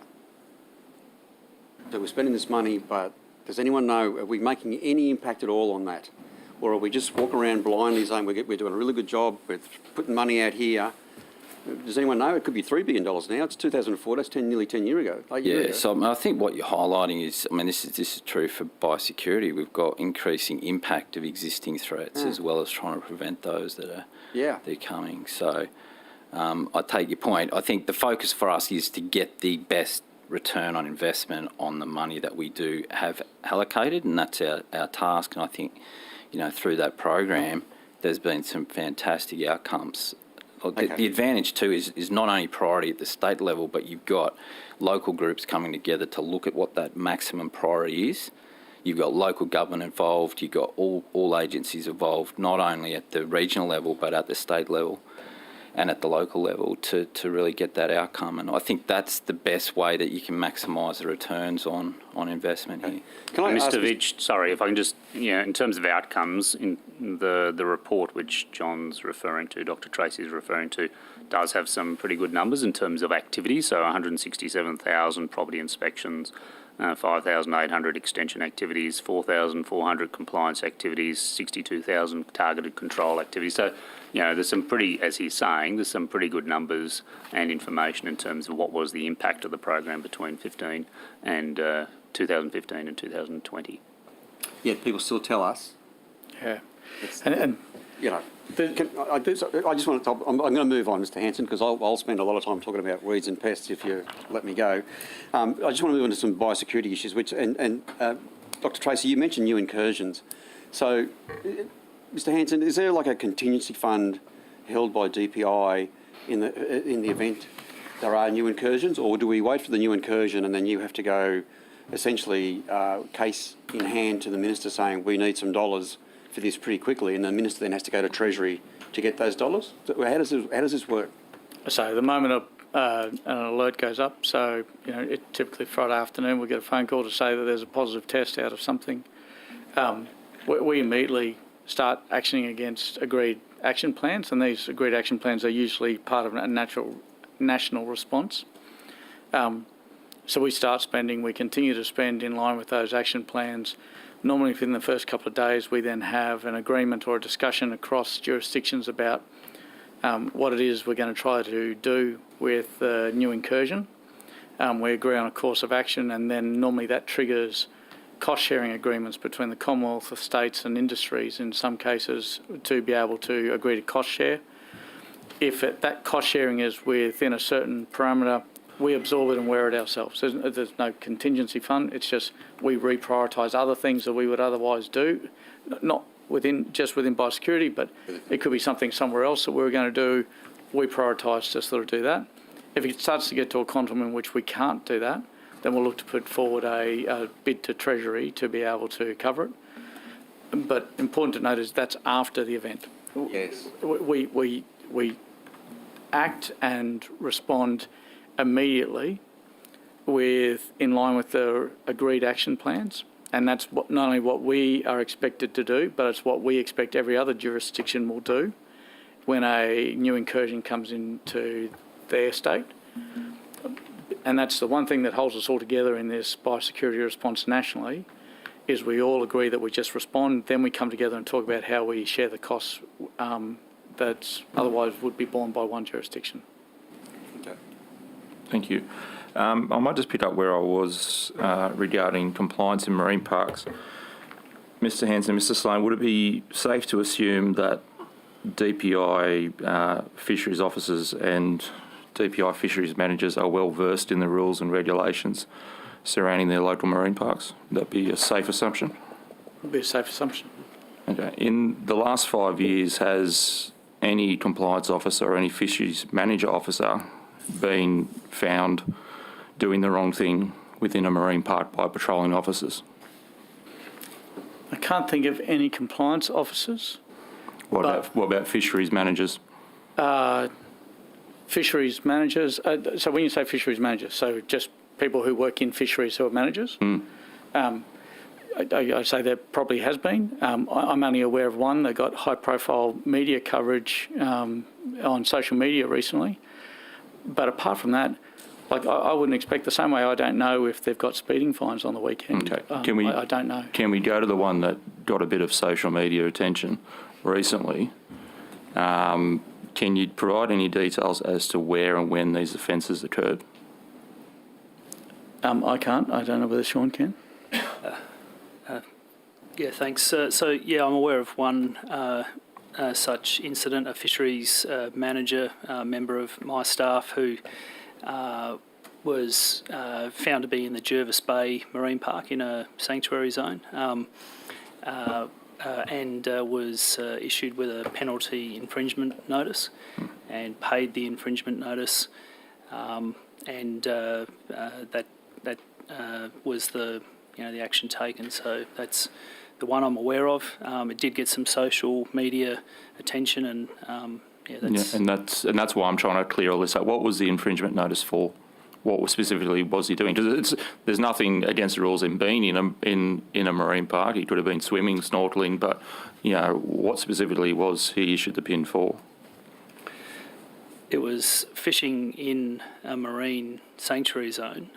Keep in mind, infringement notices or the penalty notices are not actually admissions of guilt. They are essentially on-the-spot fines, just like an on-the-spot fine is issued by police for various types of offences. So this sort of information is not ordinarily out in the public domain. So we're also very conscious of the the confidentiality of these provisions when it that's why I'm not mentioning the person's name. But would you admit that paying the PIN would be an admission of guilt, though, wouldn't it? No, it's not. Okay, so has the person paid the PIN? Yes. Okay. Has there been any other consequences issued to him, given outside of the PIN, given that he or she should be well versed in the rules and regulations around this? Like, I hate to sound like a parent, but he should know better, or he or she should know better. From a departmental perspective, has there been any other further action taken against this person? Because they should know better. No. And for the reason that, yes, they should know better, but at the same time, that's what the penalty infringement notices are there for, as a penalty for those who should know better and who get caught. As you'd be aware, there's a lot of notices or warnings issued for infringements such as that for people who may not have known better or for not knowing where lines are. This was a penalty infringement notice that was issued. It was paid. The person was off on their own time. They're not involved with fisheries compliance. They do work in fisheries. It's I think it's received a lot of coverage. I would not know of any other staff who have been caught either for fisheries breaches, if not for the fact that this one's been particularly singled out in social media for reporting. Yeah, and let me be clear, the reason why I'm asking is because it has achieved a bit of social media notoriety, and that's why I want to try and get to the details as much as we can, and I'll just put that to bed. Can we go... Good for fisheries compliance. I'm liking this. Can we go to trust funds? Mr. Hanson, DPI have submitted over many years, obviously applications to access trust fund money, and in some of those applications they mention the words operational overheads. Can you explain what these overheads comprise of, generally speaking, what these operational overheads would comprise of? So I might ask Mr. Sloan to talk to any details of that, but in giving him time to sort of pull that information up, I mean, we think about the majority of the projects that we've put our names forward for, and the things like the offshore reefs, artificial reef program and so forth. The cost of building the reef is one thing, but the cost of staff to manage the oversight of issuing the contracts, doing the expressions of interest, considering tenders, entering into contracts, they don't actually add to the structure of the reef, but if that's not done, you don't get a reef being built. And so they're the kind of things that I assume are picked up in those description of costs. But I'll throw to Mr. Sloan if there's anything in addition he wants to add. Yeah, thanks. So first of all, I'll just mention that we've recently published a recreational fishing trust annual report. It's the first report of its kind that we've published in New South Wales. It's available publicly on the website and provides all the detail of the expenditure of funds out of the Recreational Fishing Trust. So that's publicly available. It's the first time we've done that, and obviously that's in the interests of transparency and public accountability. In terms of the recent year 2021, there was $17.7 million of revenue drawn in through recreational fishing licence fees. There was 474,517 fishers that paid those fees. $16.8 million of new approved funds going out of the trust for projects. Of that, 9.6 million worth of approved programs came into DPI Fisheries, and they were for programs, things like the fish aggregation devices, our fish stocking programs, etc. In terms of the operational overhead component, coming to your question, I have to take that on notice to give you the correct answer, but like any of the activities that we provide, there are overhead costs, so I'll just have to give you the answer on that one to be clear. While you are taking on that, can you provide a bit of an explanation as to how that operational overheads are accounted for? Like, is there a separate cost centre that you sort of park those operational overheads in, or is it sitting with, a project-based cost centre? Just a bit of final detail on that. Ms. Hurst? Thank you. Just going back to dog breeding. Mr. Hanson, are you able to provide an update on how many breeders have been inspected, fined, or prosecuted as part of the Rspca Public Farm Task Force? I can, and just bear with me while I find. And also how many animals have been seized as well?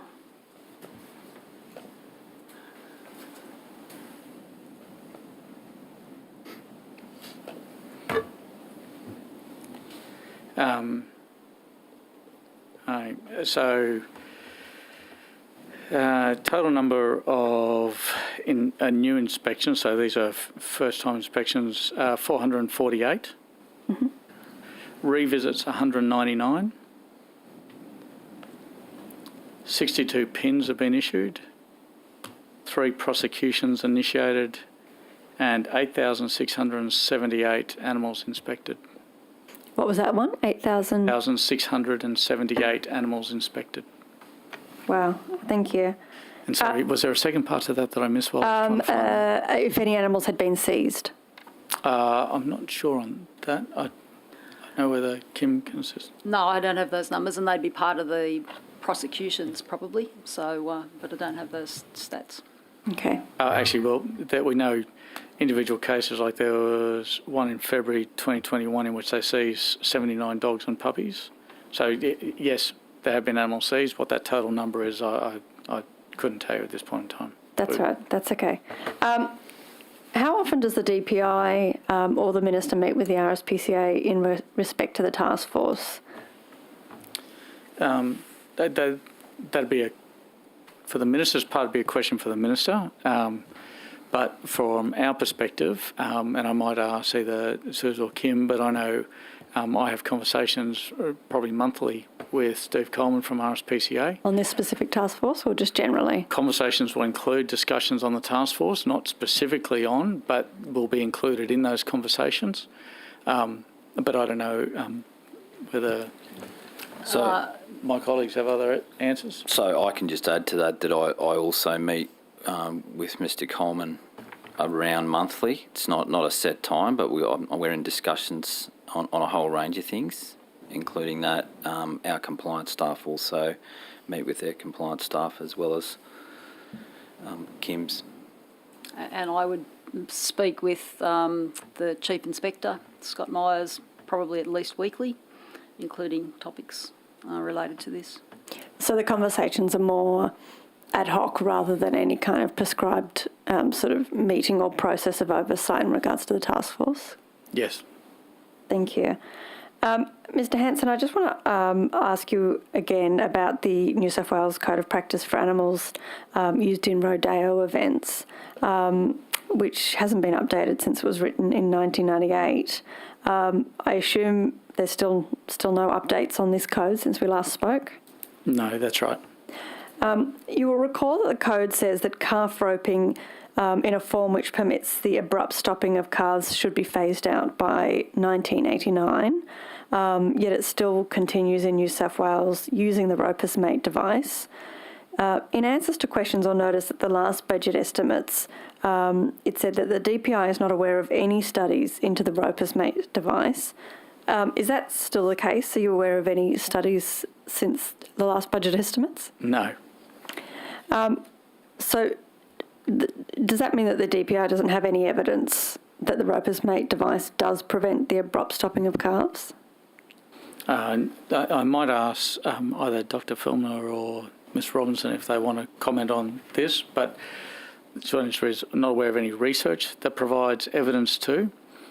Am aware the widespread belief is that it does provide a relief against the abrupt stopping of the calves, and that the industry is self-regulating by requiring it to be used and to actually prohibit that abrupt stopping of calves in roping and disqualifying competitors should that actually occur. So they're introducing their own form of self-regulation, but I'm not aware of any research that's available that demonstrates or quantifies that benefit. So Mr. Hanson, when you say the widespread belief, do you mean that that's just simply what the industry says, that there's no actual evidence that the roper's mate device is preventing these actions from actually breaching the code of practice? I might ask Ms. Filmer if she wants to add something to that. Well, that's what the roper's mate device is. It's called a shock absorber. It's like a pulley system that the rope goes through, and so it stops the abrupt halt by acting like a shock absorber because the rope goes through a pulley system. That's what it's designed to do. But we don't have any evidence that that's what it's actually doing, do we? Well, we have evidence that it's acting as a shock absorber because that's the way in which it's constructed. Visually, you see a difference in terms of how abruptly the calf is. If you watch old footage from rodeos, that flinging action of the calf is not what you see now with the roper's mate. But is that quantifiable? Not that we're aware of, nor has there been any research to do so. Is it something that's been discussed or explored by the department at all to have a look at, finding actual evidence that this device does what it's proposed to do? And the problems, obviously, if the roper's mate device is not preventing the abrupt stopping of calves as claimed? Not that I'm aware of. I don't know whether there's been any discussions with any of the enforcement agencies, but not that I'm aware of, no. Sorry, Ms. Filmer, did you have anything to add to that? Mr. Field? Thank you, Chair. I wouldn't mind turning to some questions for LLS now. The NRC report into the land management changes highlighted that the unexplained clearing, which I mentioned to the Minister this morning, is most likely related to allowable activities, land management under the LLS code, and landholder self-assessment, particularly as it relates to disturbance of grasslands and ground cover. Do you agree with that, Mr. Wall? Thank you for the question, Mr. Field. I'll refer to Mr. Tyndall. So my understanding, there was a series of recommendations to come out of that NRC report, one of which was to form a joint committee between LLS and EES, which has been operating and has met, I think, on a dozen occasions. I haven't attended one of those meetings. One of the things which they are looking at is this issue, and I'm not aware of exactly where it is, but Mr. Tyndall may have some comments for you. We got any sense within LLS, Mr. Tyndall, of how much could be apportioned to those various elements? Because it would really matter if you were trying to make sure that the code was applying appropriately, that the law was being enforced in New South Wales. You'd want to have a bit of a handle on where those risk areas might be. Yeah, thanks, Mr. Field. And as I think EES indicated in their session earlier, in this budget estimate, so I don't think it serves either EES or LS well to have such a high number in terms of unexplained clearing. So as Mr. Roy indicated, we have set up a working group to, pardon the pun, get some explanations on the level of unexplained clearing. Part of that will naturally be people working within the framework, doing routine agricultural management, so clearing fence lines, those sorts of things. The allowable activities. The allowable activities. Yeah. And a portion of that will be people not working within the framework. There's also a separate concern here that we're grouping those people who are acting lawfully into this unexplained category. So that's something that we're really interested in going forward, getting a better understanding. How would someone operate lawfully but get caught up in the unexplained clearing? Well, they'll be doing a self-assessed allowable activity, so clearing a fence line or maintaining Okay, so we're back to the allowable activities. Yeah. Yeah. Okay, which seems to be, I think it's a big chunk, possibly a big chunk. I'm not sure whether we can say that with any accuracy. But that'd be the only way that a landholder could be caught up, who was doing something that they were allowed under the law, but ultimately it was still showing up in the unexplained clearing. It'd only really be the allowable activities, right? Another portion of it would be the management of native grasslands under those transitional arrangements. Mm-hmm. And my understanding is that the majority of the figures in that unexplained category are actually the management of non-woody vegetation rather than woody vegetation. Okay, but that could still involve the allowable activities and some of the pasture expansion stuff. That's not necessarily... To be accurate, not the pasture expansion, but some of those transitional arrangements under the regulation. Well, let's just go with the allowable activities. Now, under the Act, the rules for allowable activities for the clearing of native vegetation, it says the clearing that's authorised by the schedule for any purposes only authorises clearing to the minimum extent necessary for that purpose. How do you monitor and enforce that provision of the law? Well, we set up the framework, or the Biodiversity Review Panel report set up a framework that was a risk-based framework that placed trust in landholders. So there's two, I suppose, countervailing parts of that. The first is that it costs a landholder to maintain their infrastructure. And secondly, we have a series of distances that are based on what could reasonably be done around a fence line. Yes, I understand that, but how do you monitor and enforce that? I appreciate the whole system's based on trust in landholder, but when you have 74% of clearing in the unexplained column, you sort of go, sure, we can trust the landholders right now. It's taken 3 years to get a handle on it. I'm just wondering how you actually go about enforcing that. So there'd be two components. The first is, I suppose, to make it clear LLS is not the compliance agency. I understand. And the second is actually working with landholders in engagement and visiting their properties and giving them advice on. Okay, well, I might put some questions on notice then about how many of those visits have occurred and the activities on the ground to deal with that. Under the LLS code components, my reading of the code is that pretty much all of the code-based clearing can only occur based on notification to LLS or a voluntary or mandatory code compliance certificate being issued. That's correct, isn't it?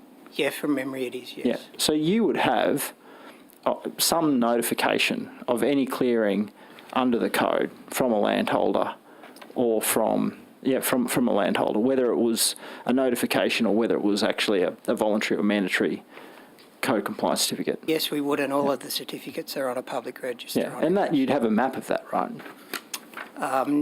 I'd have to take that on notice.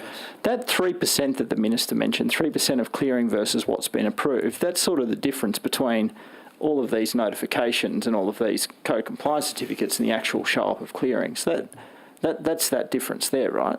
Yeah, so to be precise here, that was based on the SLATS data since the reforms were implemented in 2017. That's comparing what we've authorised in terms of approvals compared to what's actually been cleared on the ground, which is... But given you've got that, that's not a component of the unexplained clearing. So this is a real pointer to the fact that it's the allowable activities that are a big chunk of the code-based clearing. Again, this will be something that we'll be working with EES, and again, to reiterate, I think it's in both agencies' interests to seek an explanation for this unexplained clearing.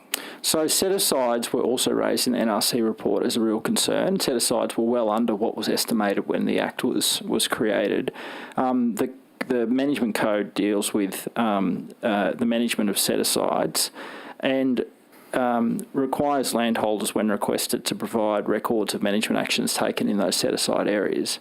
How many times since the Code has LLS sought records of management actions undertaken in a set-aside area. That's something I'd have to take on notice, Mr. Fish. If you could, I'd appreciate that. Thank you, Chair. Thank you. We'll break now for our afternoon tea break and return back at, let's say, 3:35.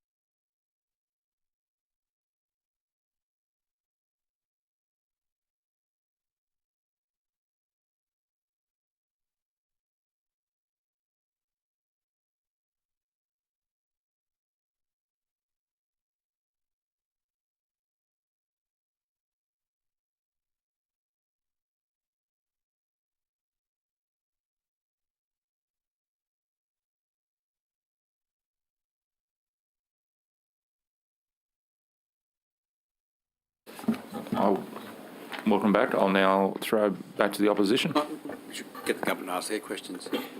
Oh, they're not here. That's right. Okay. They forfeit their time. Given him and to you. Didn't take Mr Barrett long to fade, did it? Until he's new. Okay. I just want to ask a couple of questions around the Badgerys Creek Airport relating to the establishment of an agricultural precinct. Essentially, I'm just after a status report. Is that up to speed? Is it happening? Where's it at? And what role does DPI have in that, in establishing that agricultural precinct? Mr Hanson? So thanks for the question. There's probably two components to this. The first one was one that we're more directly involved with, which was actually discussions between ourselves and Sydney Uni with regards to potential for integration of some of our operations and some of our facilities between our Elizabeth MacArthur Ag Institute and Sydney Uni with some of their veterinary and science-based courses. It's a subject which I believe has been on and again and off again the agenda for the last 20 years. And some of the opportunities that were being presented with changes in key infrastructure out there looked as though it might help facilitate that. It'd be fair to say that COVID and the impact of COVID on the university sector sort of put that discussion as a secondary issue for them, and we haven't sort of picked that up in the last 2 years as much as what we should have been, or what had originally been planned. The second part has been working to look at how we bring together an opportunity for the new airport to potentially integrate its biosecurity and incoming clearance and export clearance in with some of the facilities that we have out there, as well as some facilities that we could target build at the new airport in a greenfield site that would actually make the new airport a exit and entry point of choice for the agricultural sector because of streamlining both pre-export protocols for market access and also arrival. That's still ongoing, those discussions about what we pull together where. We're in conversations also with the Commonwealth about how we'd work with them on that front, and also with the opportunity that some of that land out there under flight path might present in terms of protected cropping to be able to move production, processing and quarantine and post or pre-quarantine treatment into a really small geographical area to try to help with the rising costs of production. Okay, so there's work going on there around ensuring that agricultural precinct isn't just a statement, an idea that continues to move ahead, yeah. Okay, thank you. Flood recovery and mitigation, so very topical right now. After the, I think there's 57 LGA natural declarations at the moment, I think from memory, and the floods event prior to that there was 59 declarations, I think, so they're getting pretty close to the previous flood event for the number of LGA declarations. But what did we learn last time that we're going to implement this time? Fully appreciate every flood is and every catchment is different each time. They have their own life and everything else, but can you update the committee on what lessons we learnt last time that we're going to implement this time as a part of the flood recovery? Yeah, thanks. And that's from DPI's perspective, by the way. I was going to say I might just be selective because otherwise, as you know, you and I could be here all afternoon on this one. So firstly, it's 57 LGAs we're administering to at the moment. Yep. It might just be worthwhile, so some stats from this morning with regards to applications to the RAA for the $75,000 primary producer special disaster recovery funding, if that's okay. So 587 applications have been received. It's about 53 a day. Now that's a lot higher than the floods in the 2021 flood event. And because that averaged around 30 per day. So, it's almost double the application numbers coming in. And that, I guess, is one of the first things that we've learnt out of the last one was that speed in establishment and setup. And I think the fact that the RAA has already had $32 million worth of claims submitted, the average claim being worth about $54,911, The fact that they've already processed and approved 132 of those cases, like you think about the conversations we've had in previous years about the speed of approval, turn on and distribution. The fact that we're sitting here so soon after that flood event occurred and already there's 1.98, so almost $2 million out in bank accounts. That speed in terms of setup for the RAA, its risk assessment and its processing has been fantastic.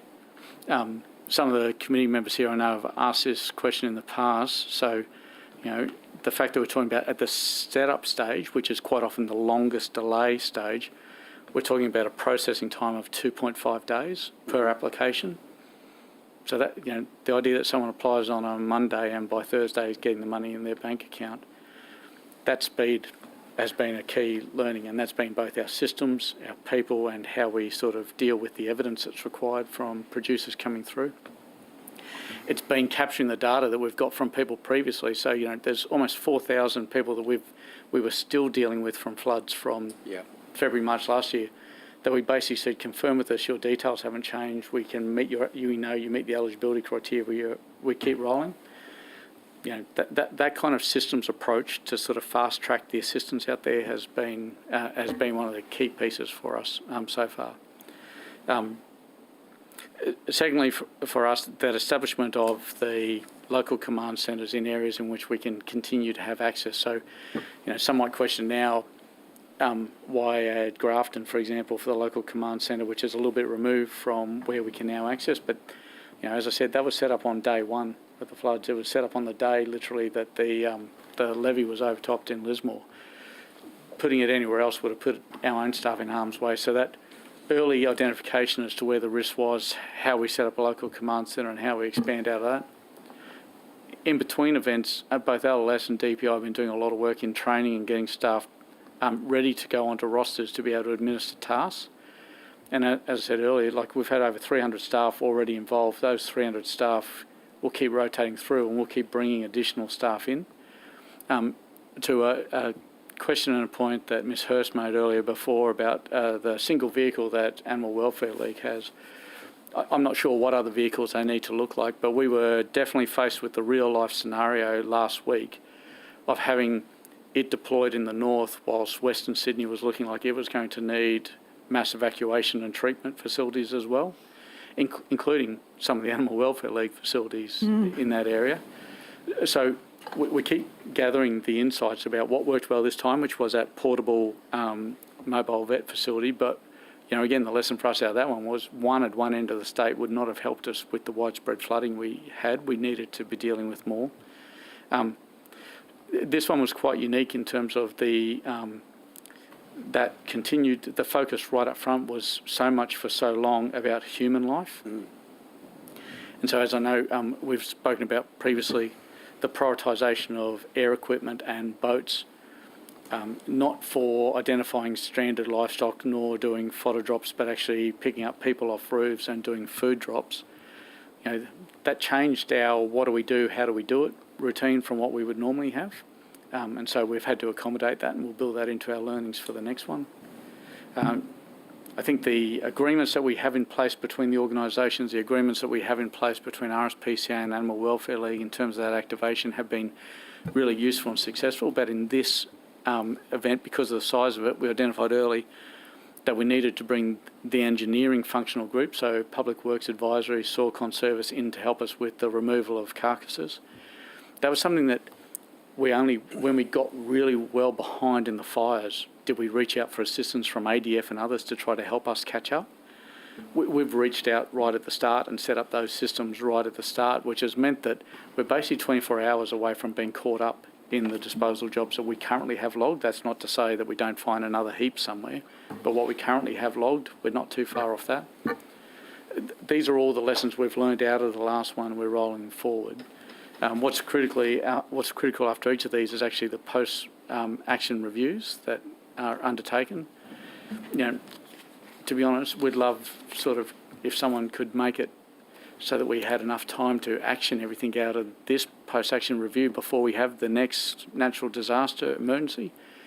I think I saw a figure and John, I think it might have, Mr. Wheaton, I think it might have come from you or from Sam over the weekend, but, I think this is the 8th natural disaster emergency declaration for Lismore since 2018.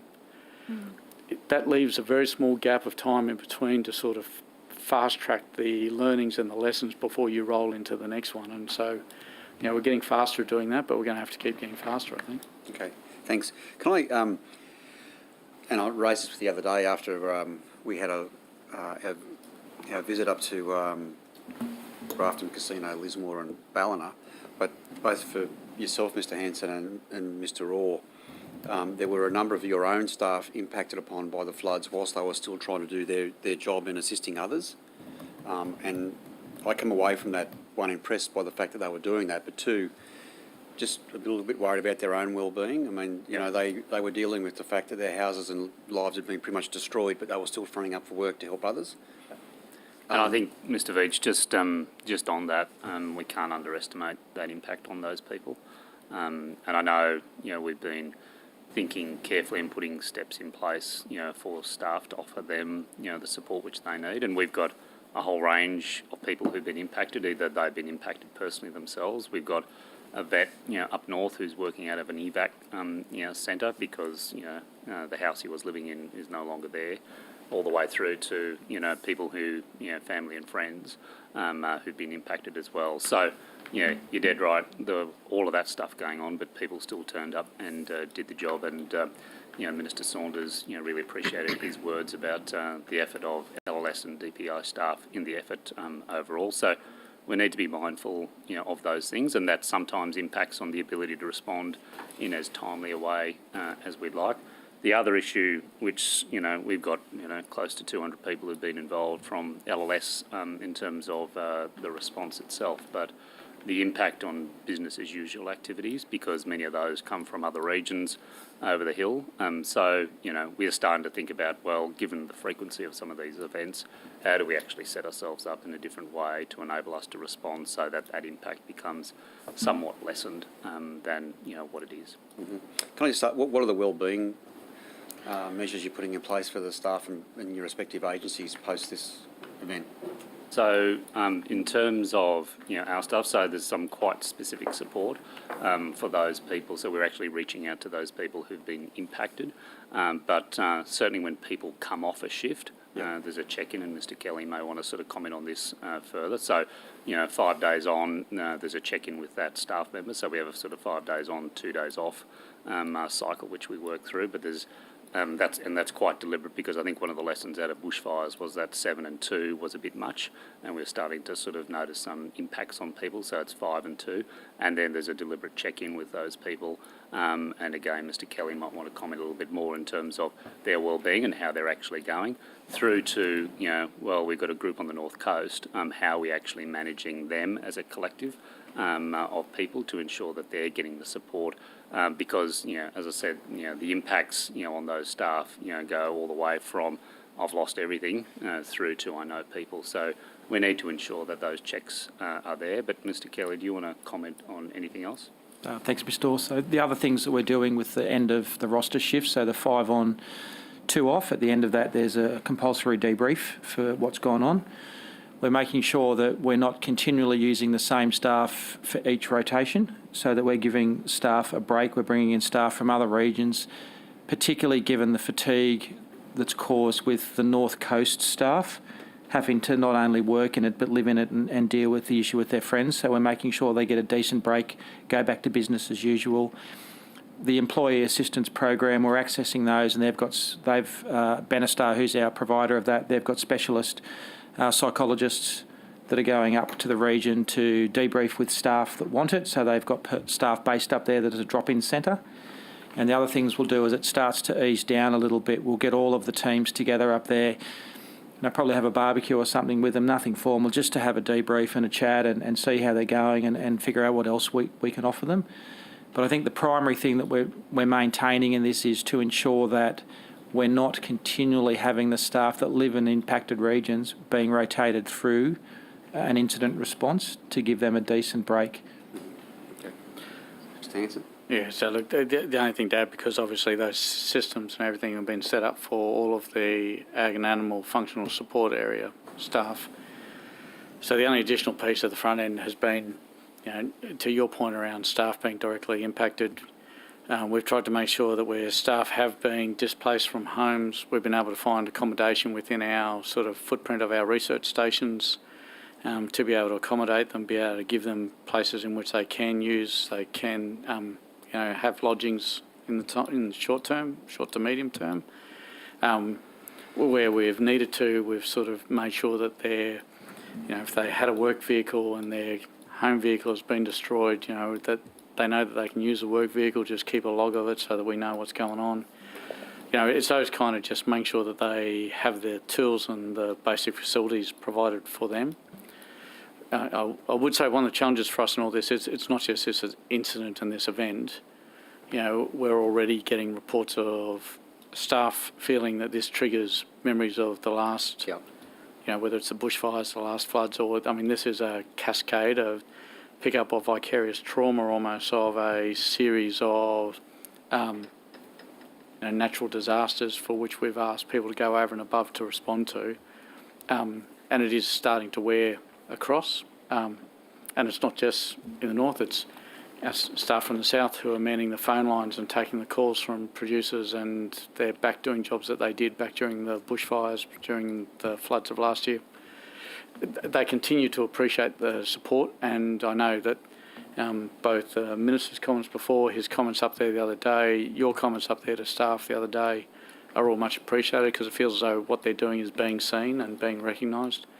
And that's particularly important in an environment in which there's a lot of hostility around what is being done and what's not being done.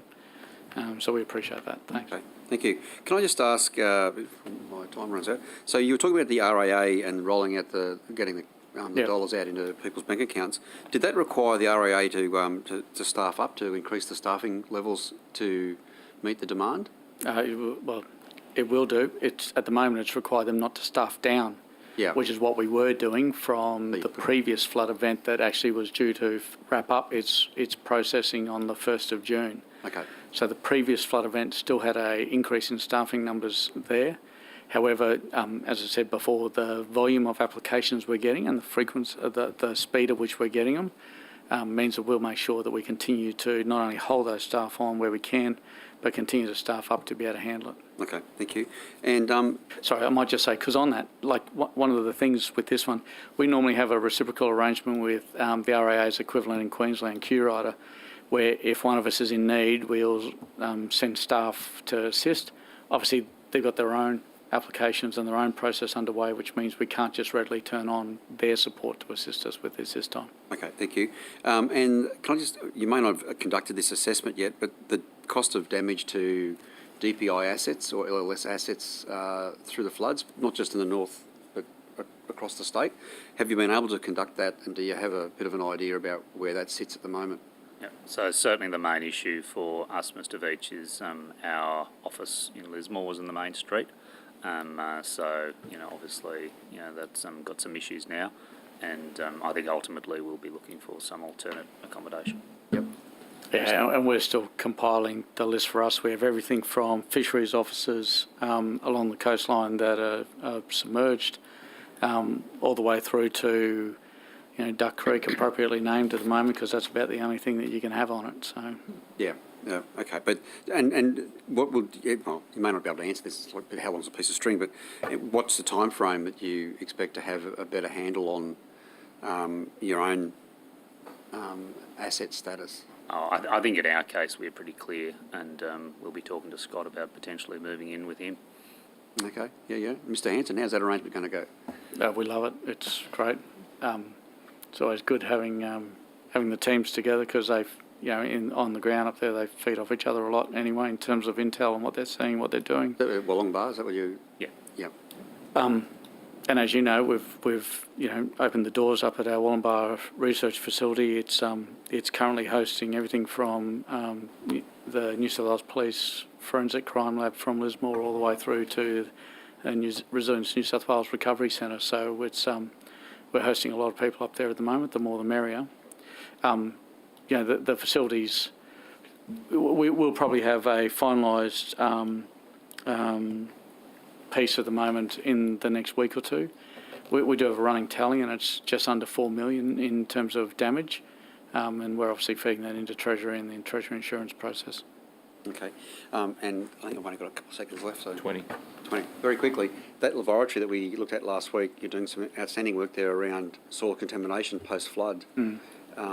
Will that be used then for across the state? I wasn't quite clear on the other day. It'll be one of the labs that'll be used, so it won't be able to handle the volume of what's going to come forward. There'll be other, both private and other government labs will be used, but it'll be one of the key ones, and it'll be one that focuses on a lot of the work up in that Northern Rivers. Okay, thanks.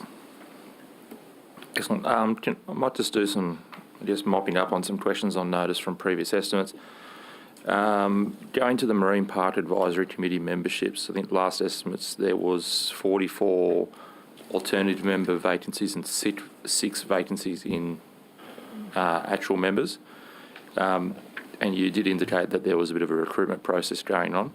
Where are we up to with those vacancies? That's a good question, Chair. Let me just quickly...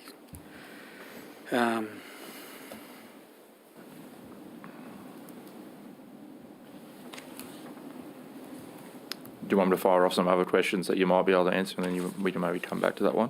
Yeah, that'd be great. Yeah. So according to, the handbook in terms of how these appointments are being made, there's a call for nominations, then there's an assessment of nominations by the agency steering committee, and then there's a final recommendation being made by the DG. Who's on that steering committee, and are those deliberations formally voted on, or is it just a... I might ask Mr. Sloan to talk about the committee, and I'll buy him some time to pull that up to tell you that there are 7 member vacancies across the 6 New South Wales Marine Park Advisory Committees at this point in time. Are they alternate members or just... No, they're members. 7 members. So we've gone up one. We've lost another because there was 6 last time. If it was 6 last time, then it's 7 this time. Okay. And there are 45 alternate member vacancies across. So the recruitment process hasn't really worked? It hasn't been a great period to be recruiting people over the last 12 months to join community or advisory committees, but no. I think as a result, we are trying to think about how do you best use those alternate member roles, and is there a more flexible way to be able to do this? Because obviously, for a number of those communities, getting together face-to-face and having those conversations over the last 2 years have been really difficult, especially for some of the participants in the advisory committees. There's got to be a better way for us to be able to sort of make sure that there's a constant list of people who can participate when others have to drop out. And I appreciate if people can't get to these meetings and they're not well attended, then the interest level naturally drops as well. Yeah. And it's a bit of a cascading effect.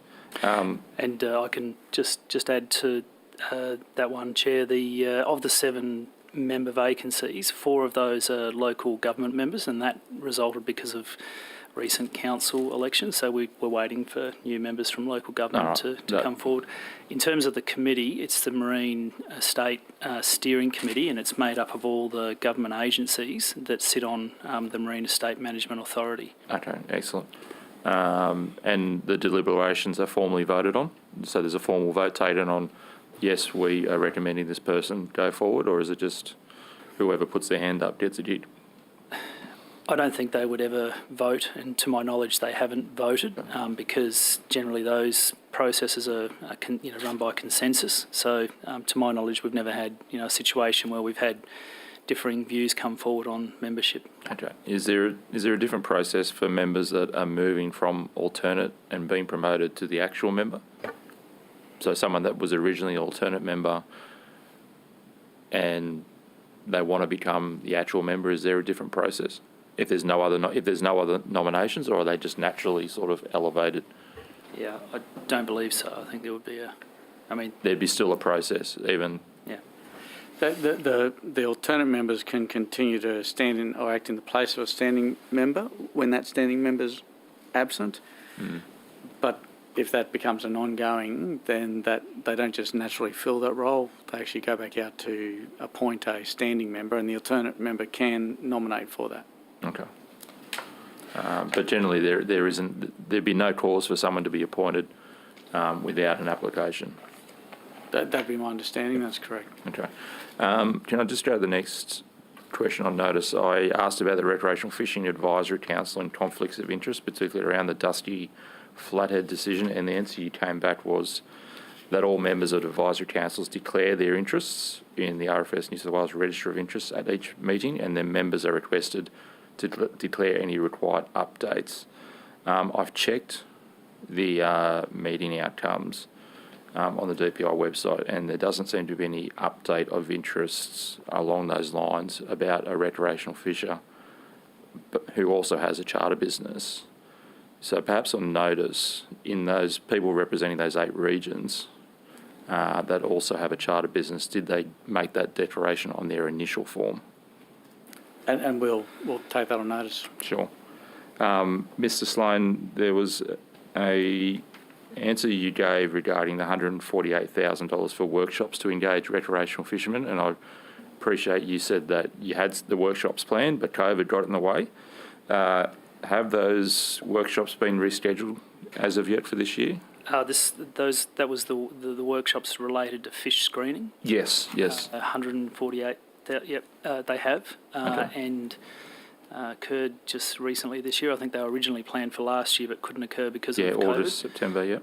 That's right. They have occurred, and the good thing about that investment from the Recreational Fishing Trust of $148K is that it has actually resulted in a $20 million Commonwealth investment in fish screens and a $13.6 million state government investment in fish screens. So that Recreational Fishing Trust project has helped kick off this quite significant investment in fish screening, which is great news. Okay. On notice, are you able to provide how much we paid Charles Sturt University to facilitate those workshops, or would that be some sort of? I can take that on notice, but that project of 148K did involve contracting Charles Sturt University to facilitate the workshops. Yeah.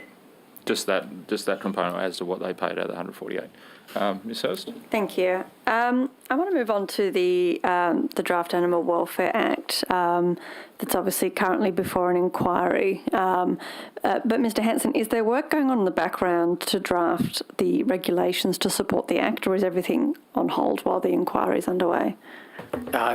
No, so we are continuing to do the work behind the scenes because as you be aware, there's quite a volume of work enormous. To be done on the regulatory front. Mm-hmm. And so that is continuing behind the scenes in anticipation while we await the outcome from both the inquiry and then decisions from government about what they want to do with the Act.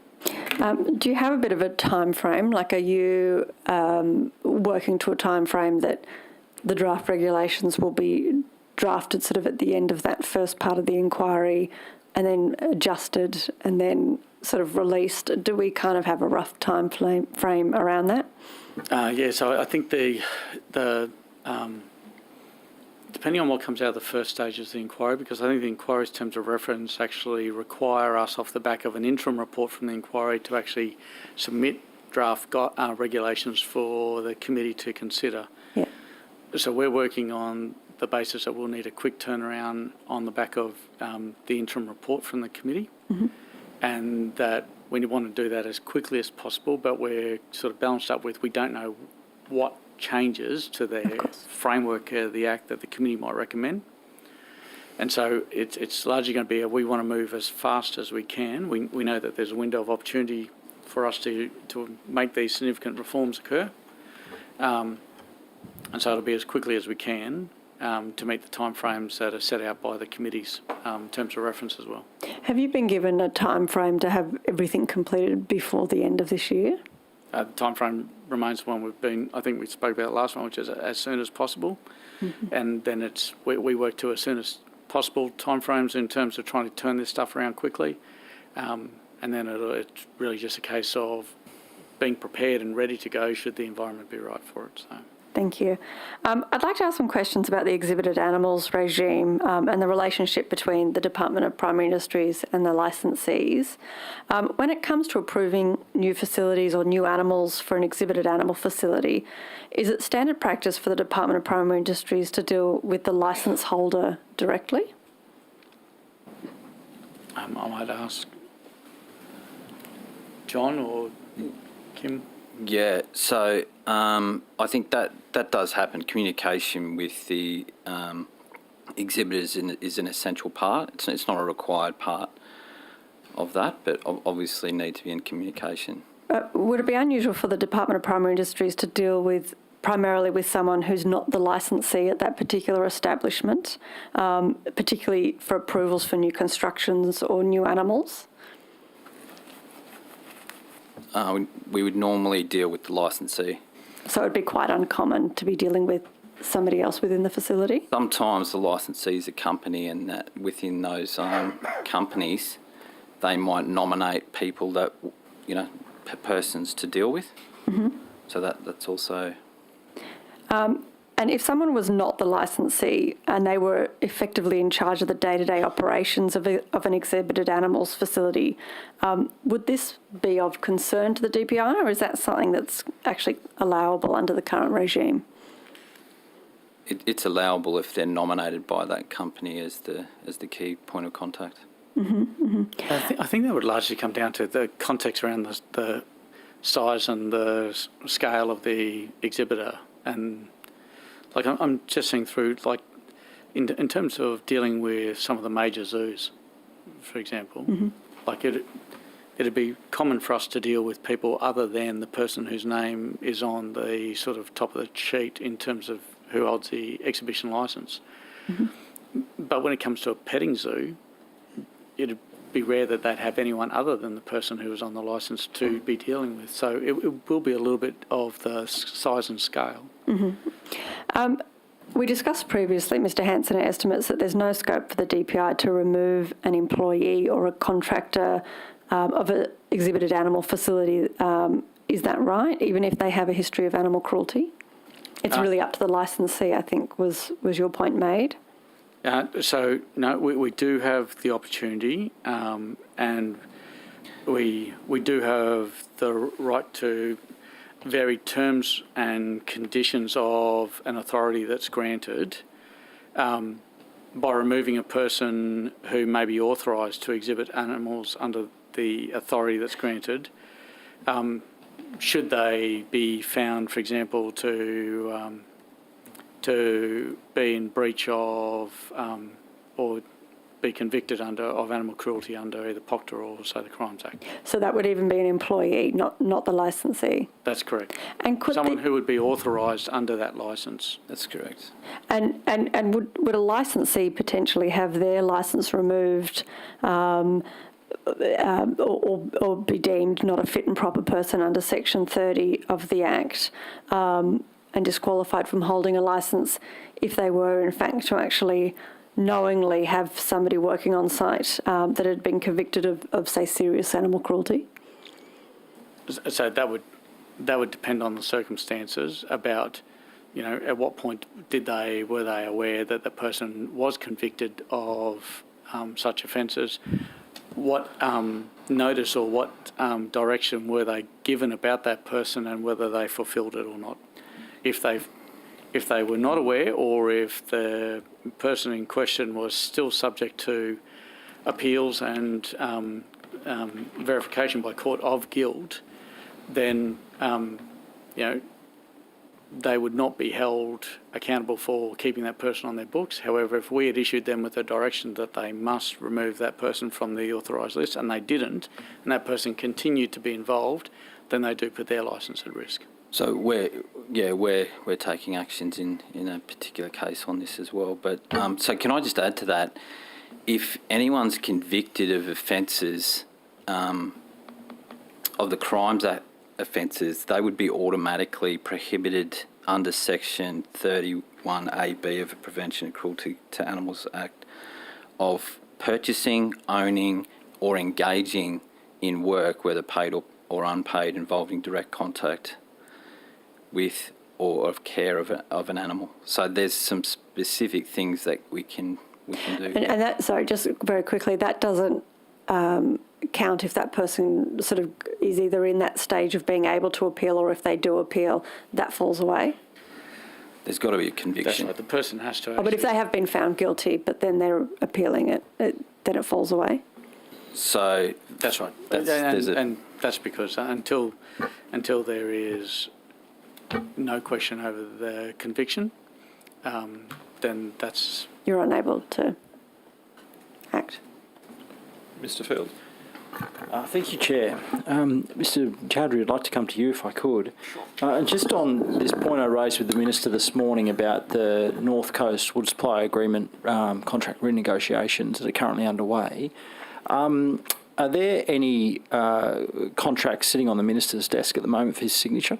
No, there isn't. Okay. But it's still your intention to conclude contract negotiations for the Type A and Type B wood supply agreements by the end of March, is that right?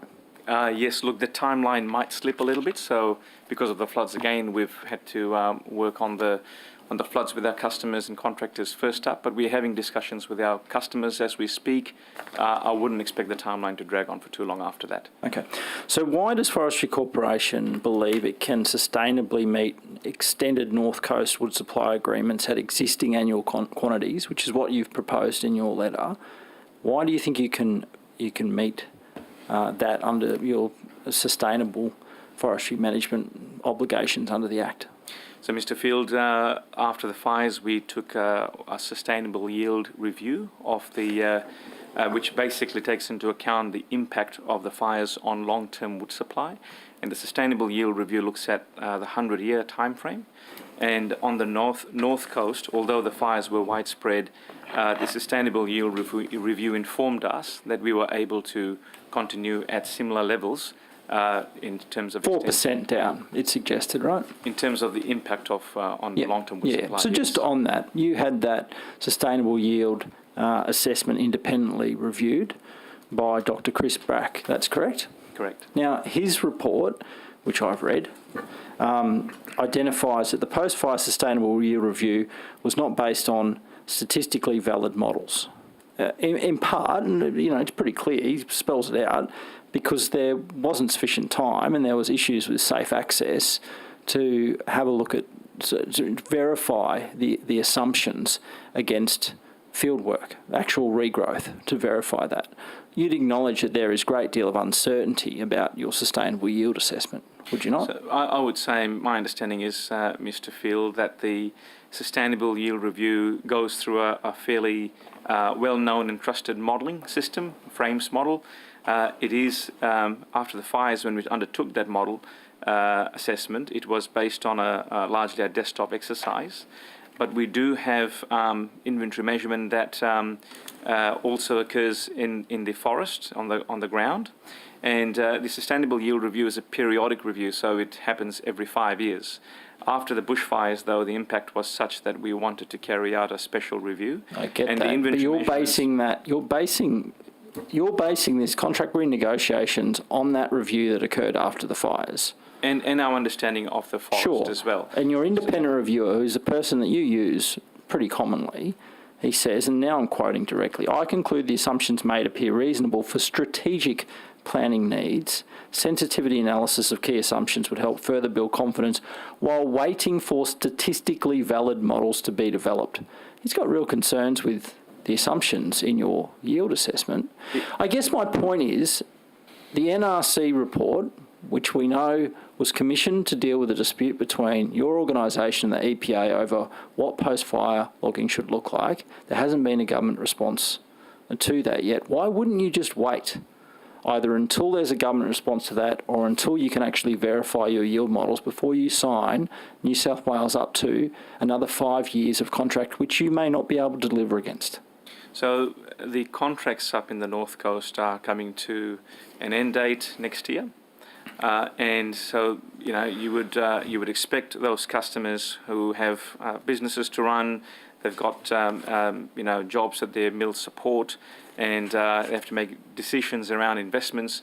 So they want certainty around longevity of contracts. South Coast ones have already ended, though, correct? The South Coast ones have already ended. Correct. And I agree, they should have more certainty. That's a government problem. But you can't fix that by just signing the state up to undeliverable contracts. And we are not doing that. So, which is why I go back to the assessment that we have undertaken. So, sustainable yield review is a 100-year wood supply model, and what we are looking at here is a 5-year extension. Our assessment. Well, in the event you can't meet it, because the NRC report also acknowledges you've been down 18% since 2015 on high quality timber, right? Let's say you don't meet the timber supply expectations for those 5 years. At what point do those customers have a call for compensation on the government? We have provisions in the contract that that deals with when we are unable to meet contracted supply for reasons that are outside of our control. Sure, but you're in force majeure now. If you sign new contracts knowing the fires have occurred, no one's going to accept that you can then say, oh, well, we didn't know there was fires. I mean, that's the point, right? You actually are, you're giving away that legal protection against unseen or unexpected circumstances by signing new contracts. Why wouldn't you just wait? Mr. Field, I mean, we can only sign or enter into contracts based on the best information you have available at the point in time. So the impact of the fires, we've taken assessments of that, and that's the sustainable yield review that advises us that the volume is there for us to enter into this contract. Well, that's contested. That's contested, right? Well, my understanding is that even with the review process that it's gone through. What if the government, as a result of the NRC report, changes the policy, reviews the CFIOA, or changes the prescription to protect hollow-bearing trees, all the things, or stops harvesting in certain areas, all the things that the NRC report recommends, but you've just signed contracts? The customers have a call for compensation against the government then if they've changed the policy, right? There's always, I guess, the risk that there may be change in government policy at any point in time. But is that what you're doing here? You're giving them a get-out-of-jail-free card in case the government changes the policy? No, we're entering into contracts under the current terms. The force majeure clauses always remain in the contract. So if there was a change in government policy down the track that prevented us from meeting supply, then the provisions of the Act would apply, of the contract would apply. All right. I will now pass to the opposition. Thank you. There's an interesting exchange just then. Mr. Chowdhury, would you let the New South Wales Auditor General have a look at the new contracts to see if they stand up? These are standard contracts, Mr. Fitch, and we are not changing fundamentally the terms of any contracts here. We're simply extending the volume out to 5 years. Yeah. The contracts are all available on our website. There's a 20-year. The question is, would you let the New South Wales Auditor General have a look at the contract? I'll have to take that away and have a look at that myself. I'm not sure what the outcome there. I'm sorry. Can I ask, if these are standard contracts, what could possibly be the objection to having the Auditor General have a look at them? I'm not saying I'm objecting. I'm not sure about the process of what that is, but that's something I can take. Well, there's a New South Wales Auditor General. A concern's been expressed in relation to the liability that may be imposed upon the state in future. It's not an unreasonable thing to say that the person responsible for giving that advice in an independent way have a look at it. So you'd be disposed to providing the best possible outcome for the people of New South Wales by ensuring the contract was totally rigid-edge, to use that legal term, wouldn't you? Okay. I'm happy to take that away and have a look at it, absolutely. Okay, well, have a look at it and take it on notice. And I'd also be very interested in, if that's not going to be the case, your reasons for not doing it in detail. Okay, thank you. Yep, thank you. Whilst we've got Mr. McPherson over there, who's had a day of listening, but if I could, Mr. Hanson, I'm just keen to understand a bit more about Mr. McPherson's division, the Forestry and Land Reform Division. If you could just a bit more about what that division actually does within the department. Sure.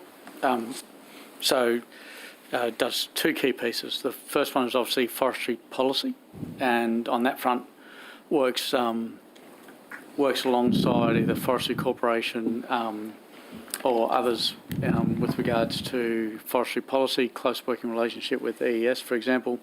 And the second part for that is actually is the key contact for us in discussions around private native forestry and the opportunities that sit between what is governed at a or what is authorised at an LLS level versus obviously what happens at a state level via Forestry Corporation. So, you know, no surprise after the fires there was a whole lot of conversation around the opportunity for private landowners to sort of become more engaged, and Mr McPherson's team are actively involved in those discussions around carbon sequestration and the opportunities that might be provided there, but using forestry scientists that sit within our forestry policy group to help with that front.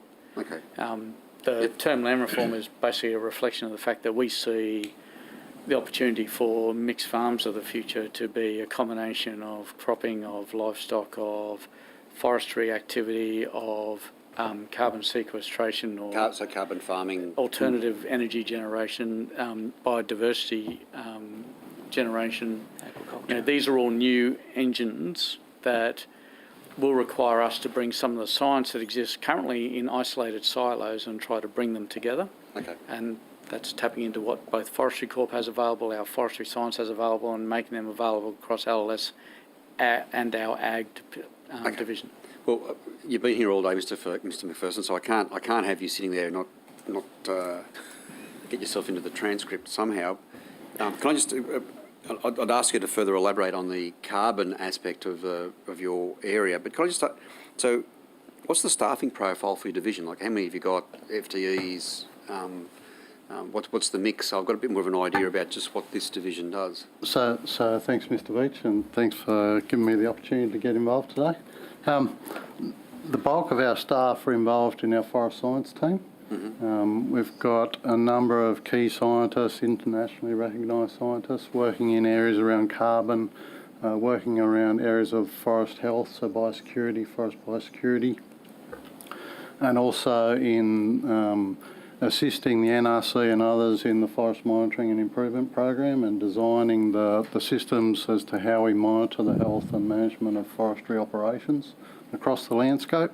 The teams, the rest of the team, we've got a couple of staff are involved in forest policy, and they get involved in the, for example, the regional forest agreements and the renewal of those processes and the reviews, private native forestry, as Scott's mentioned, and also we've got some teams that regulate plantation forestry as well. So they're involved in both the assessment of plantations and the regulation of compliance against those conditions.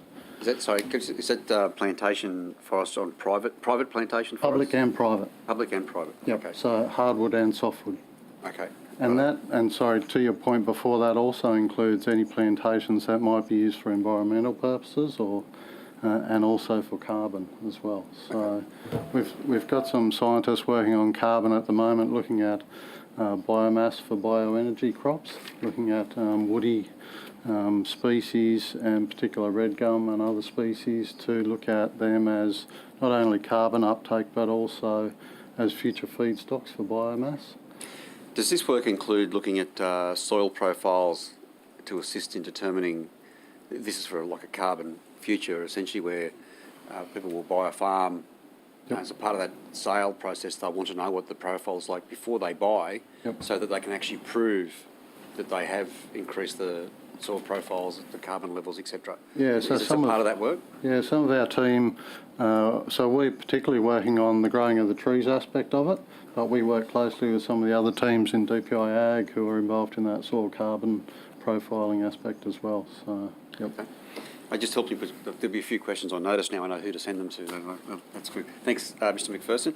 I want to ask a couple of questions. It's probably to Dr. Tracy, Mr. Hanson, but it's to do with African swine flu or African swine fever, as some people call it. Again, this is an issue around the globe, but have we done any work in New South Wales about what would happen if it arrived in New South Wales? And specifically, I'm looking at things like carcass disposal, and the methods of slaughter for infected pigs and the like. So have we done any work on that in preparation for hopefully an event that doesn't occur? Yes, we have. It's obviously one we're very conscious of. It's one of those top ones that we're in preparation for. So we do a lot of work with the Commonwealth in terms of that preparation. We've also run some exercises on that in terms of what response would look like. That involves stepping out all the operational pieces as well, all the gaps. We're working closely with industry. That helps decision making. You need to move really quickly in times like this.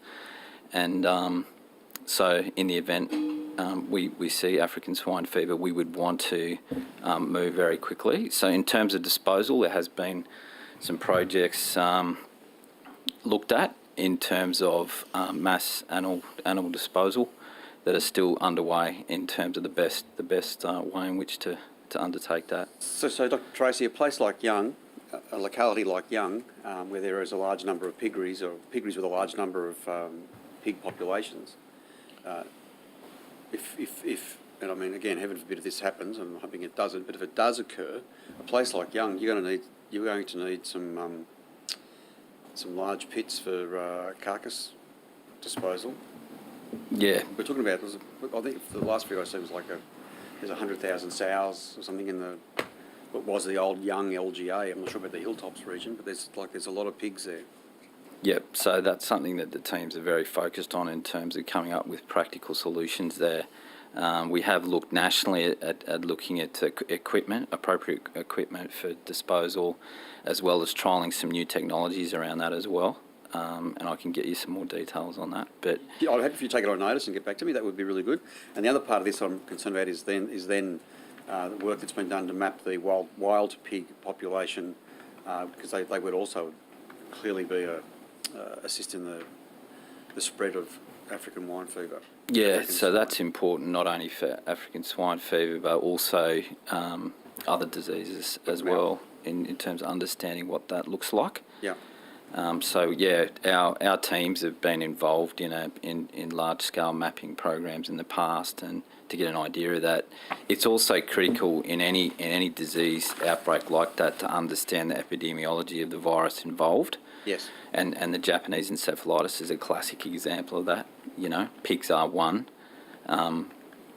host, but essentially it's borne by mosquito populations. So it's understanding how that looks, what that looks like in terms of the right species, what surveillance we've got in place for that, and feral pigs are part of that system, if you like, in terms of understanding what the epidemiology of the viruses are and what they look like. I'd be happy if you take that on notice and come back to me. That would be good.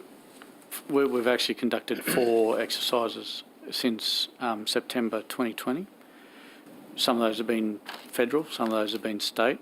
All of them have involved multiple agencies, and out of those have come the detailed both trialling of new technologies plus also the development of plans, for example, on disposal, development of sub-plans with EPA for immediate sort of approval and sign-off with EPA on things like disposal. So there's been quite a bit of work that's gone on, and a lot of those plans are equally as applicable for other outbreaks should they occur, but we've used that as a focus one because it does deliver such a high mortality rate, which in a large number of animals, which does require the same kind of responses in terms of disposal. Okay, thank you. And speaking of large mortality rates, the proposal for the herpes virus for European carp, where is that up to, Mr. Hanson? Is that anywhere near being released yet, or have we decided it's just too risky and it's not to be released? So obviously that's with the Commonwealth in terms of rollout, but I might see if either of the 2 gentlemen to the left of me want to add some more. So there was an additional piece of research that was commissioned at the Commonwealth level, and that research has been completed as I understand it, and we're waiting for that information to be provided by the Commonwealth. So it's a topic of regular sort of interest from fisheries agencies and biosecurity agencies around the country, and we're waiting on the research information being provided by the Commonwealth. That's where it currently sits. Okay, thank you.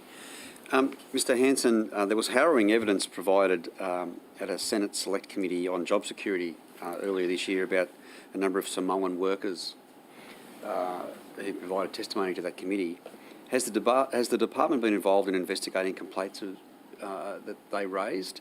And has there been any in New South Wales of that nature? So essentially, these are exploitation issues of the Pacific Islanders that have come to assist in our shortfall of agricultural workforce. Yeah, no, so we haven't had any of those formally raised with us, nor have we been requested or asked to look into any of those. And there's other agencies who are better placed to be able to do that than what we are. So. Okay. If someone knew of issues and they raised them with DPI of essentially abuse of these workers, would DPI act, or would they act as or would you be more a triage arrangement and refer people on to the relevant authorities? We'd be referring people on to authorities that had powers to be able to take action. Okay. Now, of the Pacific Islanders, and I'm not going to get into the numbers, that got the previous minister into a bit of trouble, so I'm not going to do that this time with Mr Hanson. But so that program that was specifically the federal program, have we determined what our requirements currently are for particularly horticulture? Like there's melons being picked and apples and batlow and the like. How are we sitting? Are we still short on what we require to pick our fruit and veg? So that's a really good question, because we haven't had a chance yet to work out what this North Coast impact will be in terms of displacement about workers who can now be redeployed elsewhere or will need to be redeployed elsewhere. So until we get a good picture on that, in absence of that, I'd be saying yes, we're still short. Yep. But in the absence of, like now with those floods and the absence of those northern crops, we're going to be seeing a redeployment of staff from up there to other areas, and I don't know what that looks like right at this moment. Okay. As you know, Mr Hanson, I'm just a busted up old shearer, so these things are all, I just do the best I can. In December, I had the opportunity to attend a shearing school at Matamar, and spoke to the instructors and some really keen and eager young people learning how to shear a sheep. But it became quite evident that we're investing money in these shearing schools, but they're actually teaching people to shear a sheep. They're not teaching them to become shearers. That is, earn a living from shearing sheep. Big difference. Shear a sheep, you can't, you do that in 7 days, you learn how to shear a sheep, excellent. But that doesn't mean you pay your bills. What sort of work is DPI doing, particularly with TAFE and the other RTOs in New South Wales, around actually providing quality training and mentorship for young people who go through shearing schools to become a shearer? Not to shear a sheep, but to become a shearer. Yeah, and that's an interesting insight about that difference between shearing schools versus I'll have to look into the smart and skilled New South Wales TAFE programs in this space, because I do believe that they do more than just how to shear a sheep, and they're trying to pick up, and I think they've got some AWI support on this front for New South Wales TAFE to be rolling out programs to pick school leavers up and to actually attract gap year students and school leavers to a shearing career. But I'm not aware of what the full components of that course look like, as to whether it covers that, how to set yourself up for a business, the options of both either mobile or shearing versus fixed facilities. Yep. But I'm happy to look into that and provide you some more. Thank you. I'm just saying, I'm having a go at the school I went to that was what they were paid for. They were paid to teach people how to shear one sheep. That's what they were meant to do. That's what they were doing. But the issue here, that doesn't fix the shortfall in shearers in New South Wales and Australia, because of the 16 young people that were there, no one's doing any follow-up to work out how many of that cohort in 12 months, 2 years' time are actually shearers. Yeah. So we don't know what the value is of our spend, what our return on investment. That's the first thing. Second thing is the shearing schools that teach people to become shearers or assist in teaching people to become shearers are much different, and they're a longer process. But I'm told the thing that's missing is the mentoring that needs to happen post that. So you go through the school and you get into shearing sheds are often not a place for the faint-hearted, as some of us would know, and they can be pretty robust workplaces, not for the faint-hearted at all. So experienced former shearers or experienced shearers providing mentorship to young people who go into the industry is also required. And I just don't know if that's happening. This is a problem because the average age of a shearer now is, 59 or 61 or something? Like, it's a real problem. We have to shear our national flock, and we need skilled professional shearers to do that. So I think to further to your point, the predicted number of shearers in New South Wales in last year was about 950, with an equal number of shed hand or shed staff. Yep. So 2015 was the last time a census was done on that, and we've had a 20% drop to get down to that 950 number. Now, I think that's somewhat been, we've been able to get by, and I use that term loosely because we've obviously had the drought impact on sheep numbers, and it's kept, but as the sheep numbers are rebuilding post-drought and as livestock and wool prices continue to be strong and attractive, we're seeing the industry having to try to respond. And I guess the positive sign is, AWI, and I don't know how they've gone against this target, but they had set themselves a target of 200 shearers trained, additional shearers trained in 2021. You start adding those numbers back into the mix against, the 950 that are there, and provided those people are seeing both an opportunity going forward for them to have a worthwhile career and career progression, then, I think that focus that the industry is putting back into training is great. I think you and I both talked about the comments and discussions we've had with the chair of AWI with regards to his observations as to the new generation of shearers that are coming through the industry. I think there's going to be a really important 2-year period to make sure that the industry doesn't lose people. Yes. And in fact, we are making sure that we're setting them up for success. Okay. But is DPI, do you engage in any way with the RTOs, with TAFE around the mentoring part? This is the element that I think is missing in a lot of the training.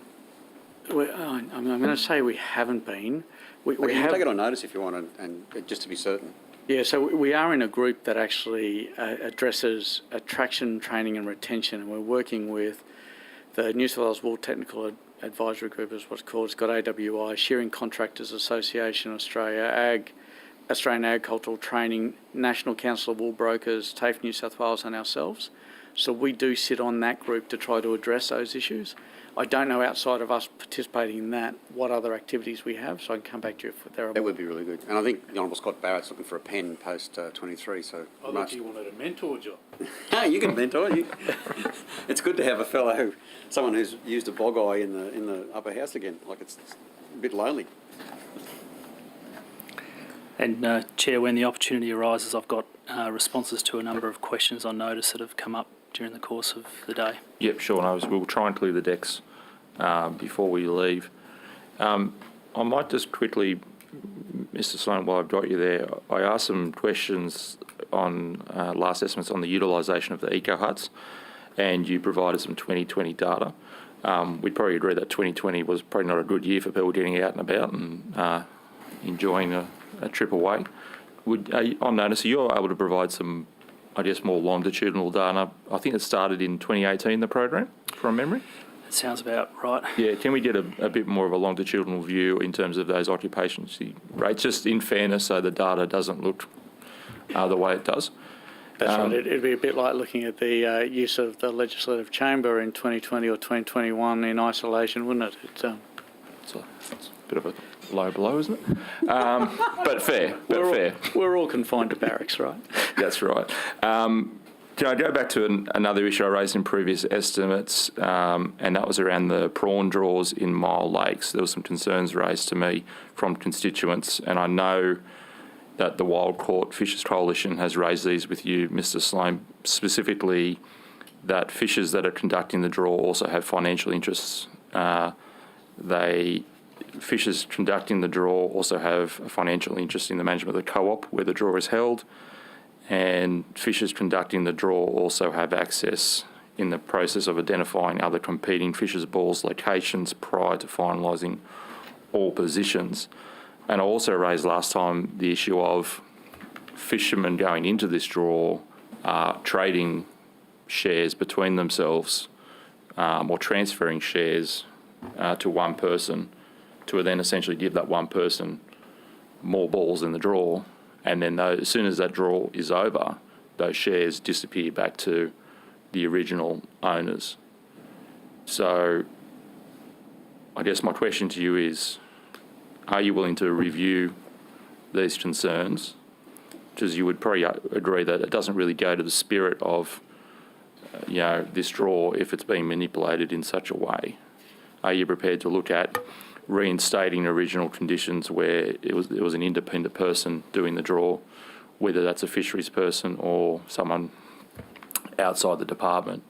And are you willing to look at tightening that loophole that people are using or abusing to essentially stack the draw in terms of that transfer of shares? Thanks, Chair. Yes, it has been raised with me by the Wild Catch Coalition. They've written to me. I've had it raised with me by a fisher in the fishery as well. I will look into it because the issues that have been raised with me, warrant us having a look at it. So I'm not sure what can be done, but we will certainly have a look at it. Thank you. I might just turn to the stock assessment of Mulloway. And I note in the status summary of 2021, you say that commercial landings of Mulloway, New South Wales, have steadily declined from almost 400 tonne in the mid-1970s to a historic low of 37 tonne in 2008 and 09. And that has sort of gone back up to 110 tonne. That assessment, it seems like it didn't include, I guess, social influences over that time period. And that's been critiqued in some research through the University of Wollongong, where the concerns were raised that in 1970 there were 5,000 commercial fishermen, when clearly now there's significantly less. So perhaps on notice you could maybe just respond to these concerns and tell us whether they have been considered as part of the assessment. So the decline in actual commercial fishermen from 5,000 in 1970 to around or under 1,000 now. There were obviously some changes in size limits that occurred in the 80s and also the 90s, where we originally had 38 centimetre size limit. Then now we're up to 45 to 70 size limit. Has that been factored in terms of why we've seen a decline in commercial landings? Because it just seems like it possibly hasn't, and that might help explain why there has been such a significant decline. It probably won't explain all of it, but it may explain some of it. So perhaps on notice, if you could respond to those concerns, unless you've got some answers for it now. Yes, I'm happy to take it on notice to give you a detailed response, because fish stock assessment is, as you can appreciate, a complicated exercise. But if you go back to the 1970s, the fishing, capacity of vessels, of equipment, of fishers with, technology available to them is vastly different to the capacity of today. So there's that issue that needs to be taken into account. What I will say is that fish stock assessments are done in various different ways with different methods, but quite often a technique called the weight of evidence method is used, which is where you pull a whole range of data sources and ways to assess a stock together, and the weight of that evidence gives you a clearer picture of what the status of a stock is. And with species like mulloway, there is a weight of evidence that is making it very clear that the stock is depleted and under pressure. One of the measures that is very reliable to be able to assess the status of a stock is the size structure of the population. So if you've got lots of big fish in a population, generally that's a reasonable sign that there's light exploitation occurring. But when you end up with lots of smaller fish, you end up with the opposite of that. And the size frequency information that we collect through the commercial fishery in the mulloway fishery shows what we call a truncated population, so a stock that's got lots of small fish. So I'll come back with a more detailed answer, but that's one of the explanations. Yeah, thank you. And Chair, just before we go, CSU's been paid $30,000 for the industry workshops to examine barriers to adoption for diversion screening. Yep. And all three members of the Recreational Fisheries Advisory Committee who operate as licensed charter boat fishers have declared their interest. Okay, thank you. Excellent. I'll just pass to Ms. Hurst. Thank you. I'd like to ask some questions about smart drum lines. If non-target animals are hooked by the smart drum line, are they tagged or are they released without a tag? The general practice is to tag and release the animals, and the reason for that is because it contributes to our knowledge of movement patterns and the overall biology. So that's the practice. So with the non-target animals, because they're tagged, do you have an idea of their survival rate after the physical trauma of having a hook through their mouth? Yes, we do, and we use number of different types of tags, but satellite tags, allow us to track the movements over quite large distances of those animals, and I don't have the exact figure available to me at this moment. If I could get it on notice, that would be really useful. But what I can say, Ms. Hurst, is that there's something in the order of a 99% survival rate of the animals that we catch using smart drum lines, and that's obviously one of the reasons why that technology's favoured. I understand that DPI representatives have told animal protection groups that work in the space that critically endangered grey nurse sharks can't be tagged due to their sensitivity to the capture and handling. Is that correct? I'll have to take that on notice, Ms. Hurst. Are any smart drum lines installed in the vicinity of grey nurse critical habitat sites?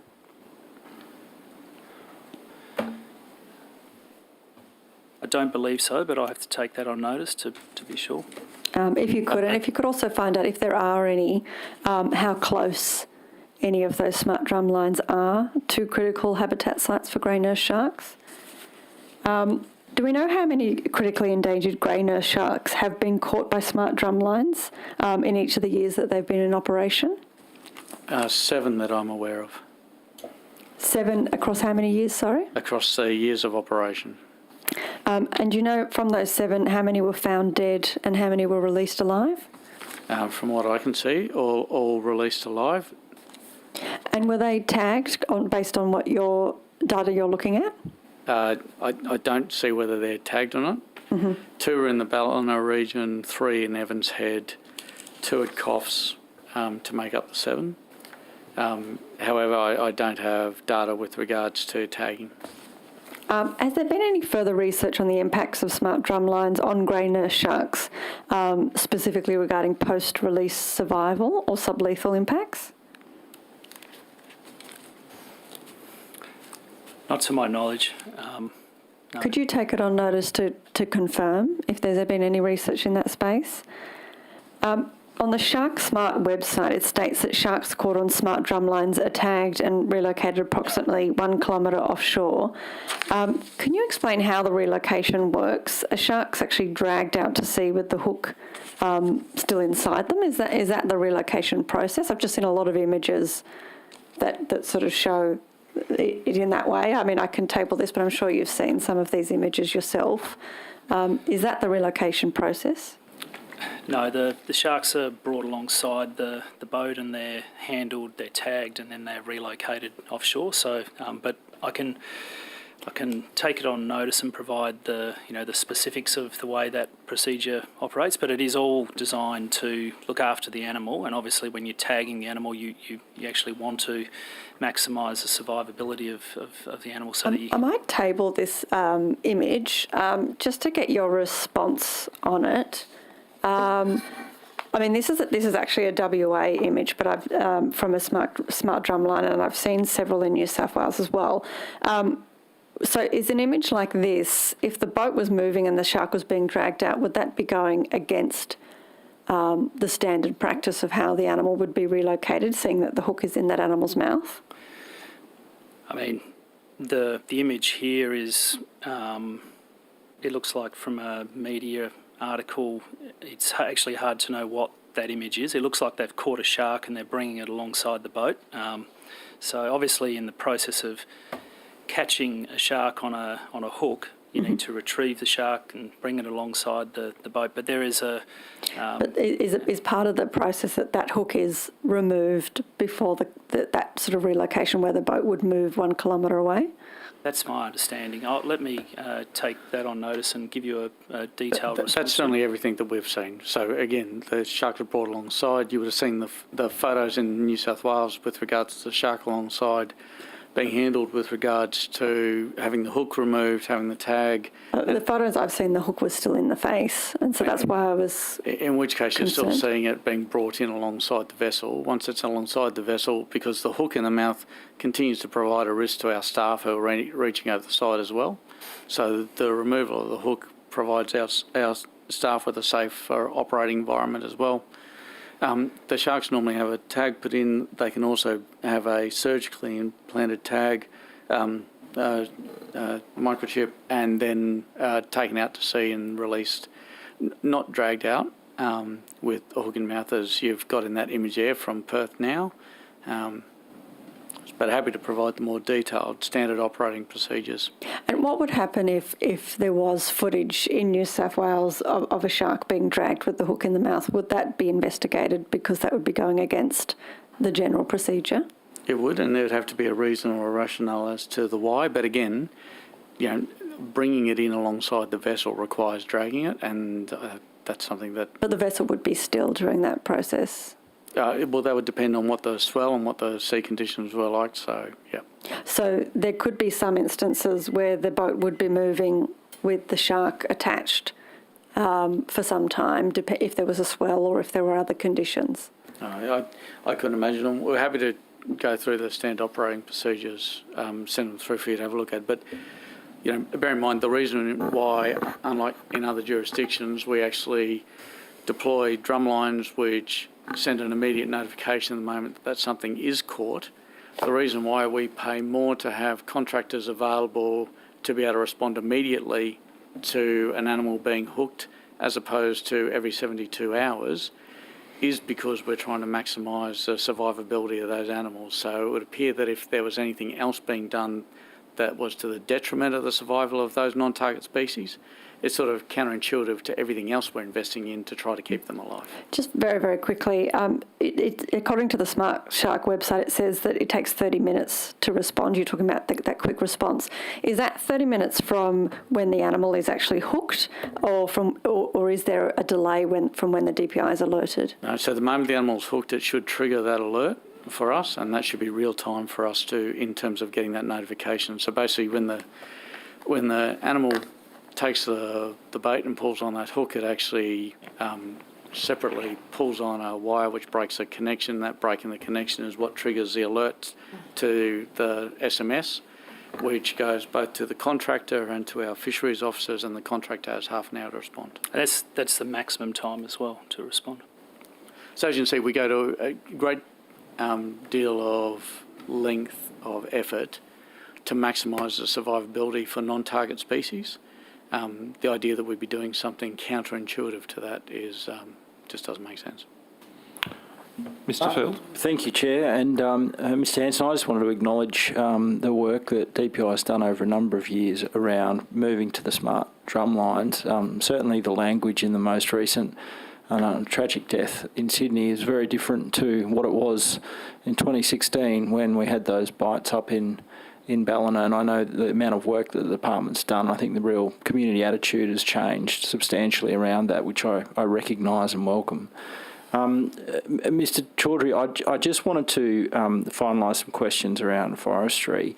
Last time we were here, I asked you where the level of delivery against the contracts. Obviously, your enforced majeure have been for a period of time. I think the South Coast was at about 30%, North Coast maybe 60 or 70%. Where are you currently at with delivery against those contracted Those volumes? figures were, Mr. Phil, last year. So I think currently we are, I'd say, around 60% in the South Coast. Right. And of course, North Coast has been severely impacted by bad weather, so that would be well below.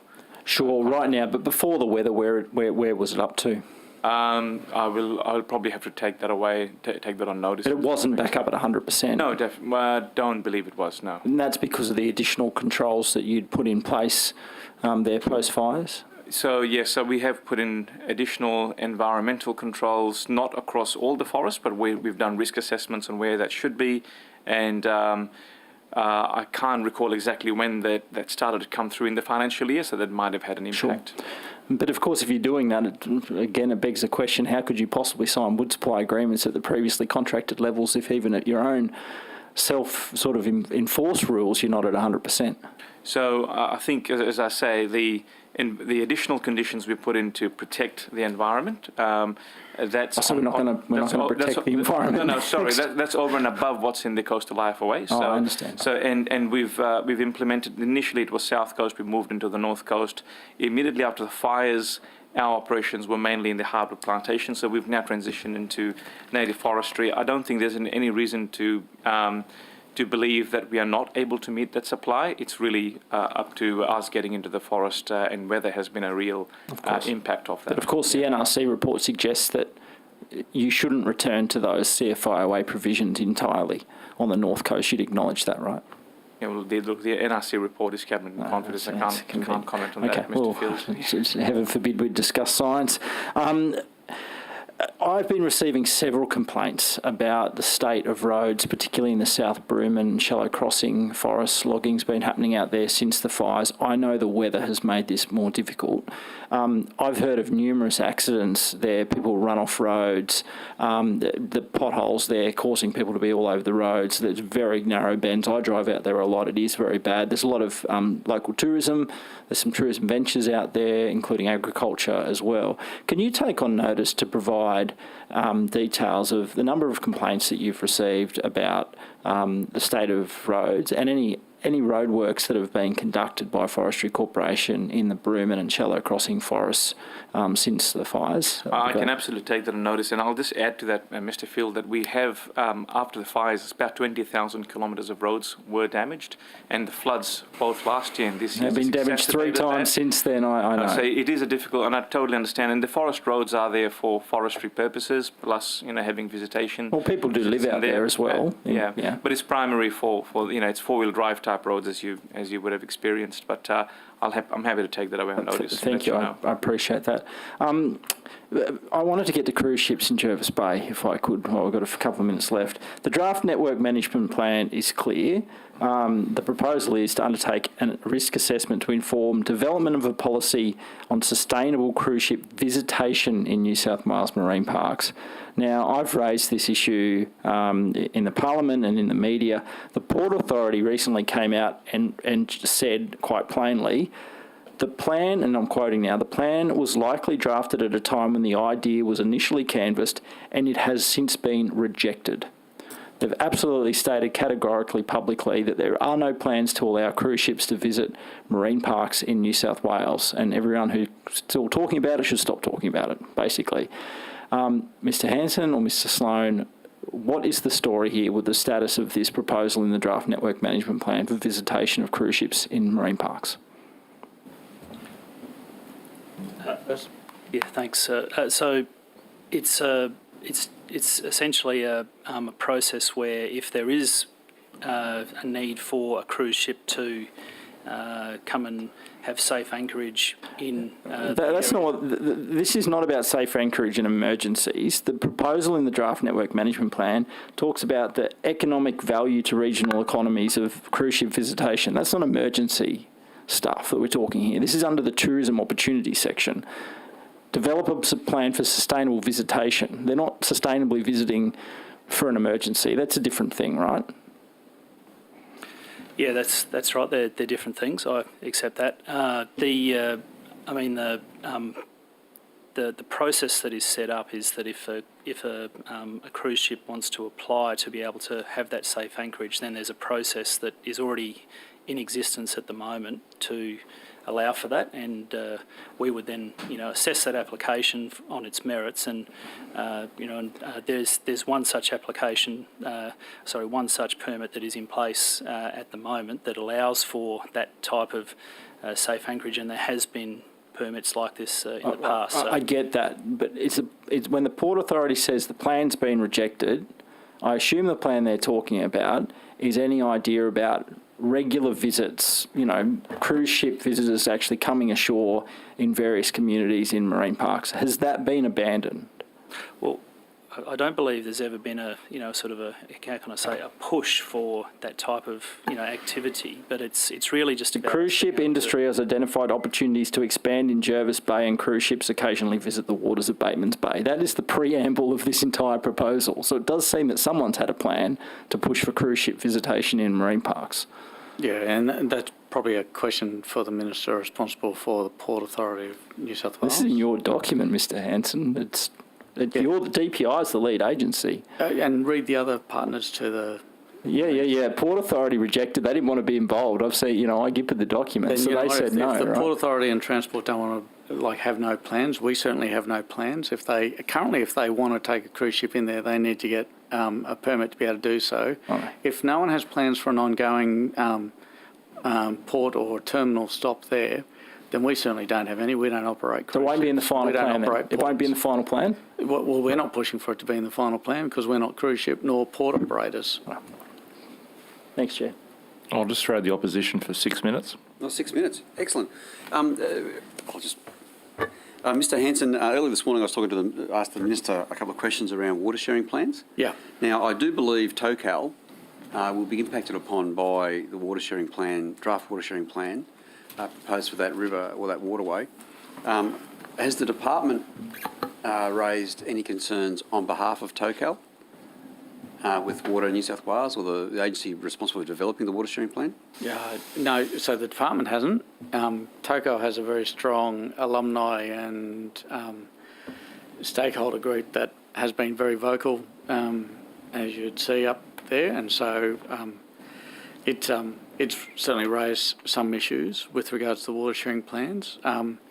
We do participate in interagency working groups on the development of those water sharing plans, including the coastal water sharing plans. So not only fisheries, but also ag has representatives on interagency working groups, and they continue to raise issues and to seek more information with regards to a number of those plans, but obviously within the confine of those interagency working groups. Externally, the alumni and some of the foundation members of Tocal have been raising publicly the implications on both the dairy and the operations at Tocal as a result of proposed changes to plans. And there was one other component which we missed this morning also, which is not just fisheries, but actually the marine estate, the consultation around the marine estate managed network management plan actually flags changes to inflows into a number of those marine parks being changed and varied as a result of changes to water sharing plans as being a risk as well that needs to be addressed. So there's a number of touch points that we have with regards to the water sharing plans and our engagement in them from an ag perspective, a fisheries perspective, but also the marine estate perspective. Okay. Mr. Hanson, will the draft water sharing plan, if it is adopted, require Tocal to change their operations? Which is what's being stated to the people who are ringing our offices stated by the people ringing our offices? My understanding is we'll need to change. You'll need to change. Is there a transition framework being developed now for that? We're anticipating and planning for what it is we'd need to do differently.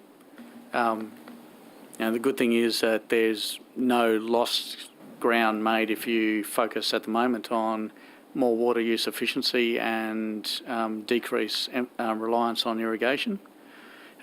That's wins that we get regardless of what happens with the water sharing plans. Okay. It's a strange time to raise this question, but it's the best time. Yeah. Mr. Hanson, is your agency involved at all in any discussions around drought preparation? Yes, we are at the moment, and it's multi-agency across government looking at lessons out of the last drought package, because some of that is only wrapped up in the last 12 months. So what can we see that has worked, what didn't work, what has been the benefit of some of those components?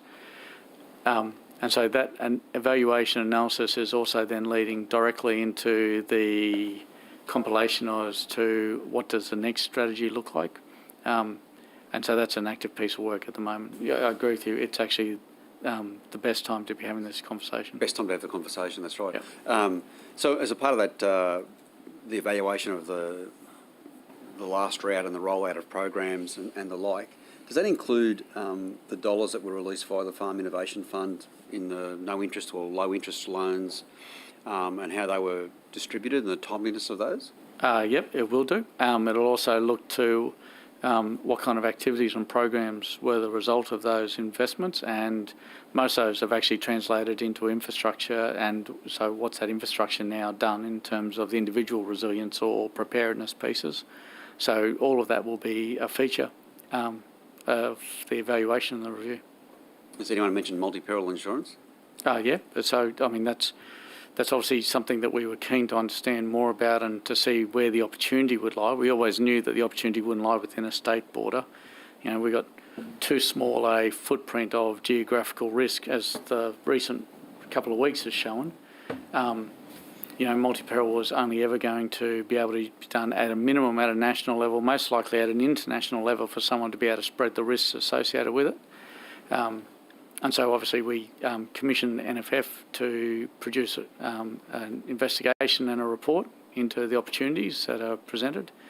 And we've really been helping them lead both national discussion with federal government and our counterparts across states and territories and the national industry around, if not, what else is available in terms of mitigating risk using financial tools going forward. Okay. And so you're doing this evaluation, Mr. Hanson, so sorry, on that one, so because as you're aware, out of their report, a lot of the things that are for state activity, like removal of stamp duty and so forth, New South Wales has already done, so. Yep. So the other issue then that arises is about on-farm preparations. Now, it's a criticism that I think a lot of us have heard in the past, but a lot of the financial rollout goes to people who will need it at the earliest, but often they're the ones that have not always, but often they are the ones that have not actually conducted the preparation for a longer drought. And so those who have actually done all the hard work, have, put the storage, the silage in and the stored fodder and etc., are the ones that don't put their hand up straight away because they don't need it. Are we going to look at a way of trying to ensure that everyone is on board with drought preparations? Yeah, that's certainly one of the biggest challenges for us, right, is how do you remove that moral risk of sort of incentivising no action because of a safety net provision that they believe will come along at some point in time. At some point in time, yes. But, conversely, as we saw in this last drought and as we've seen in these recent floods, we have people who have absolutely done everything possible to build and prepare a response and a resilience to the worst previously seen either drought or flood. Yep. And still experience hardships that require immediate assistance being provided to them. So it's always a tricky one for us, is that who and how do you make sure the assistance gets to the right people quickly enough? Okay. And did you say there had been a report prepared? We're currently working our way through one, yeah. Okay. Is it publicly available? I'm sure it will be at some stage, yes. Is it possible to get that in confidence to the committee? Committee members? So this will be part of what goes up before Cabinet in terms of thinking about drought packages and drought response activities. So I'm happy to help Cabinet. You could flick it my way and I'll make some suggestions. Yeah. I don't think I'll go any further though. Oh, I've already no, had one shot at the LC. So. Couple of people otherwise. I mean, you know. All right, 2-minute blitz round. In our question of notice, I asked about fisher demographics, and you came back with some data, but you noted that the data didn't include disability of recreational fishermen. Do you acknowledge that that's probably a shortfall in terms of planning for recreational fishing facilities, and are you prepared to look at including that as part of your data gathering exercise? So when you do, access money from the fishing trust fund for facilities, there may be some slice of money for disability facilities that cater for disabled fishermen. Certainly happy to take that on board. Right. Awesome. And is there any work being done, given that 19 or 20% of fishermen are 60 and above? Is there any work being done in the department about facilities for ageing fisher people? Post-politics career. What about yourself? No. It's been raised by constituents. Yeah, they went to the ageing minister and he said, not my problem. They went to the local government minister and said, well, not my problem, and they're sort of flick passing it to you. But it's an issue that sort of sits across many portfolios in terms of, provisions for ageing and disabled people. Yeah, and certainly any infrastructure we're building these days, that's one of the first questions we ask ourselves is sort of how does this work from an access perspective? So it's something that we're very conscious of. But as I said, it's when we're in the when we're in the process of building access points or infrastructure. I'm not sure if we have any specific targeted activities in this point, other than the fact that we make sure we build it into all of our construction and infrastructure plans. Okay, thank you. I'm just looking at the. Okay. Do you want 2 minutes of? Yeah.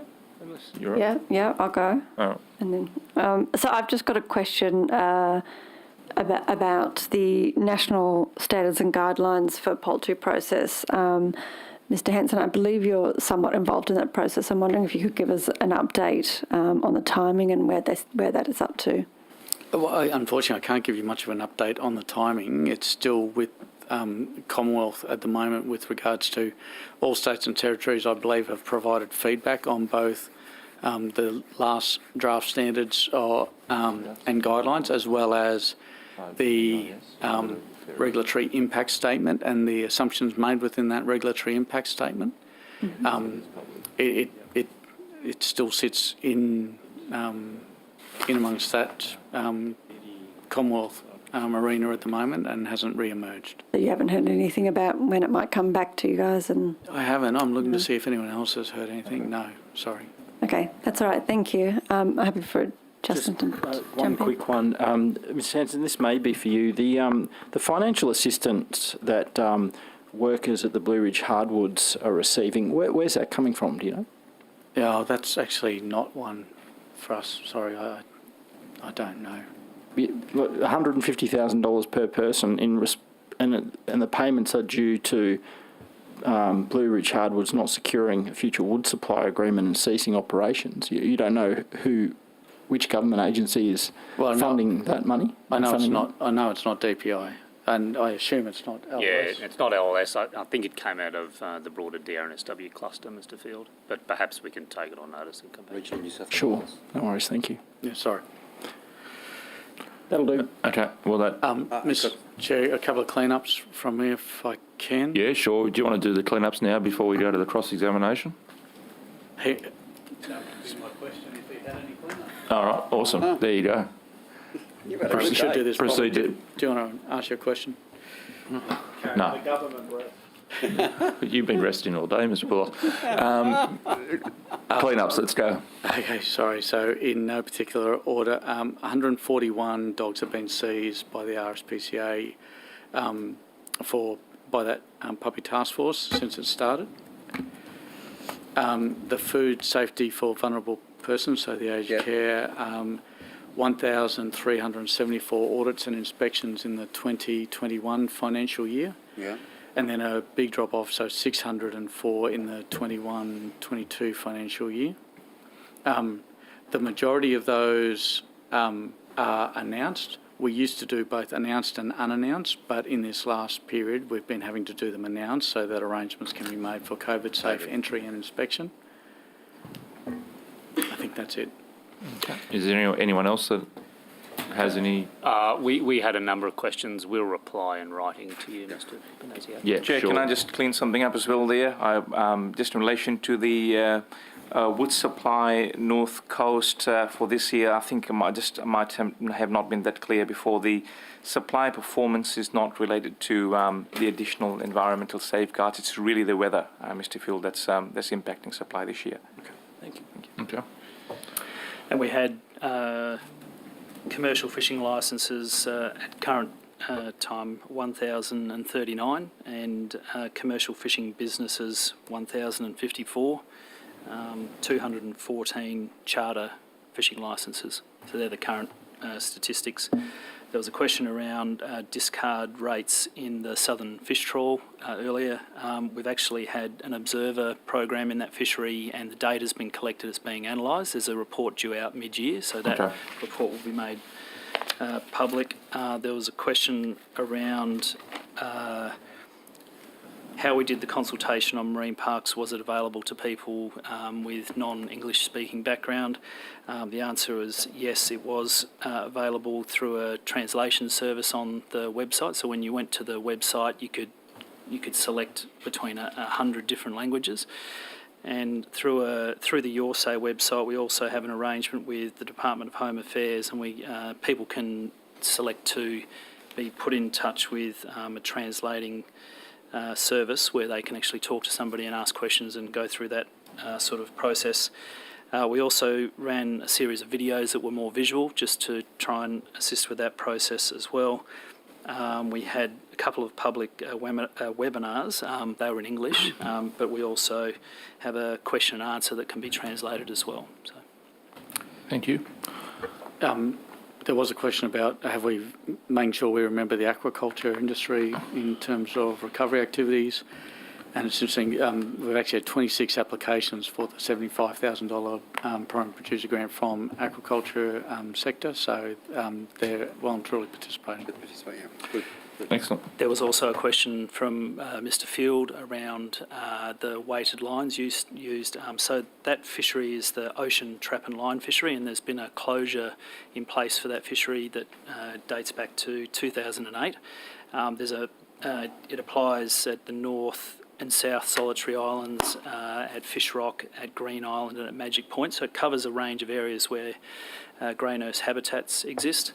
There's been a method used which is called weighted line. So it's where a commercial fisher will be motoring and use a lure or baited lure that's trolled behind the boat.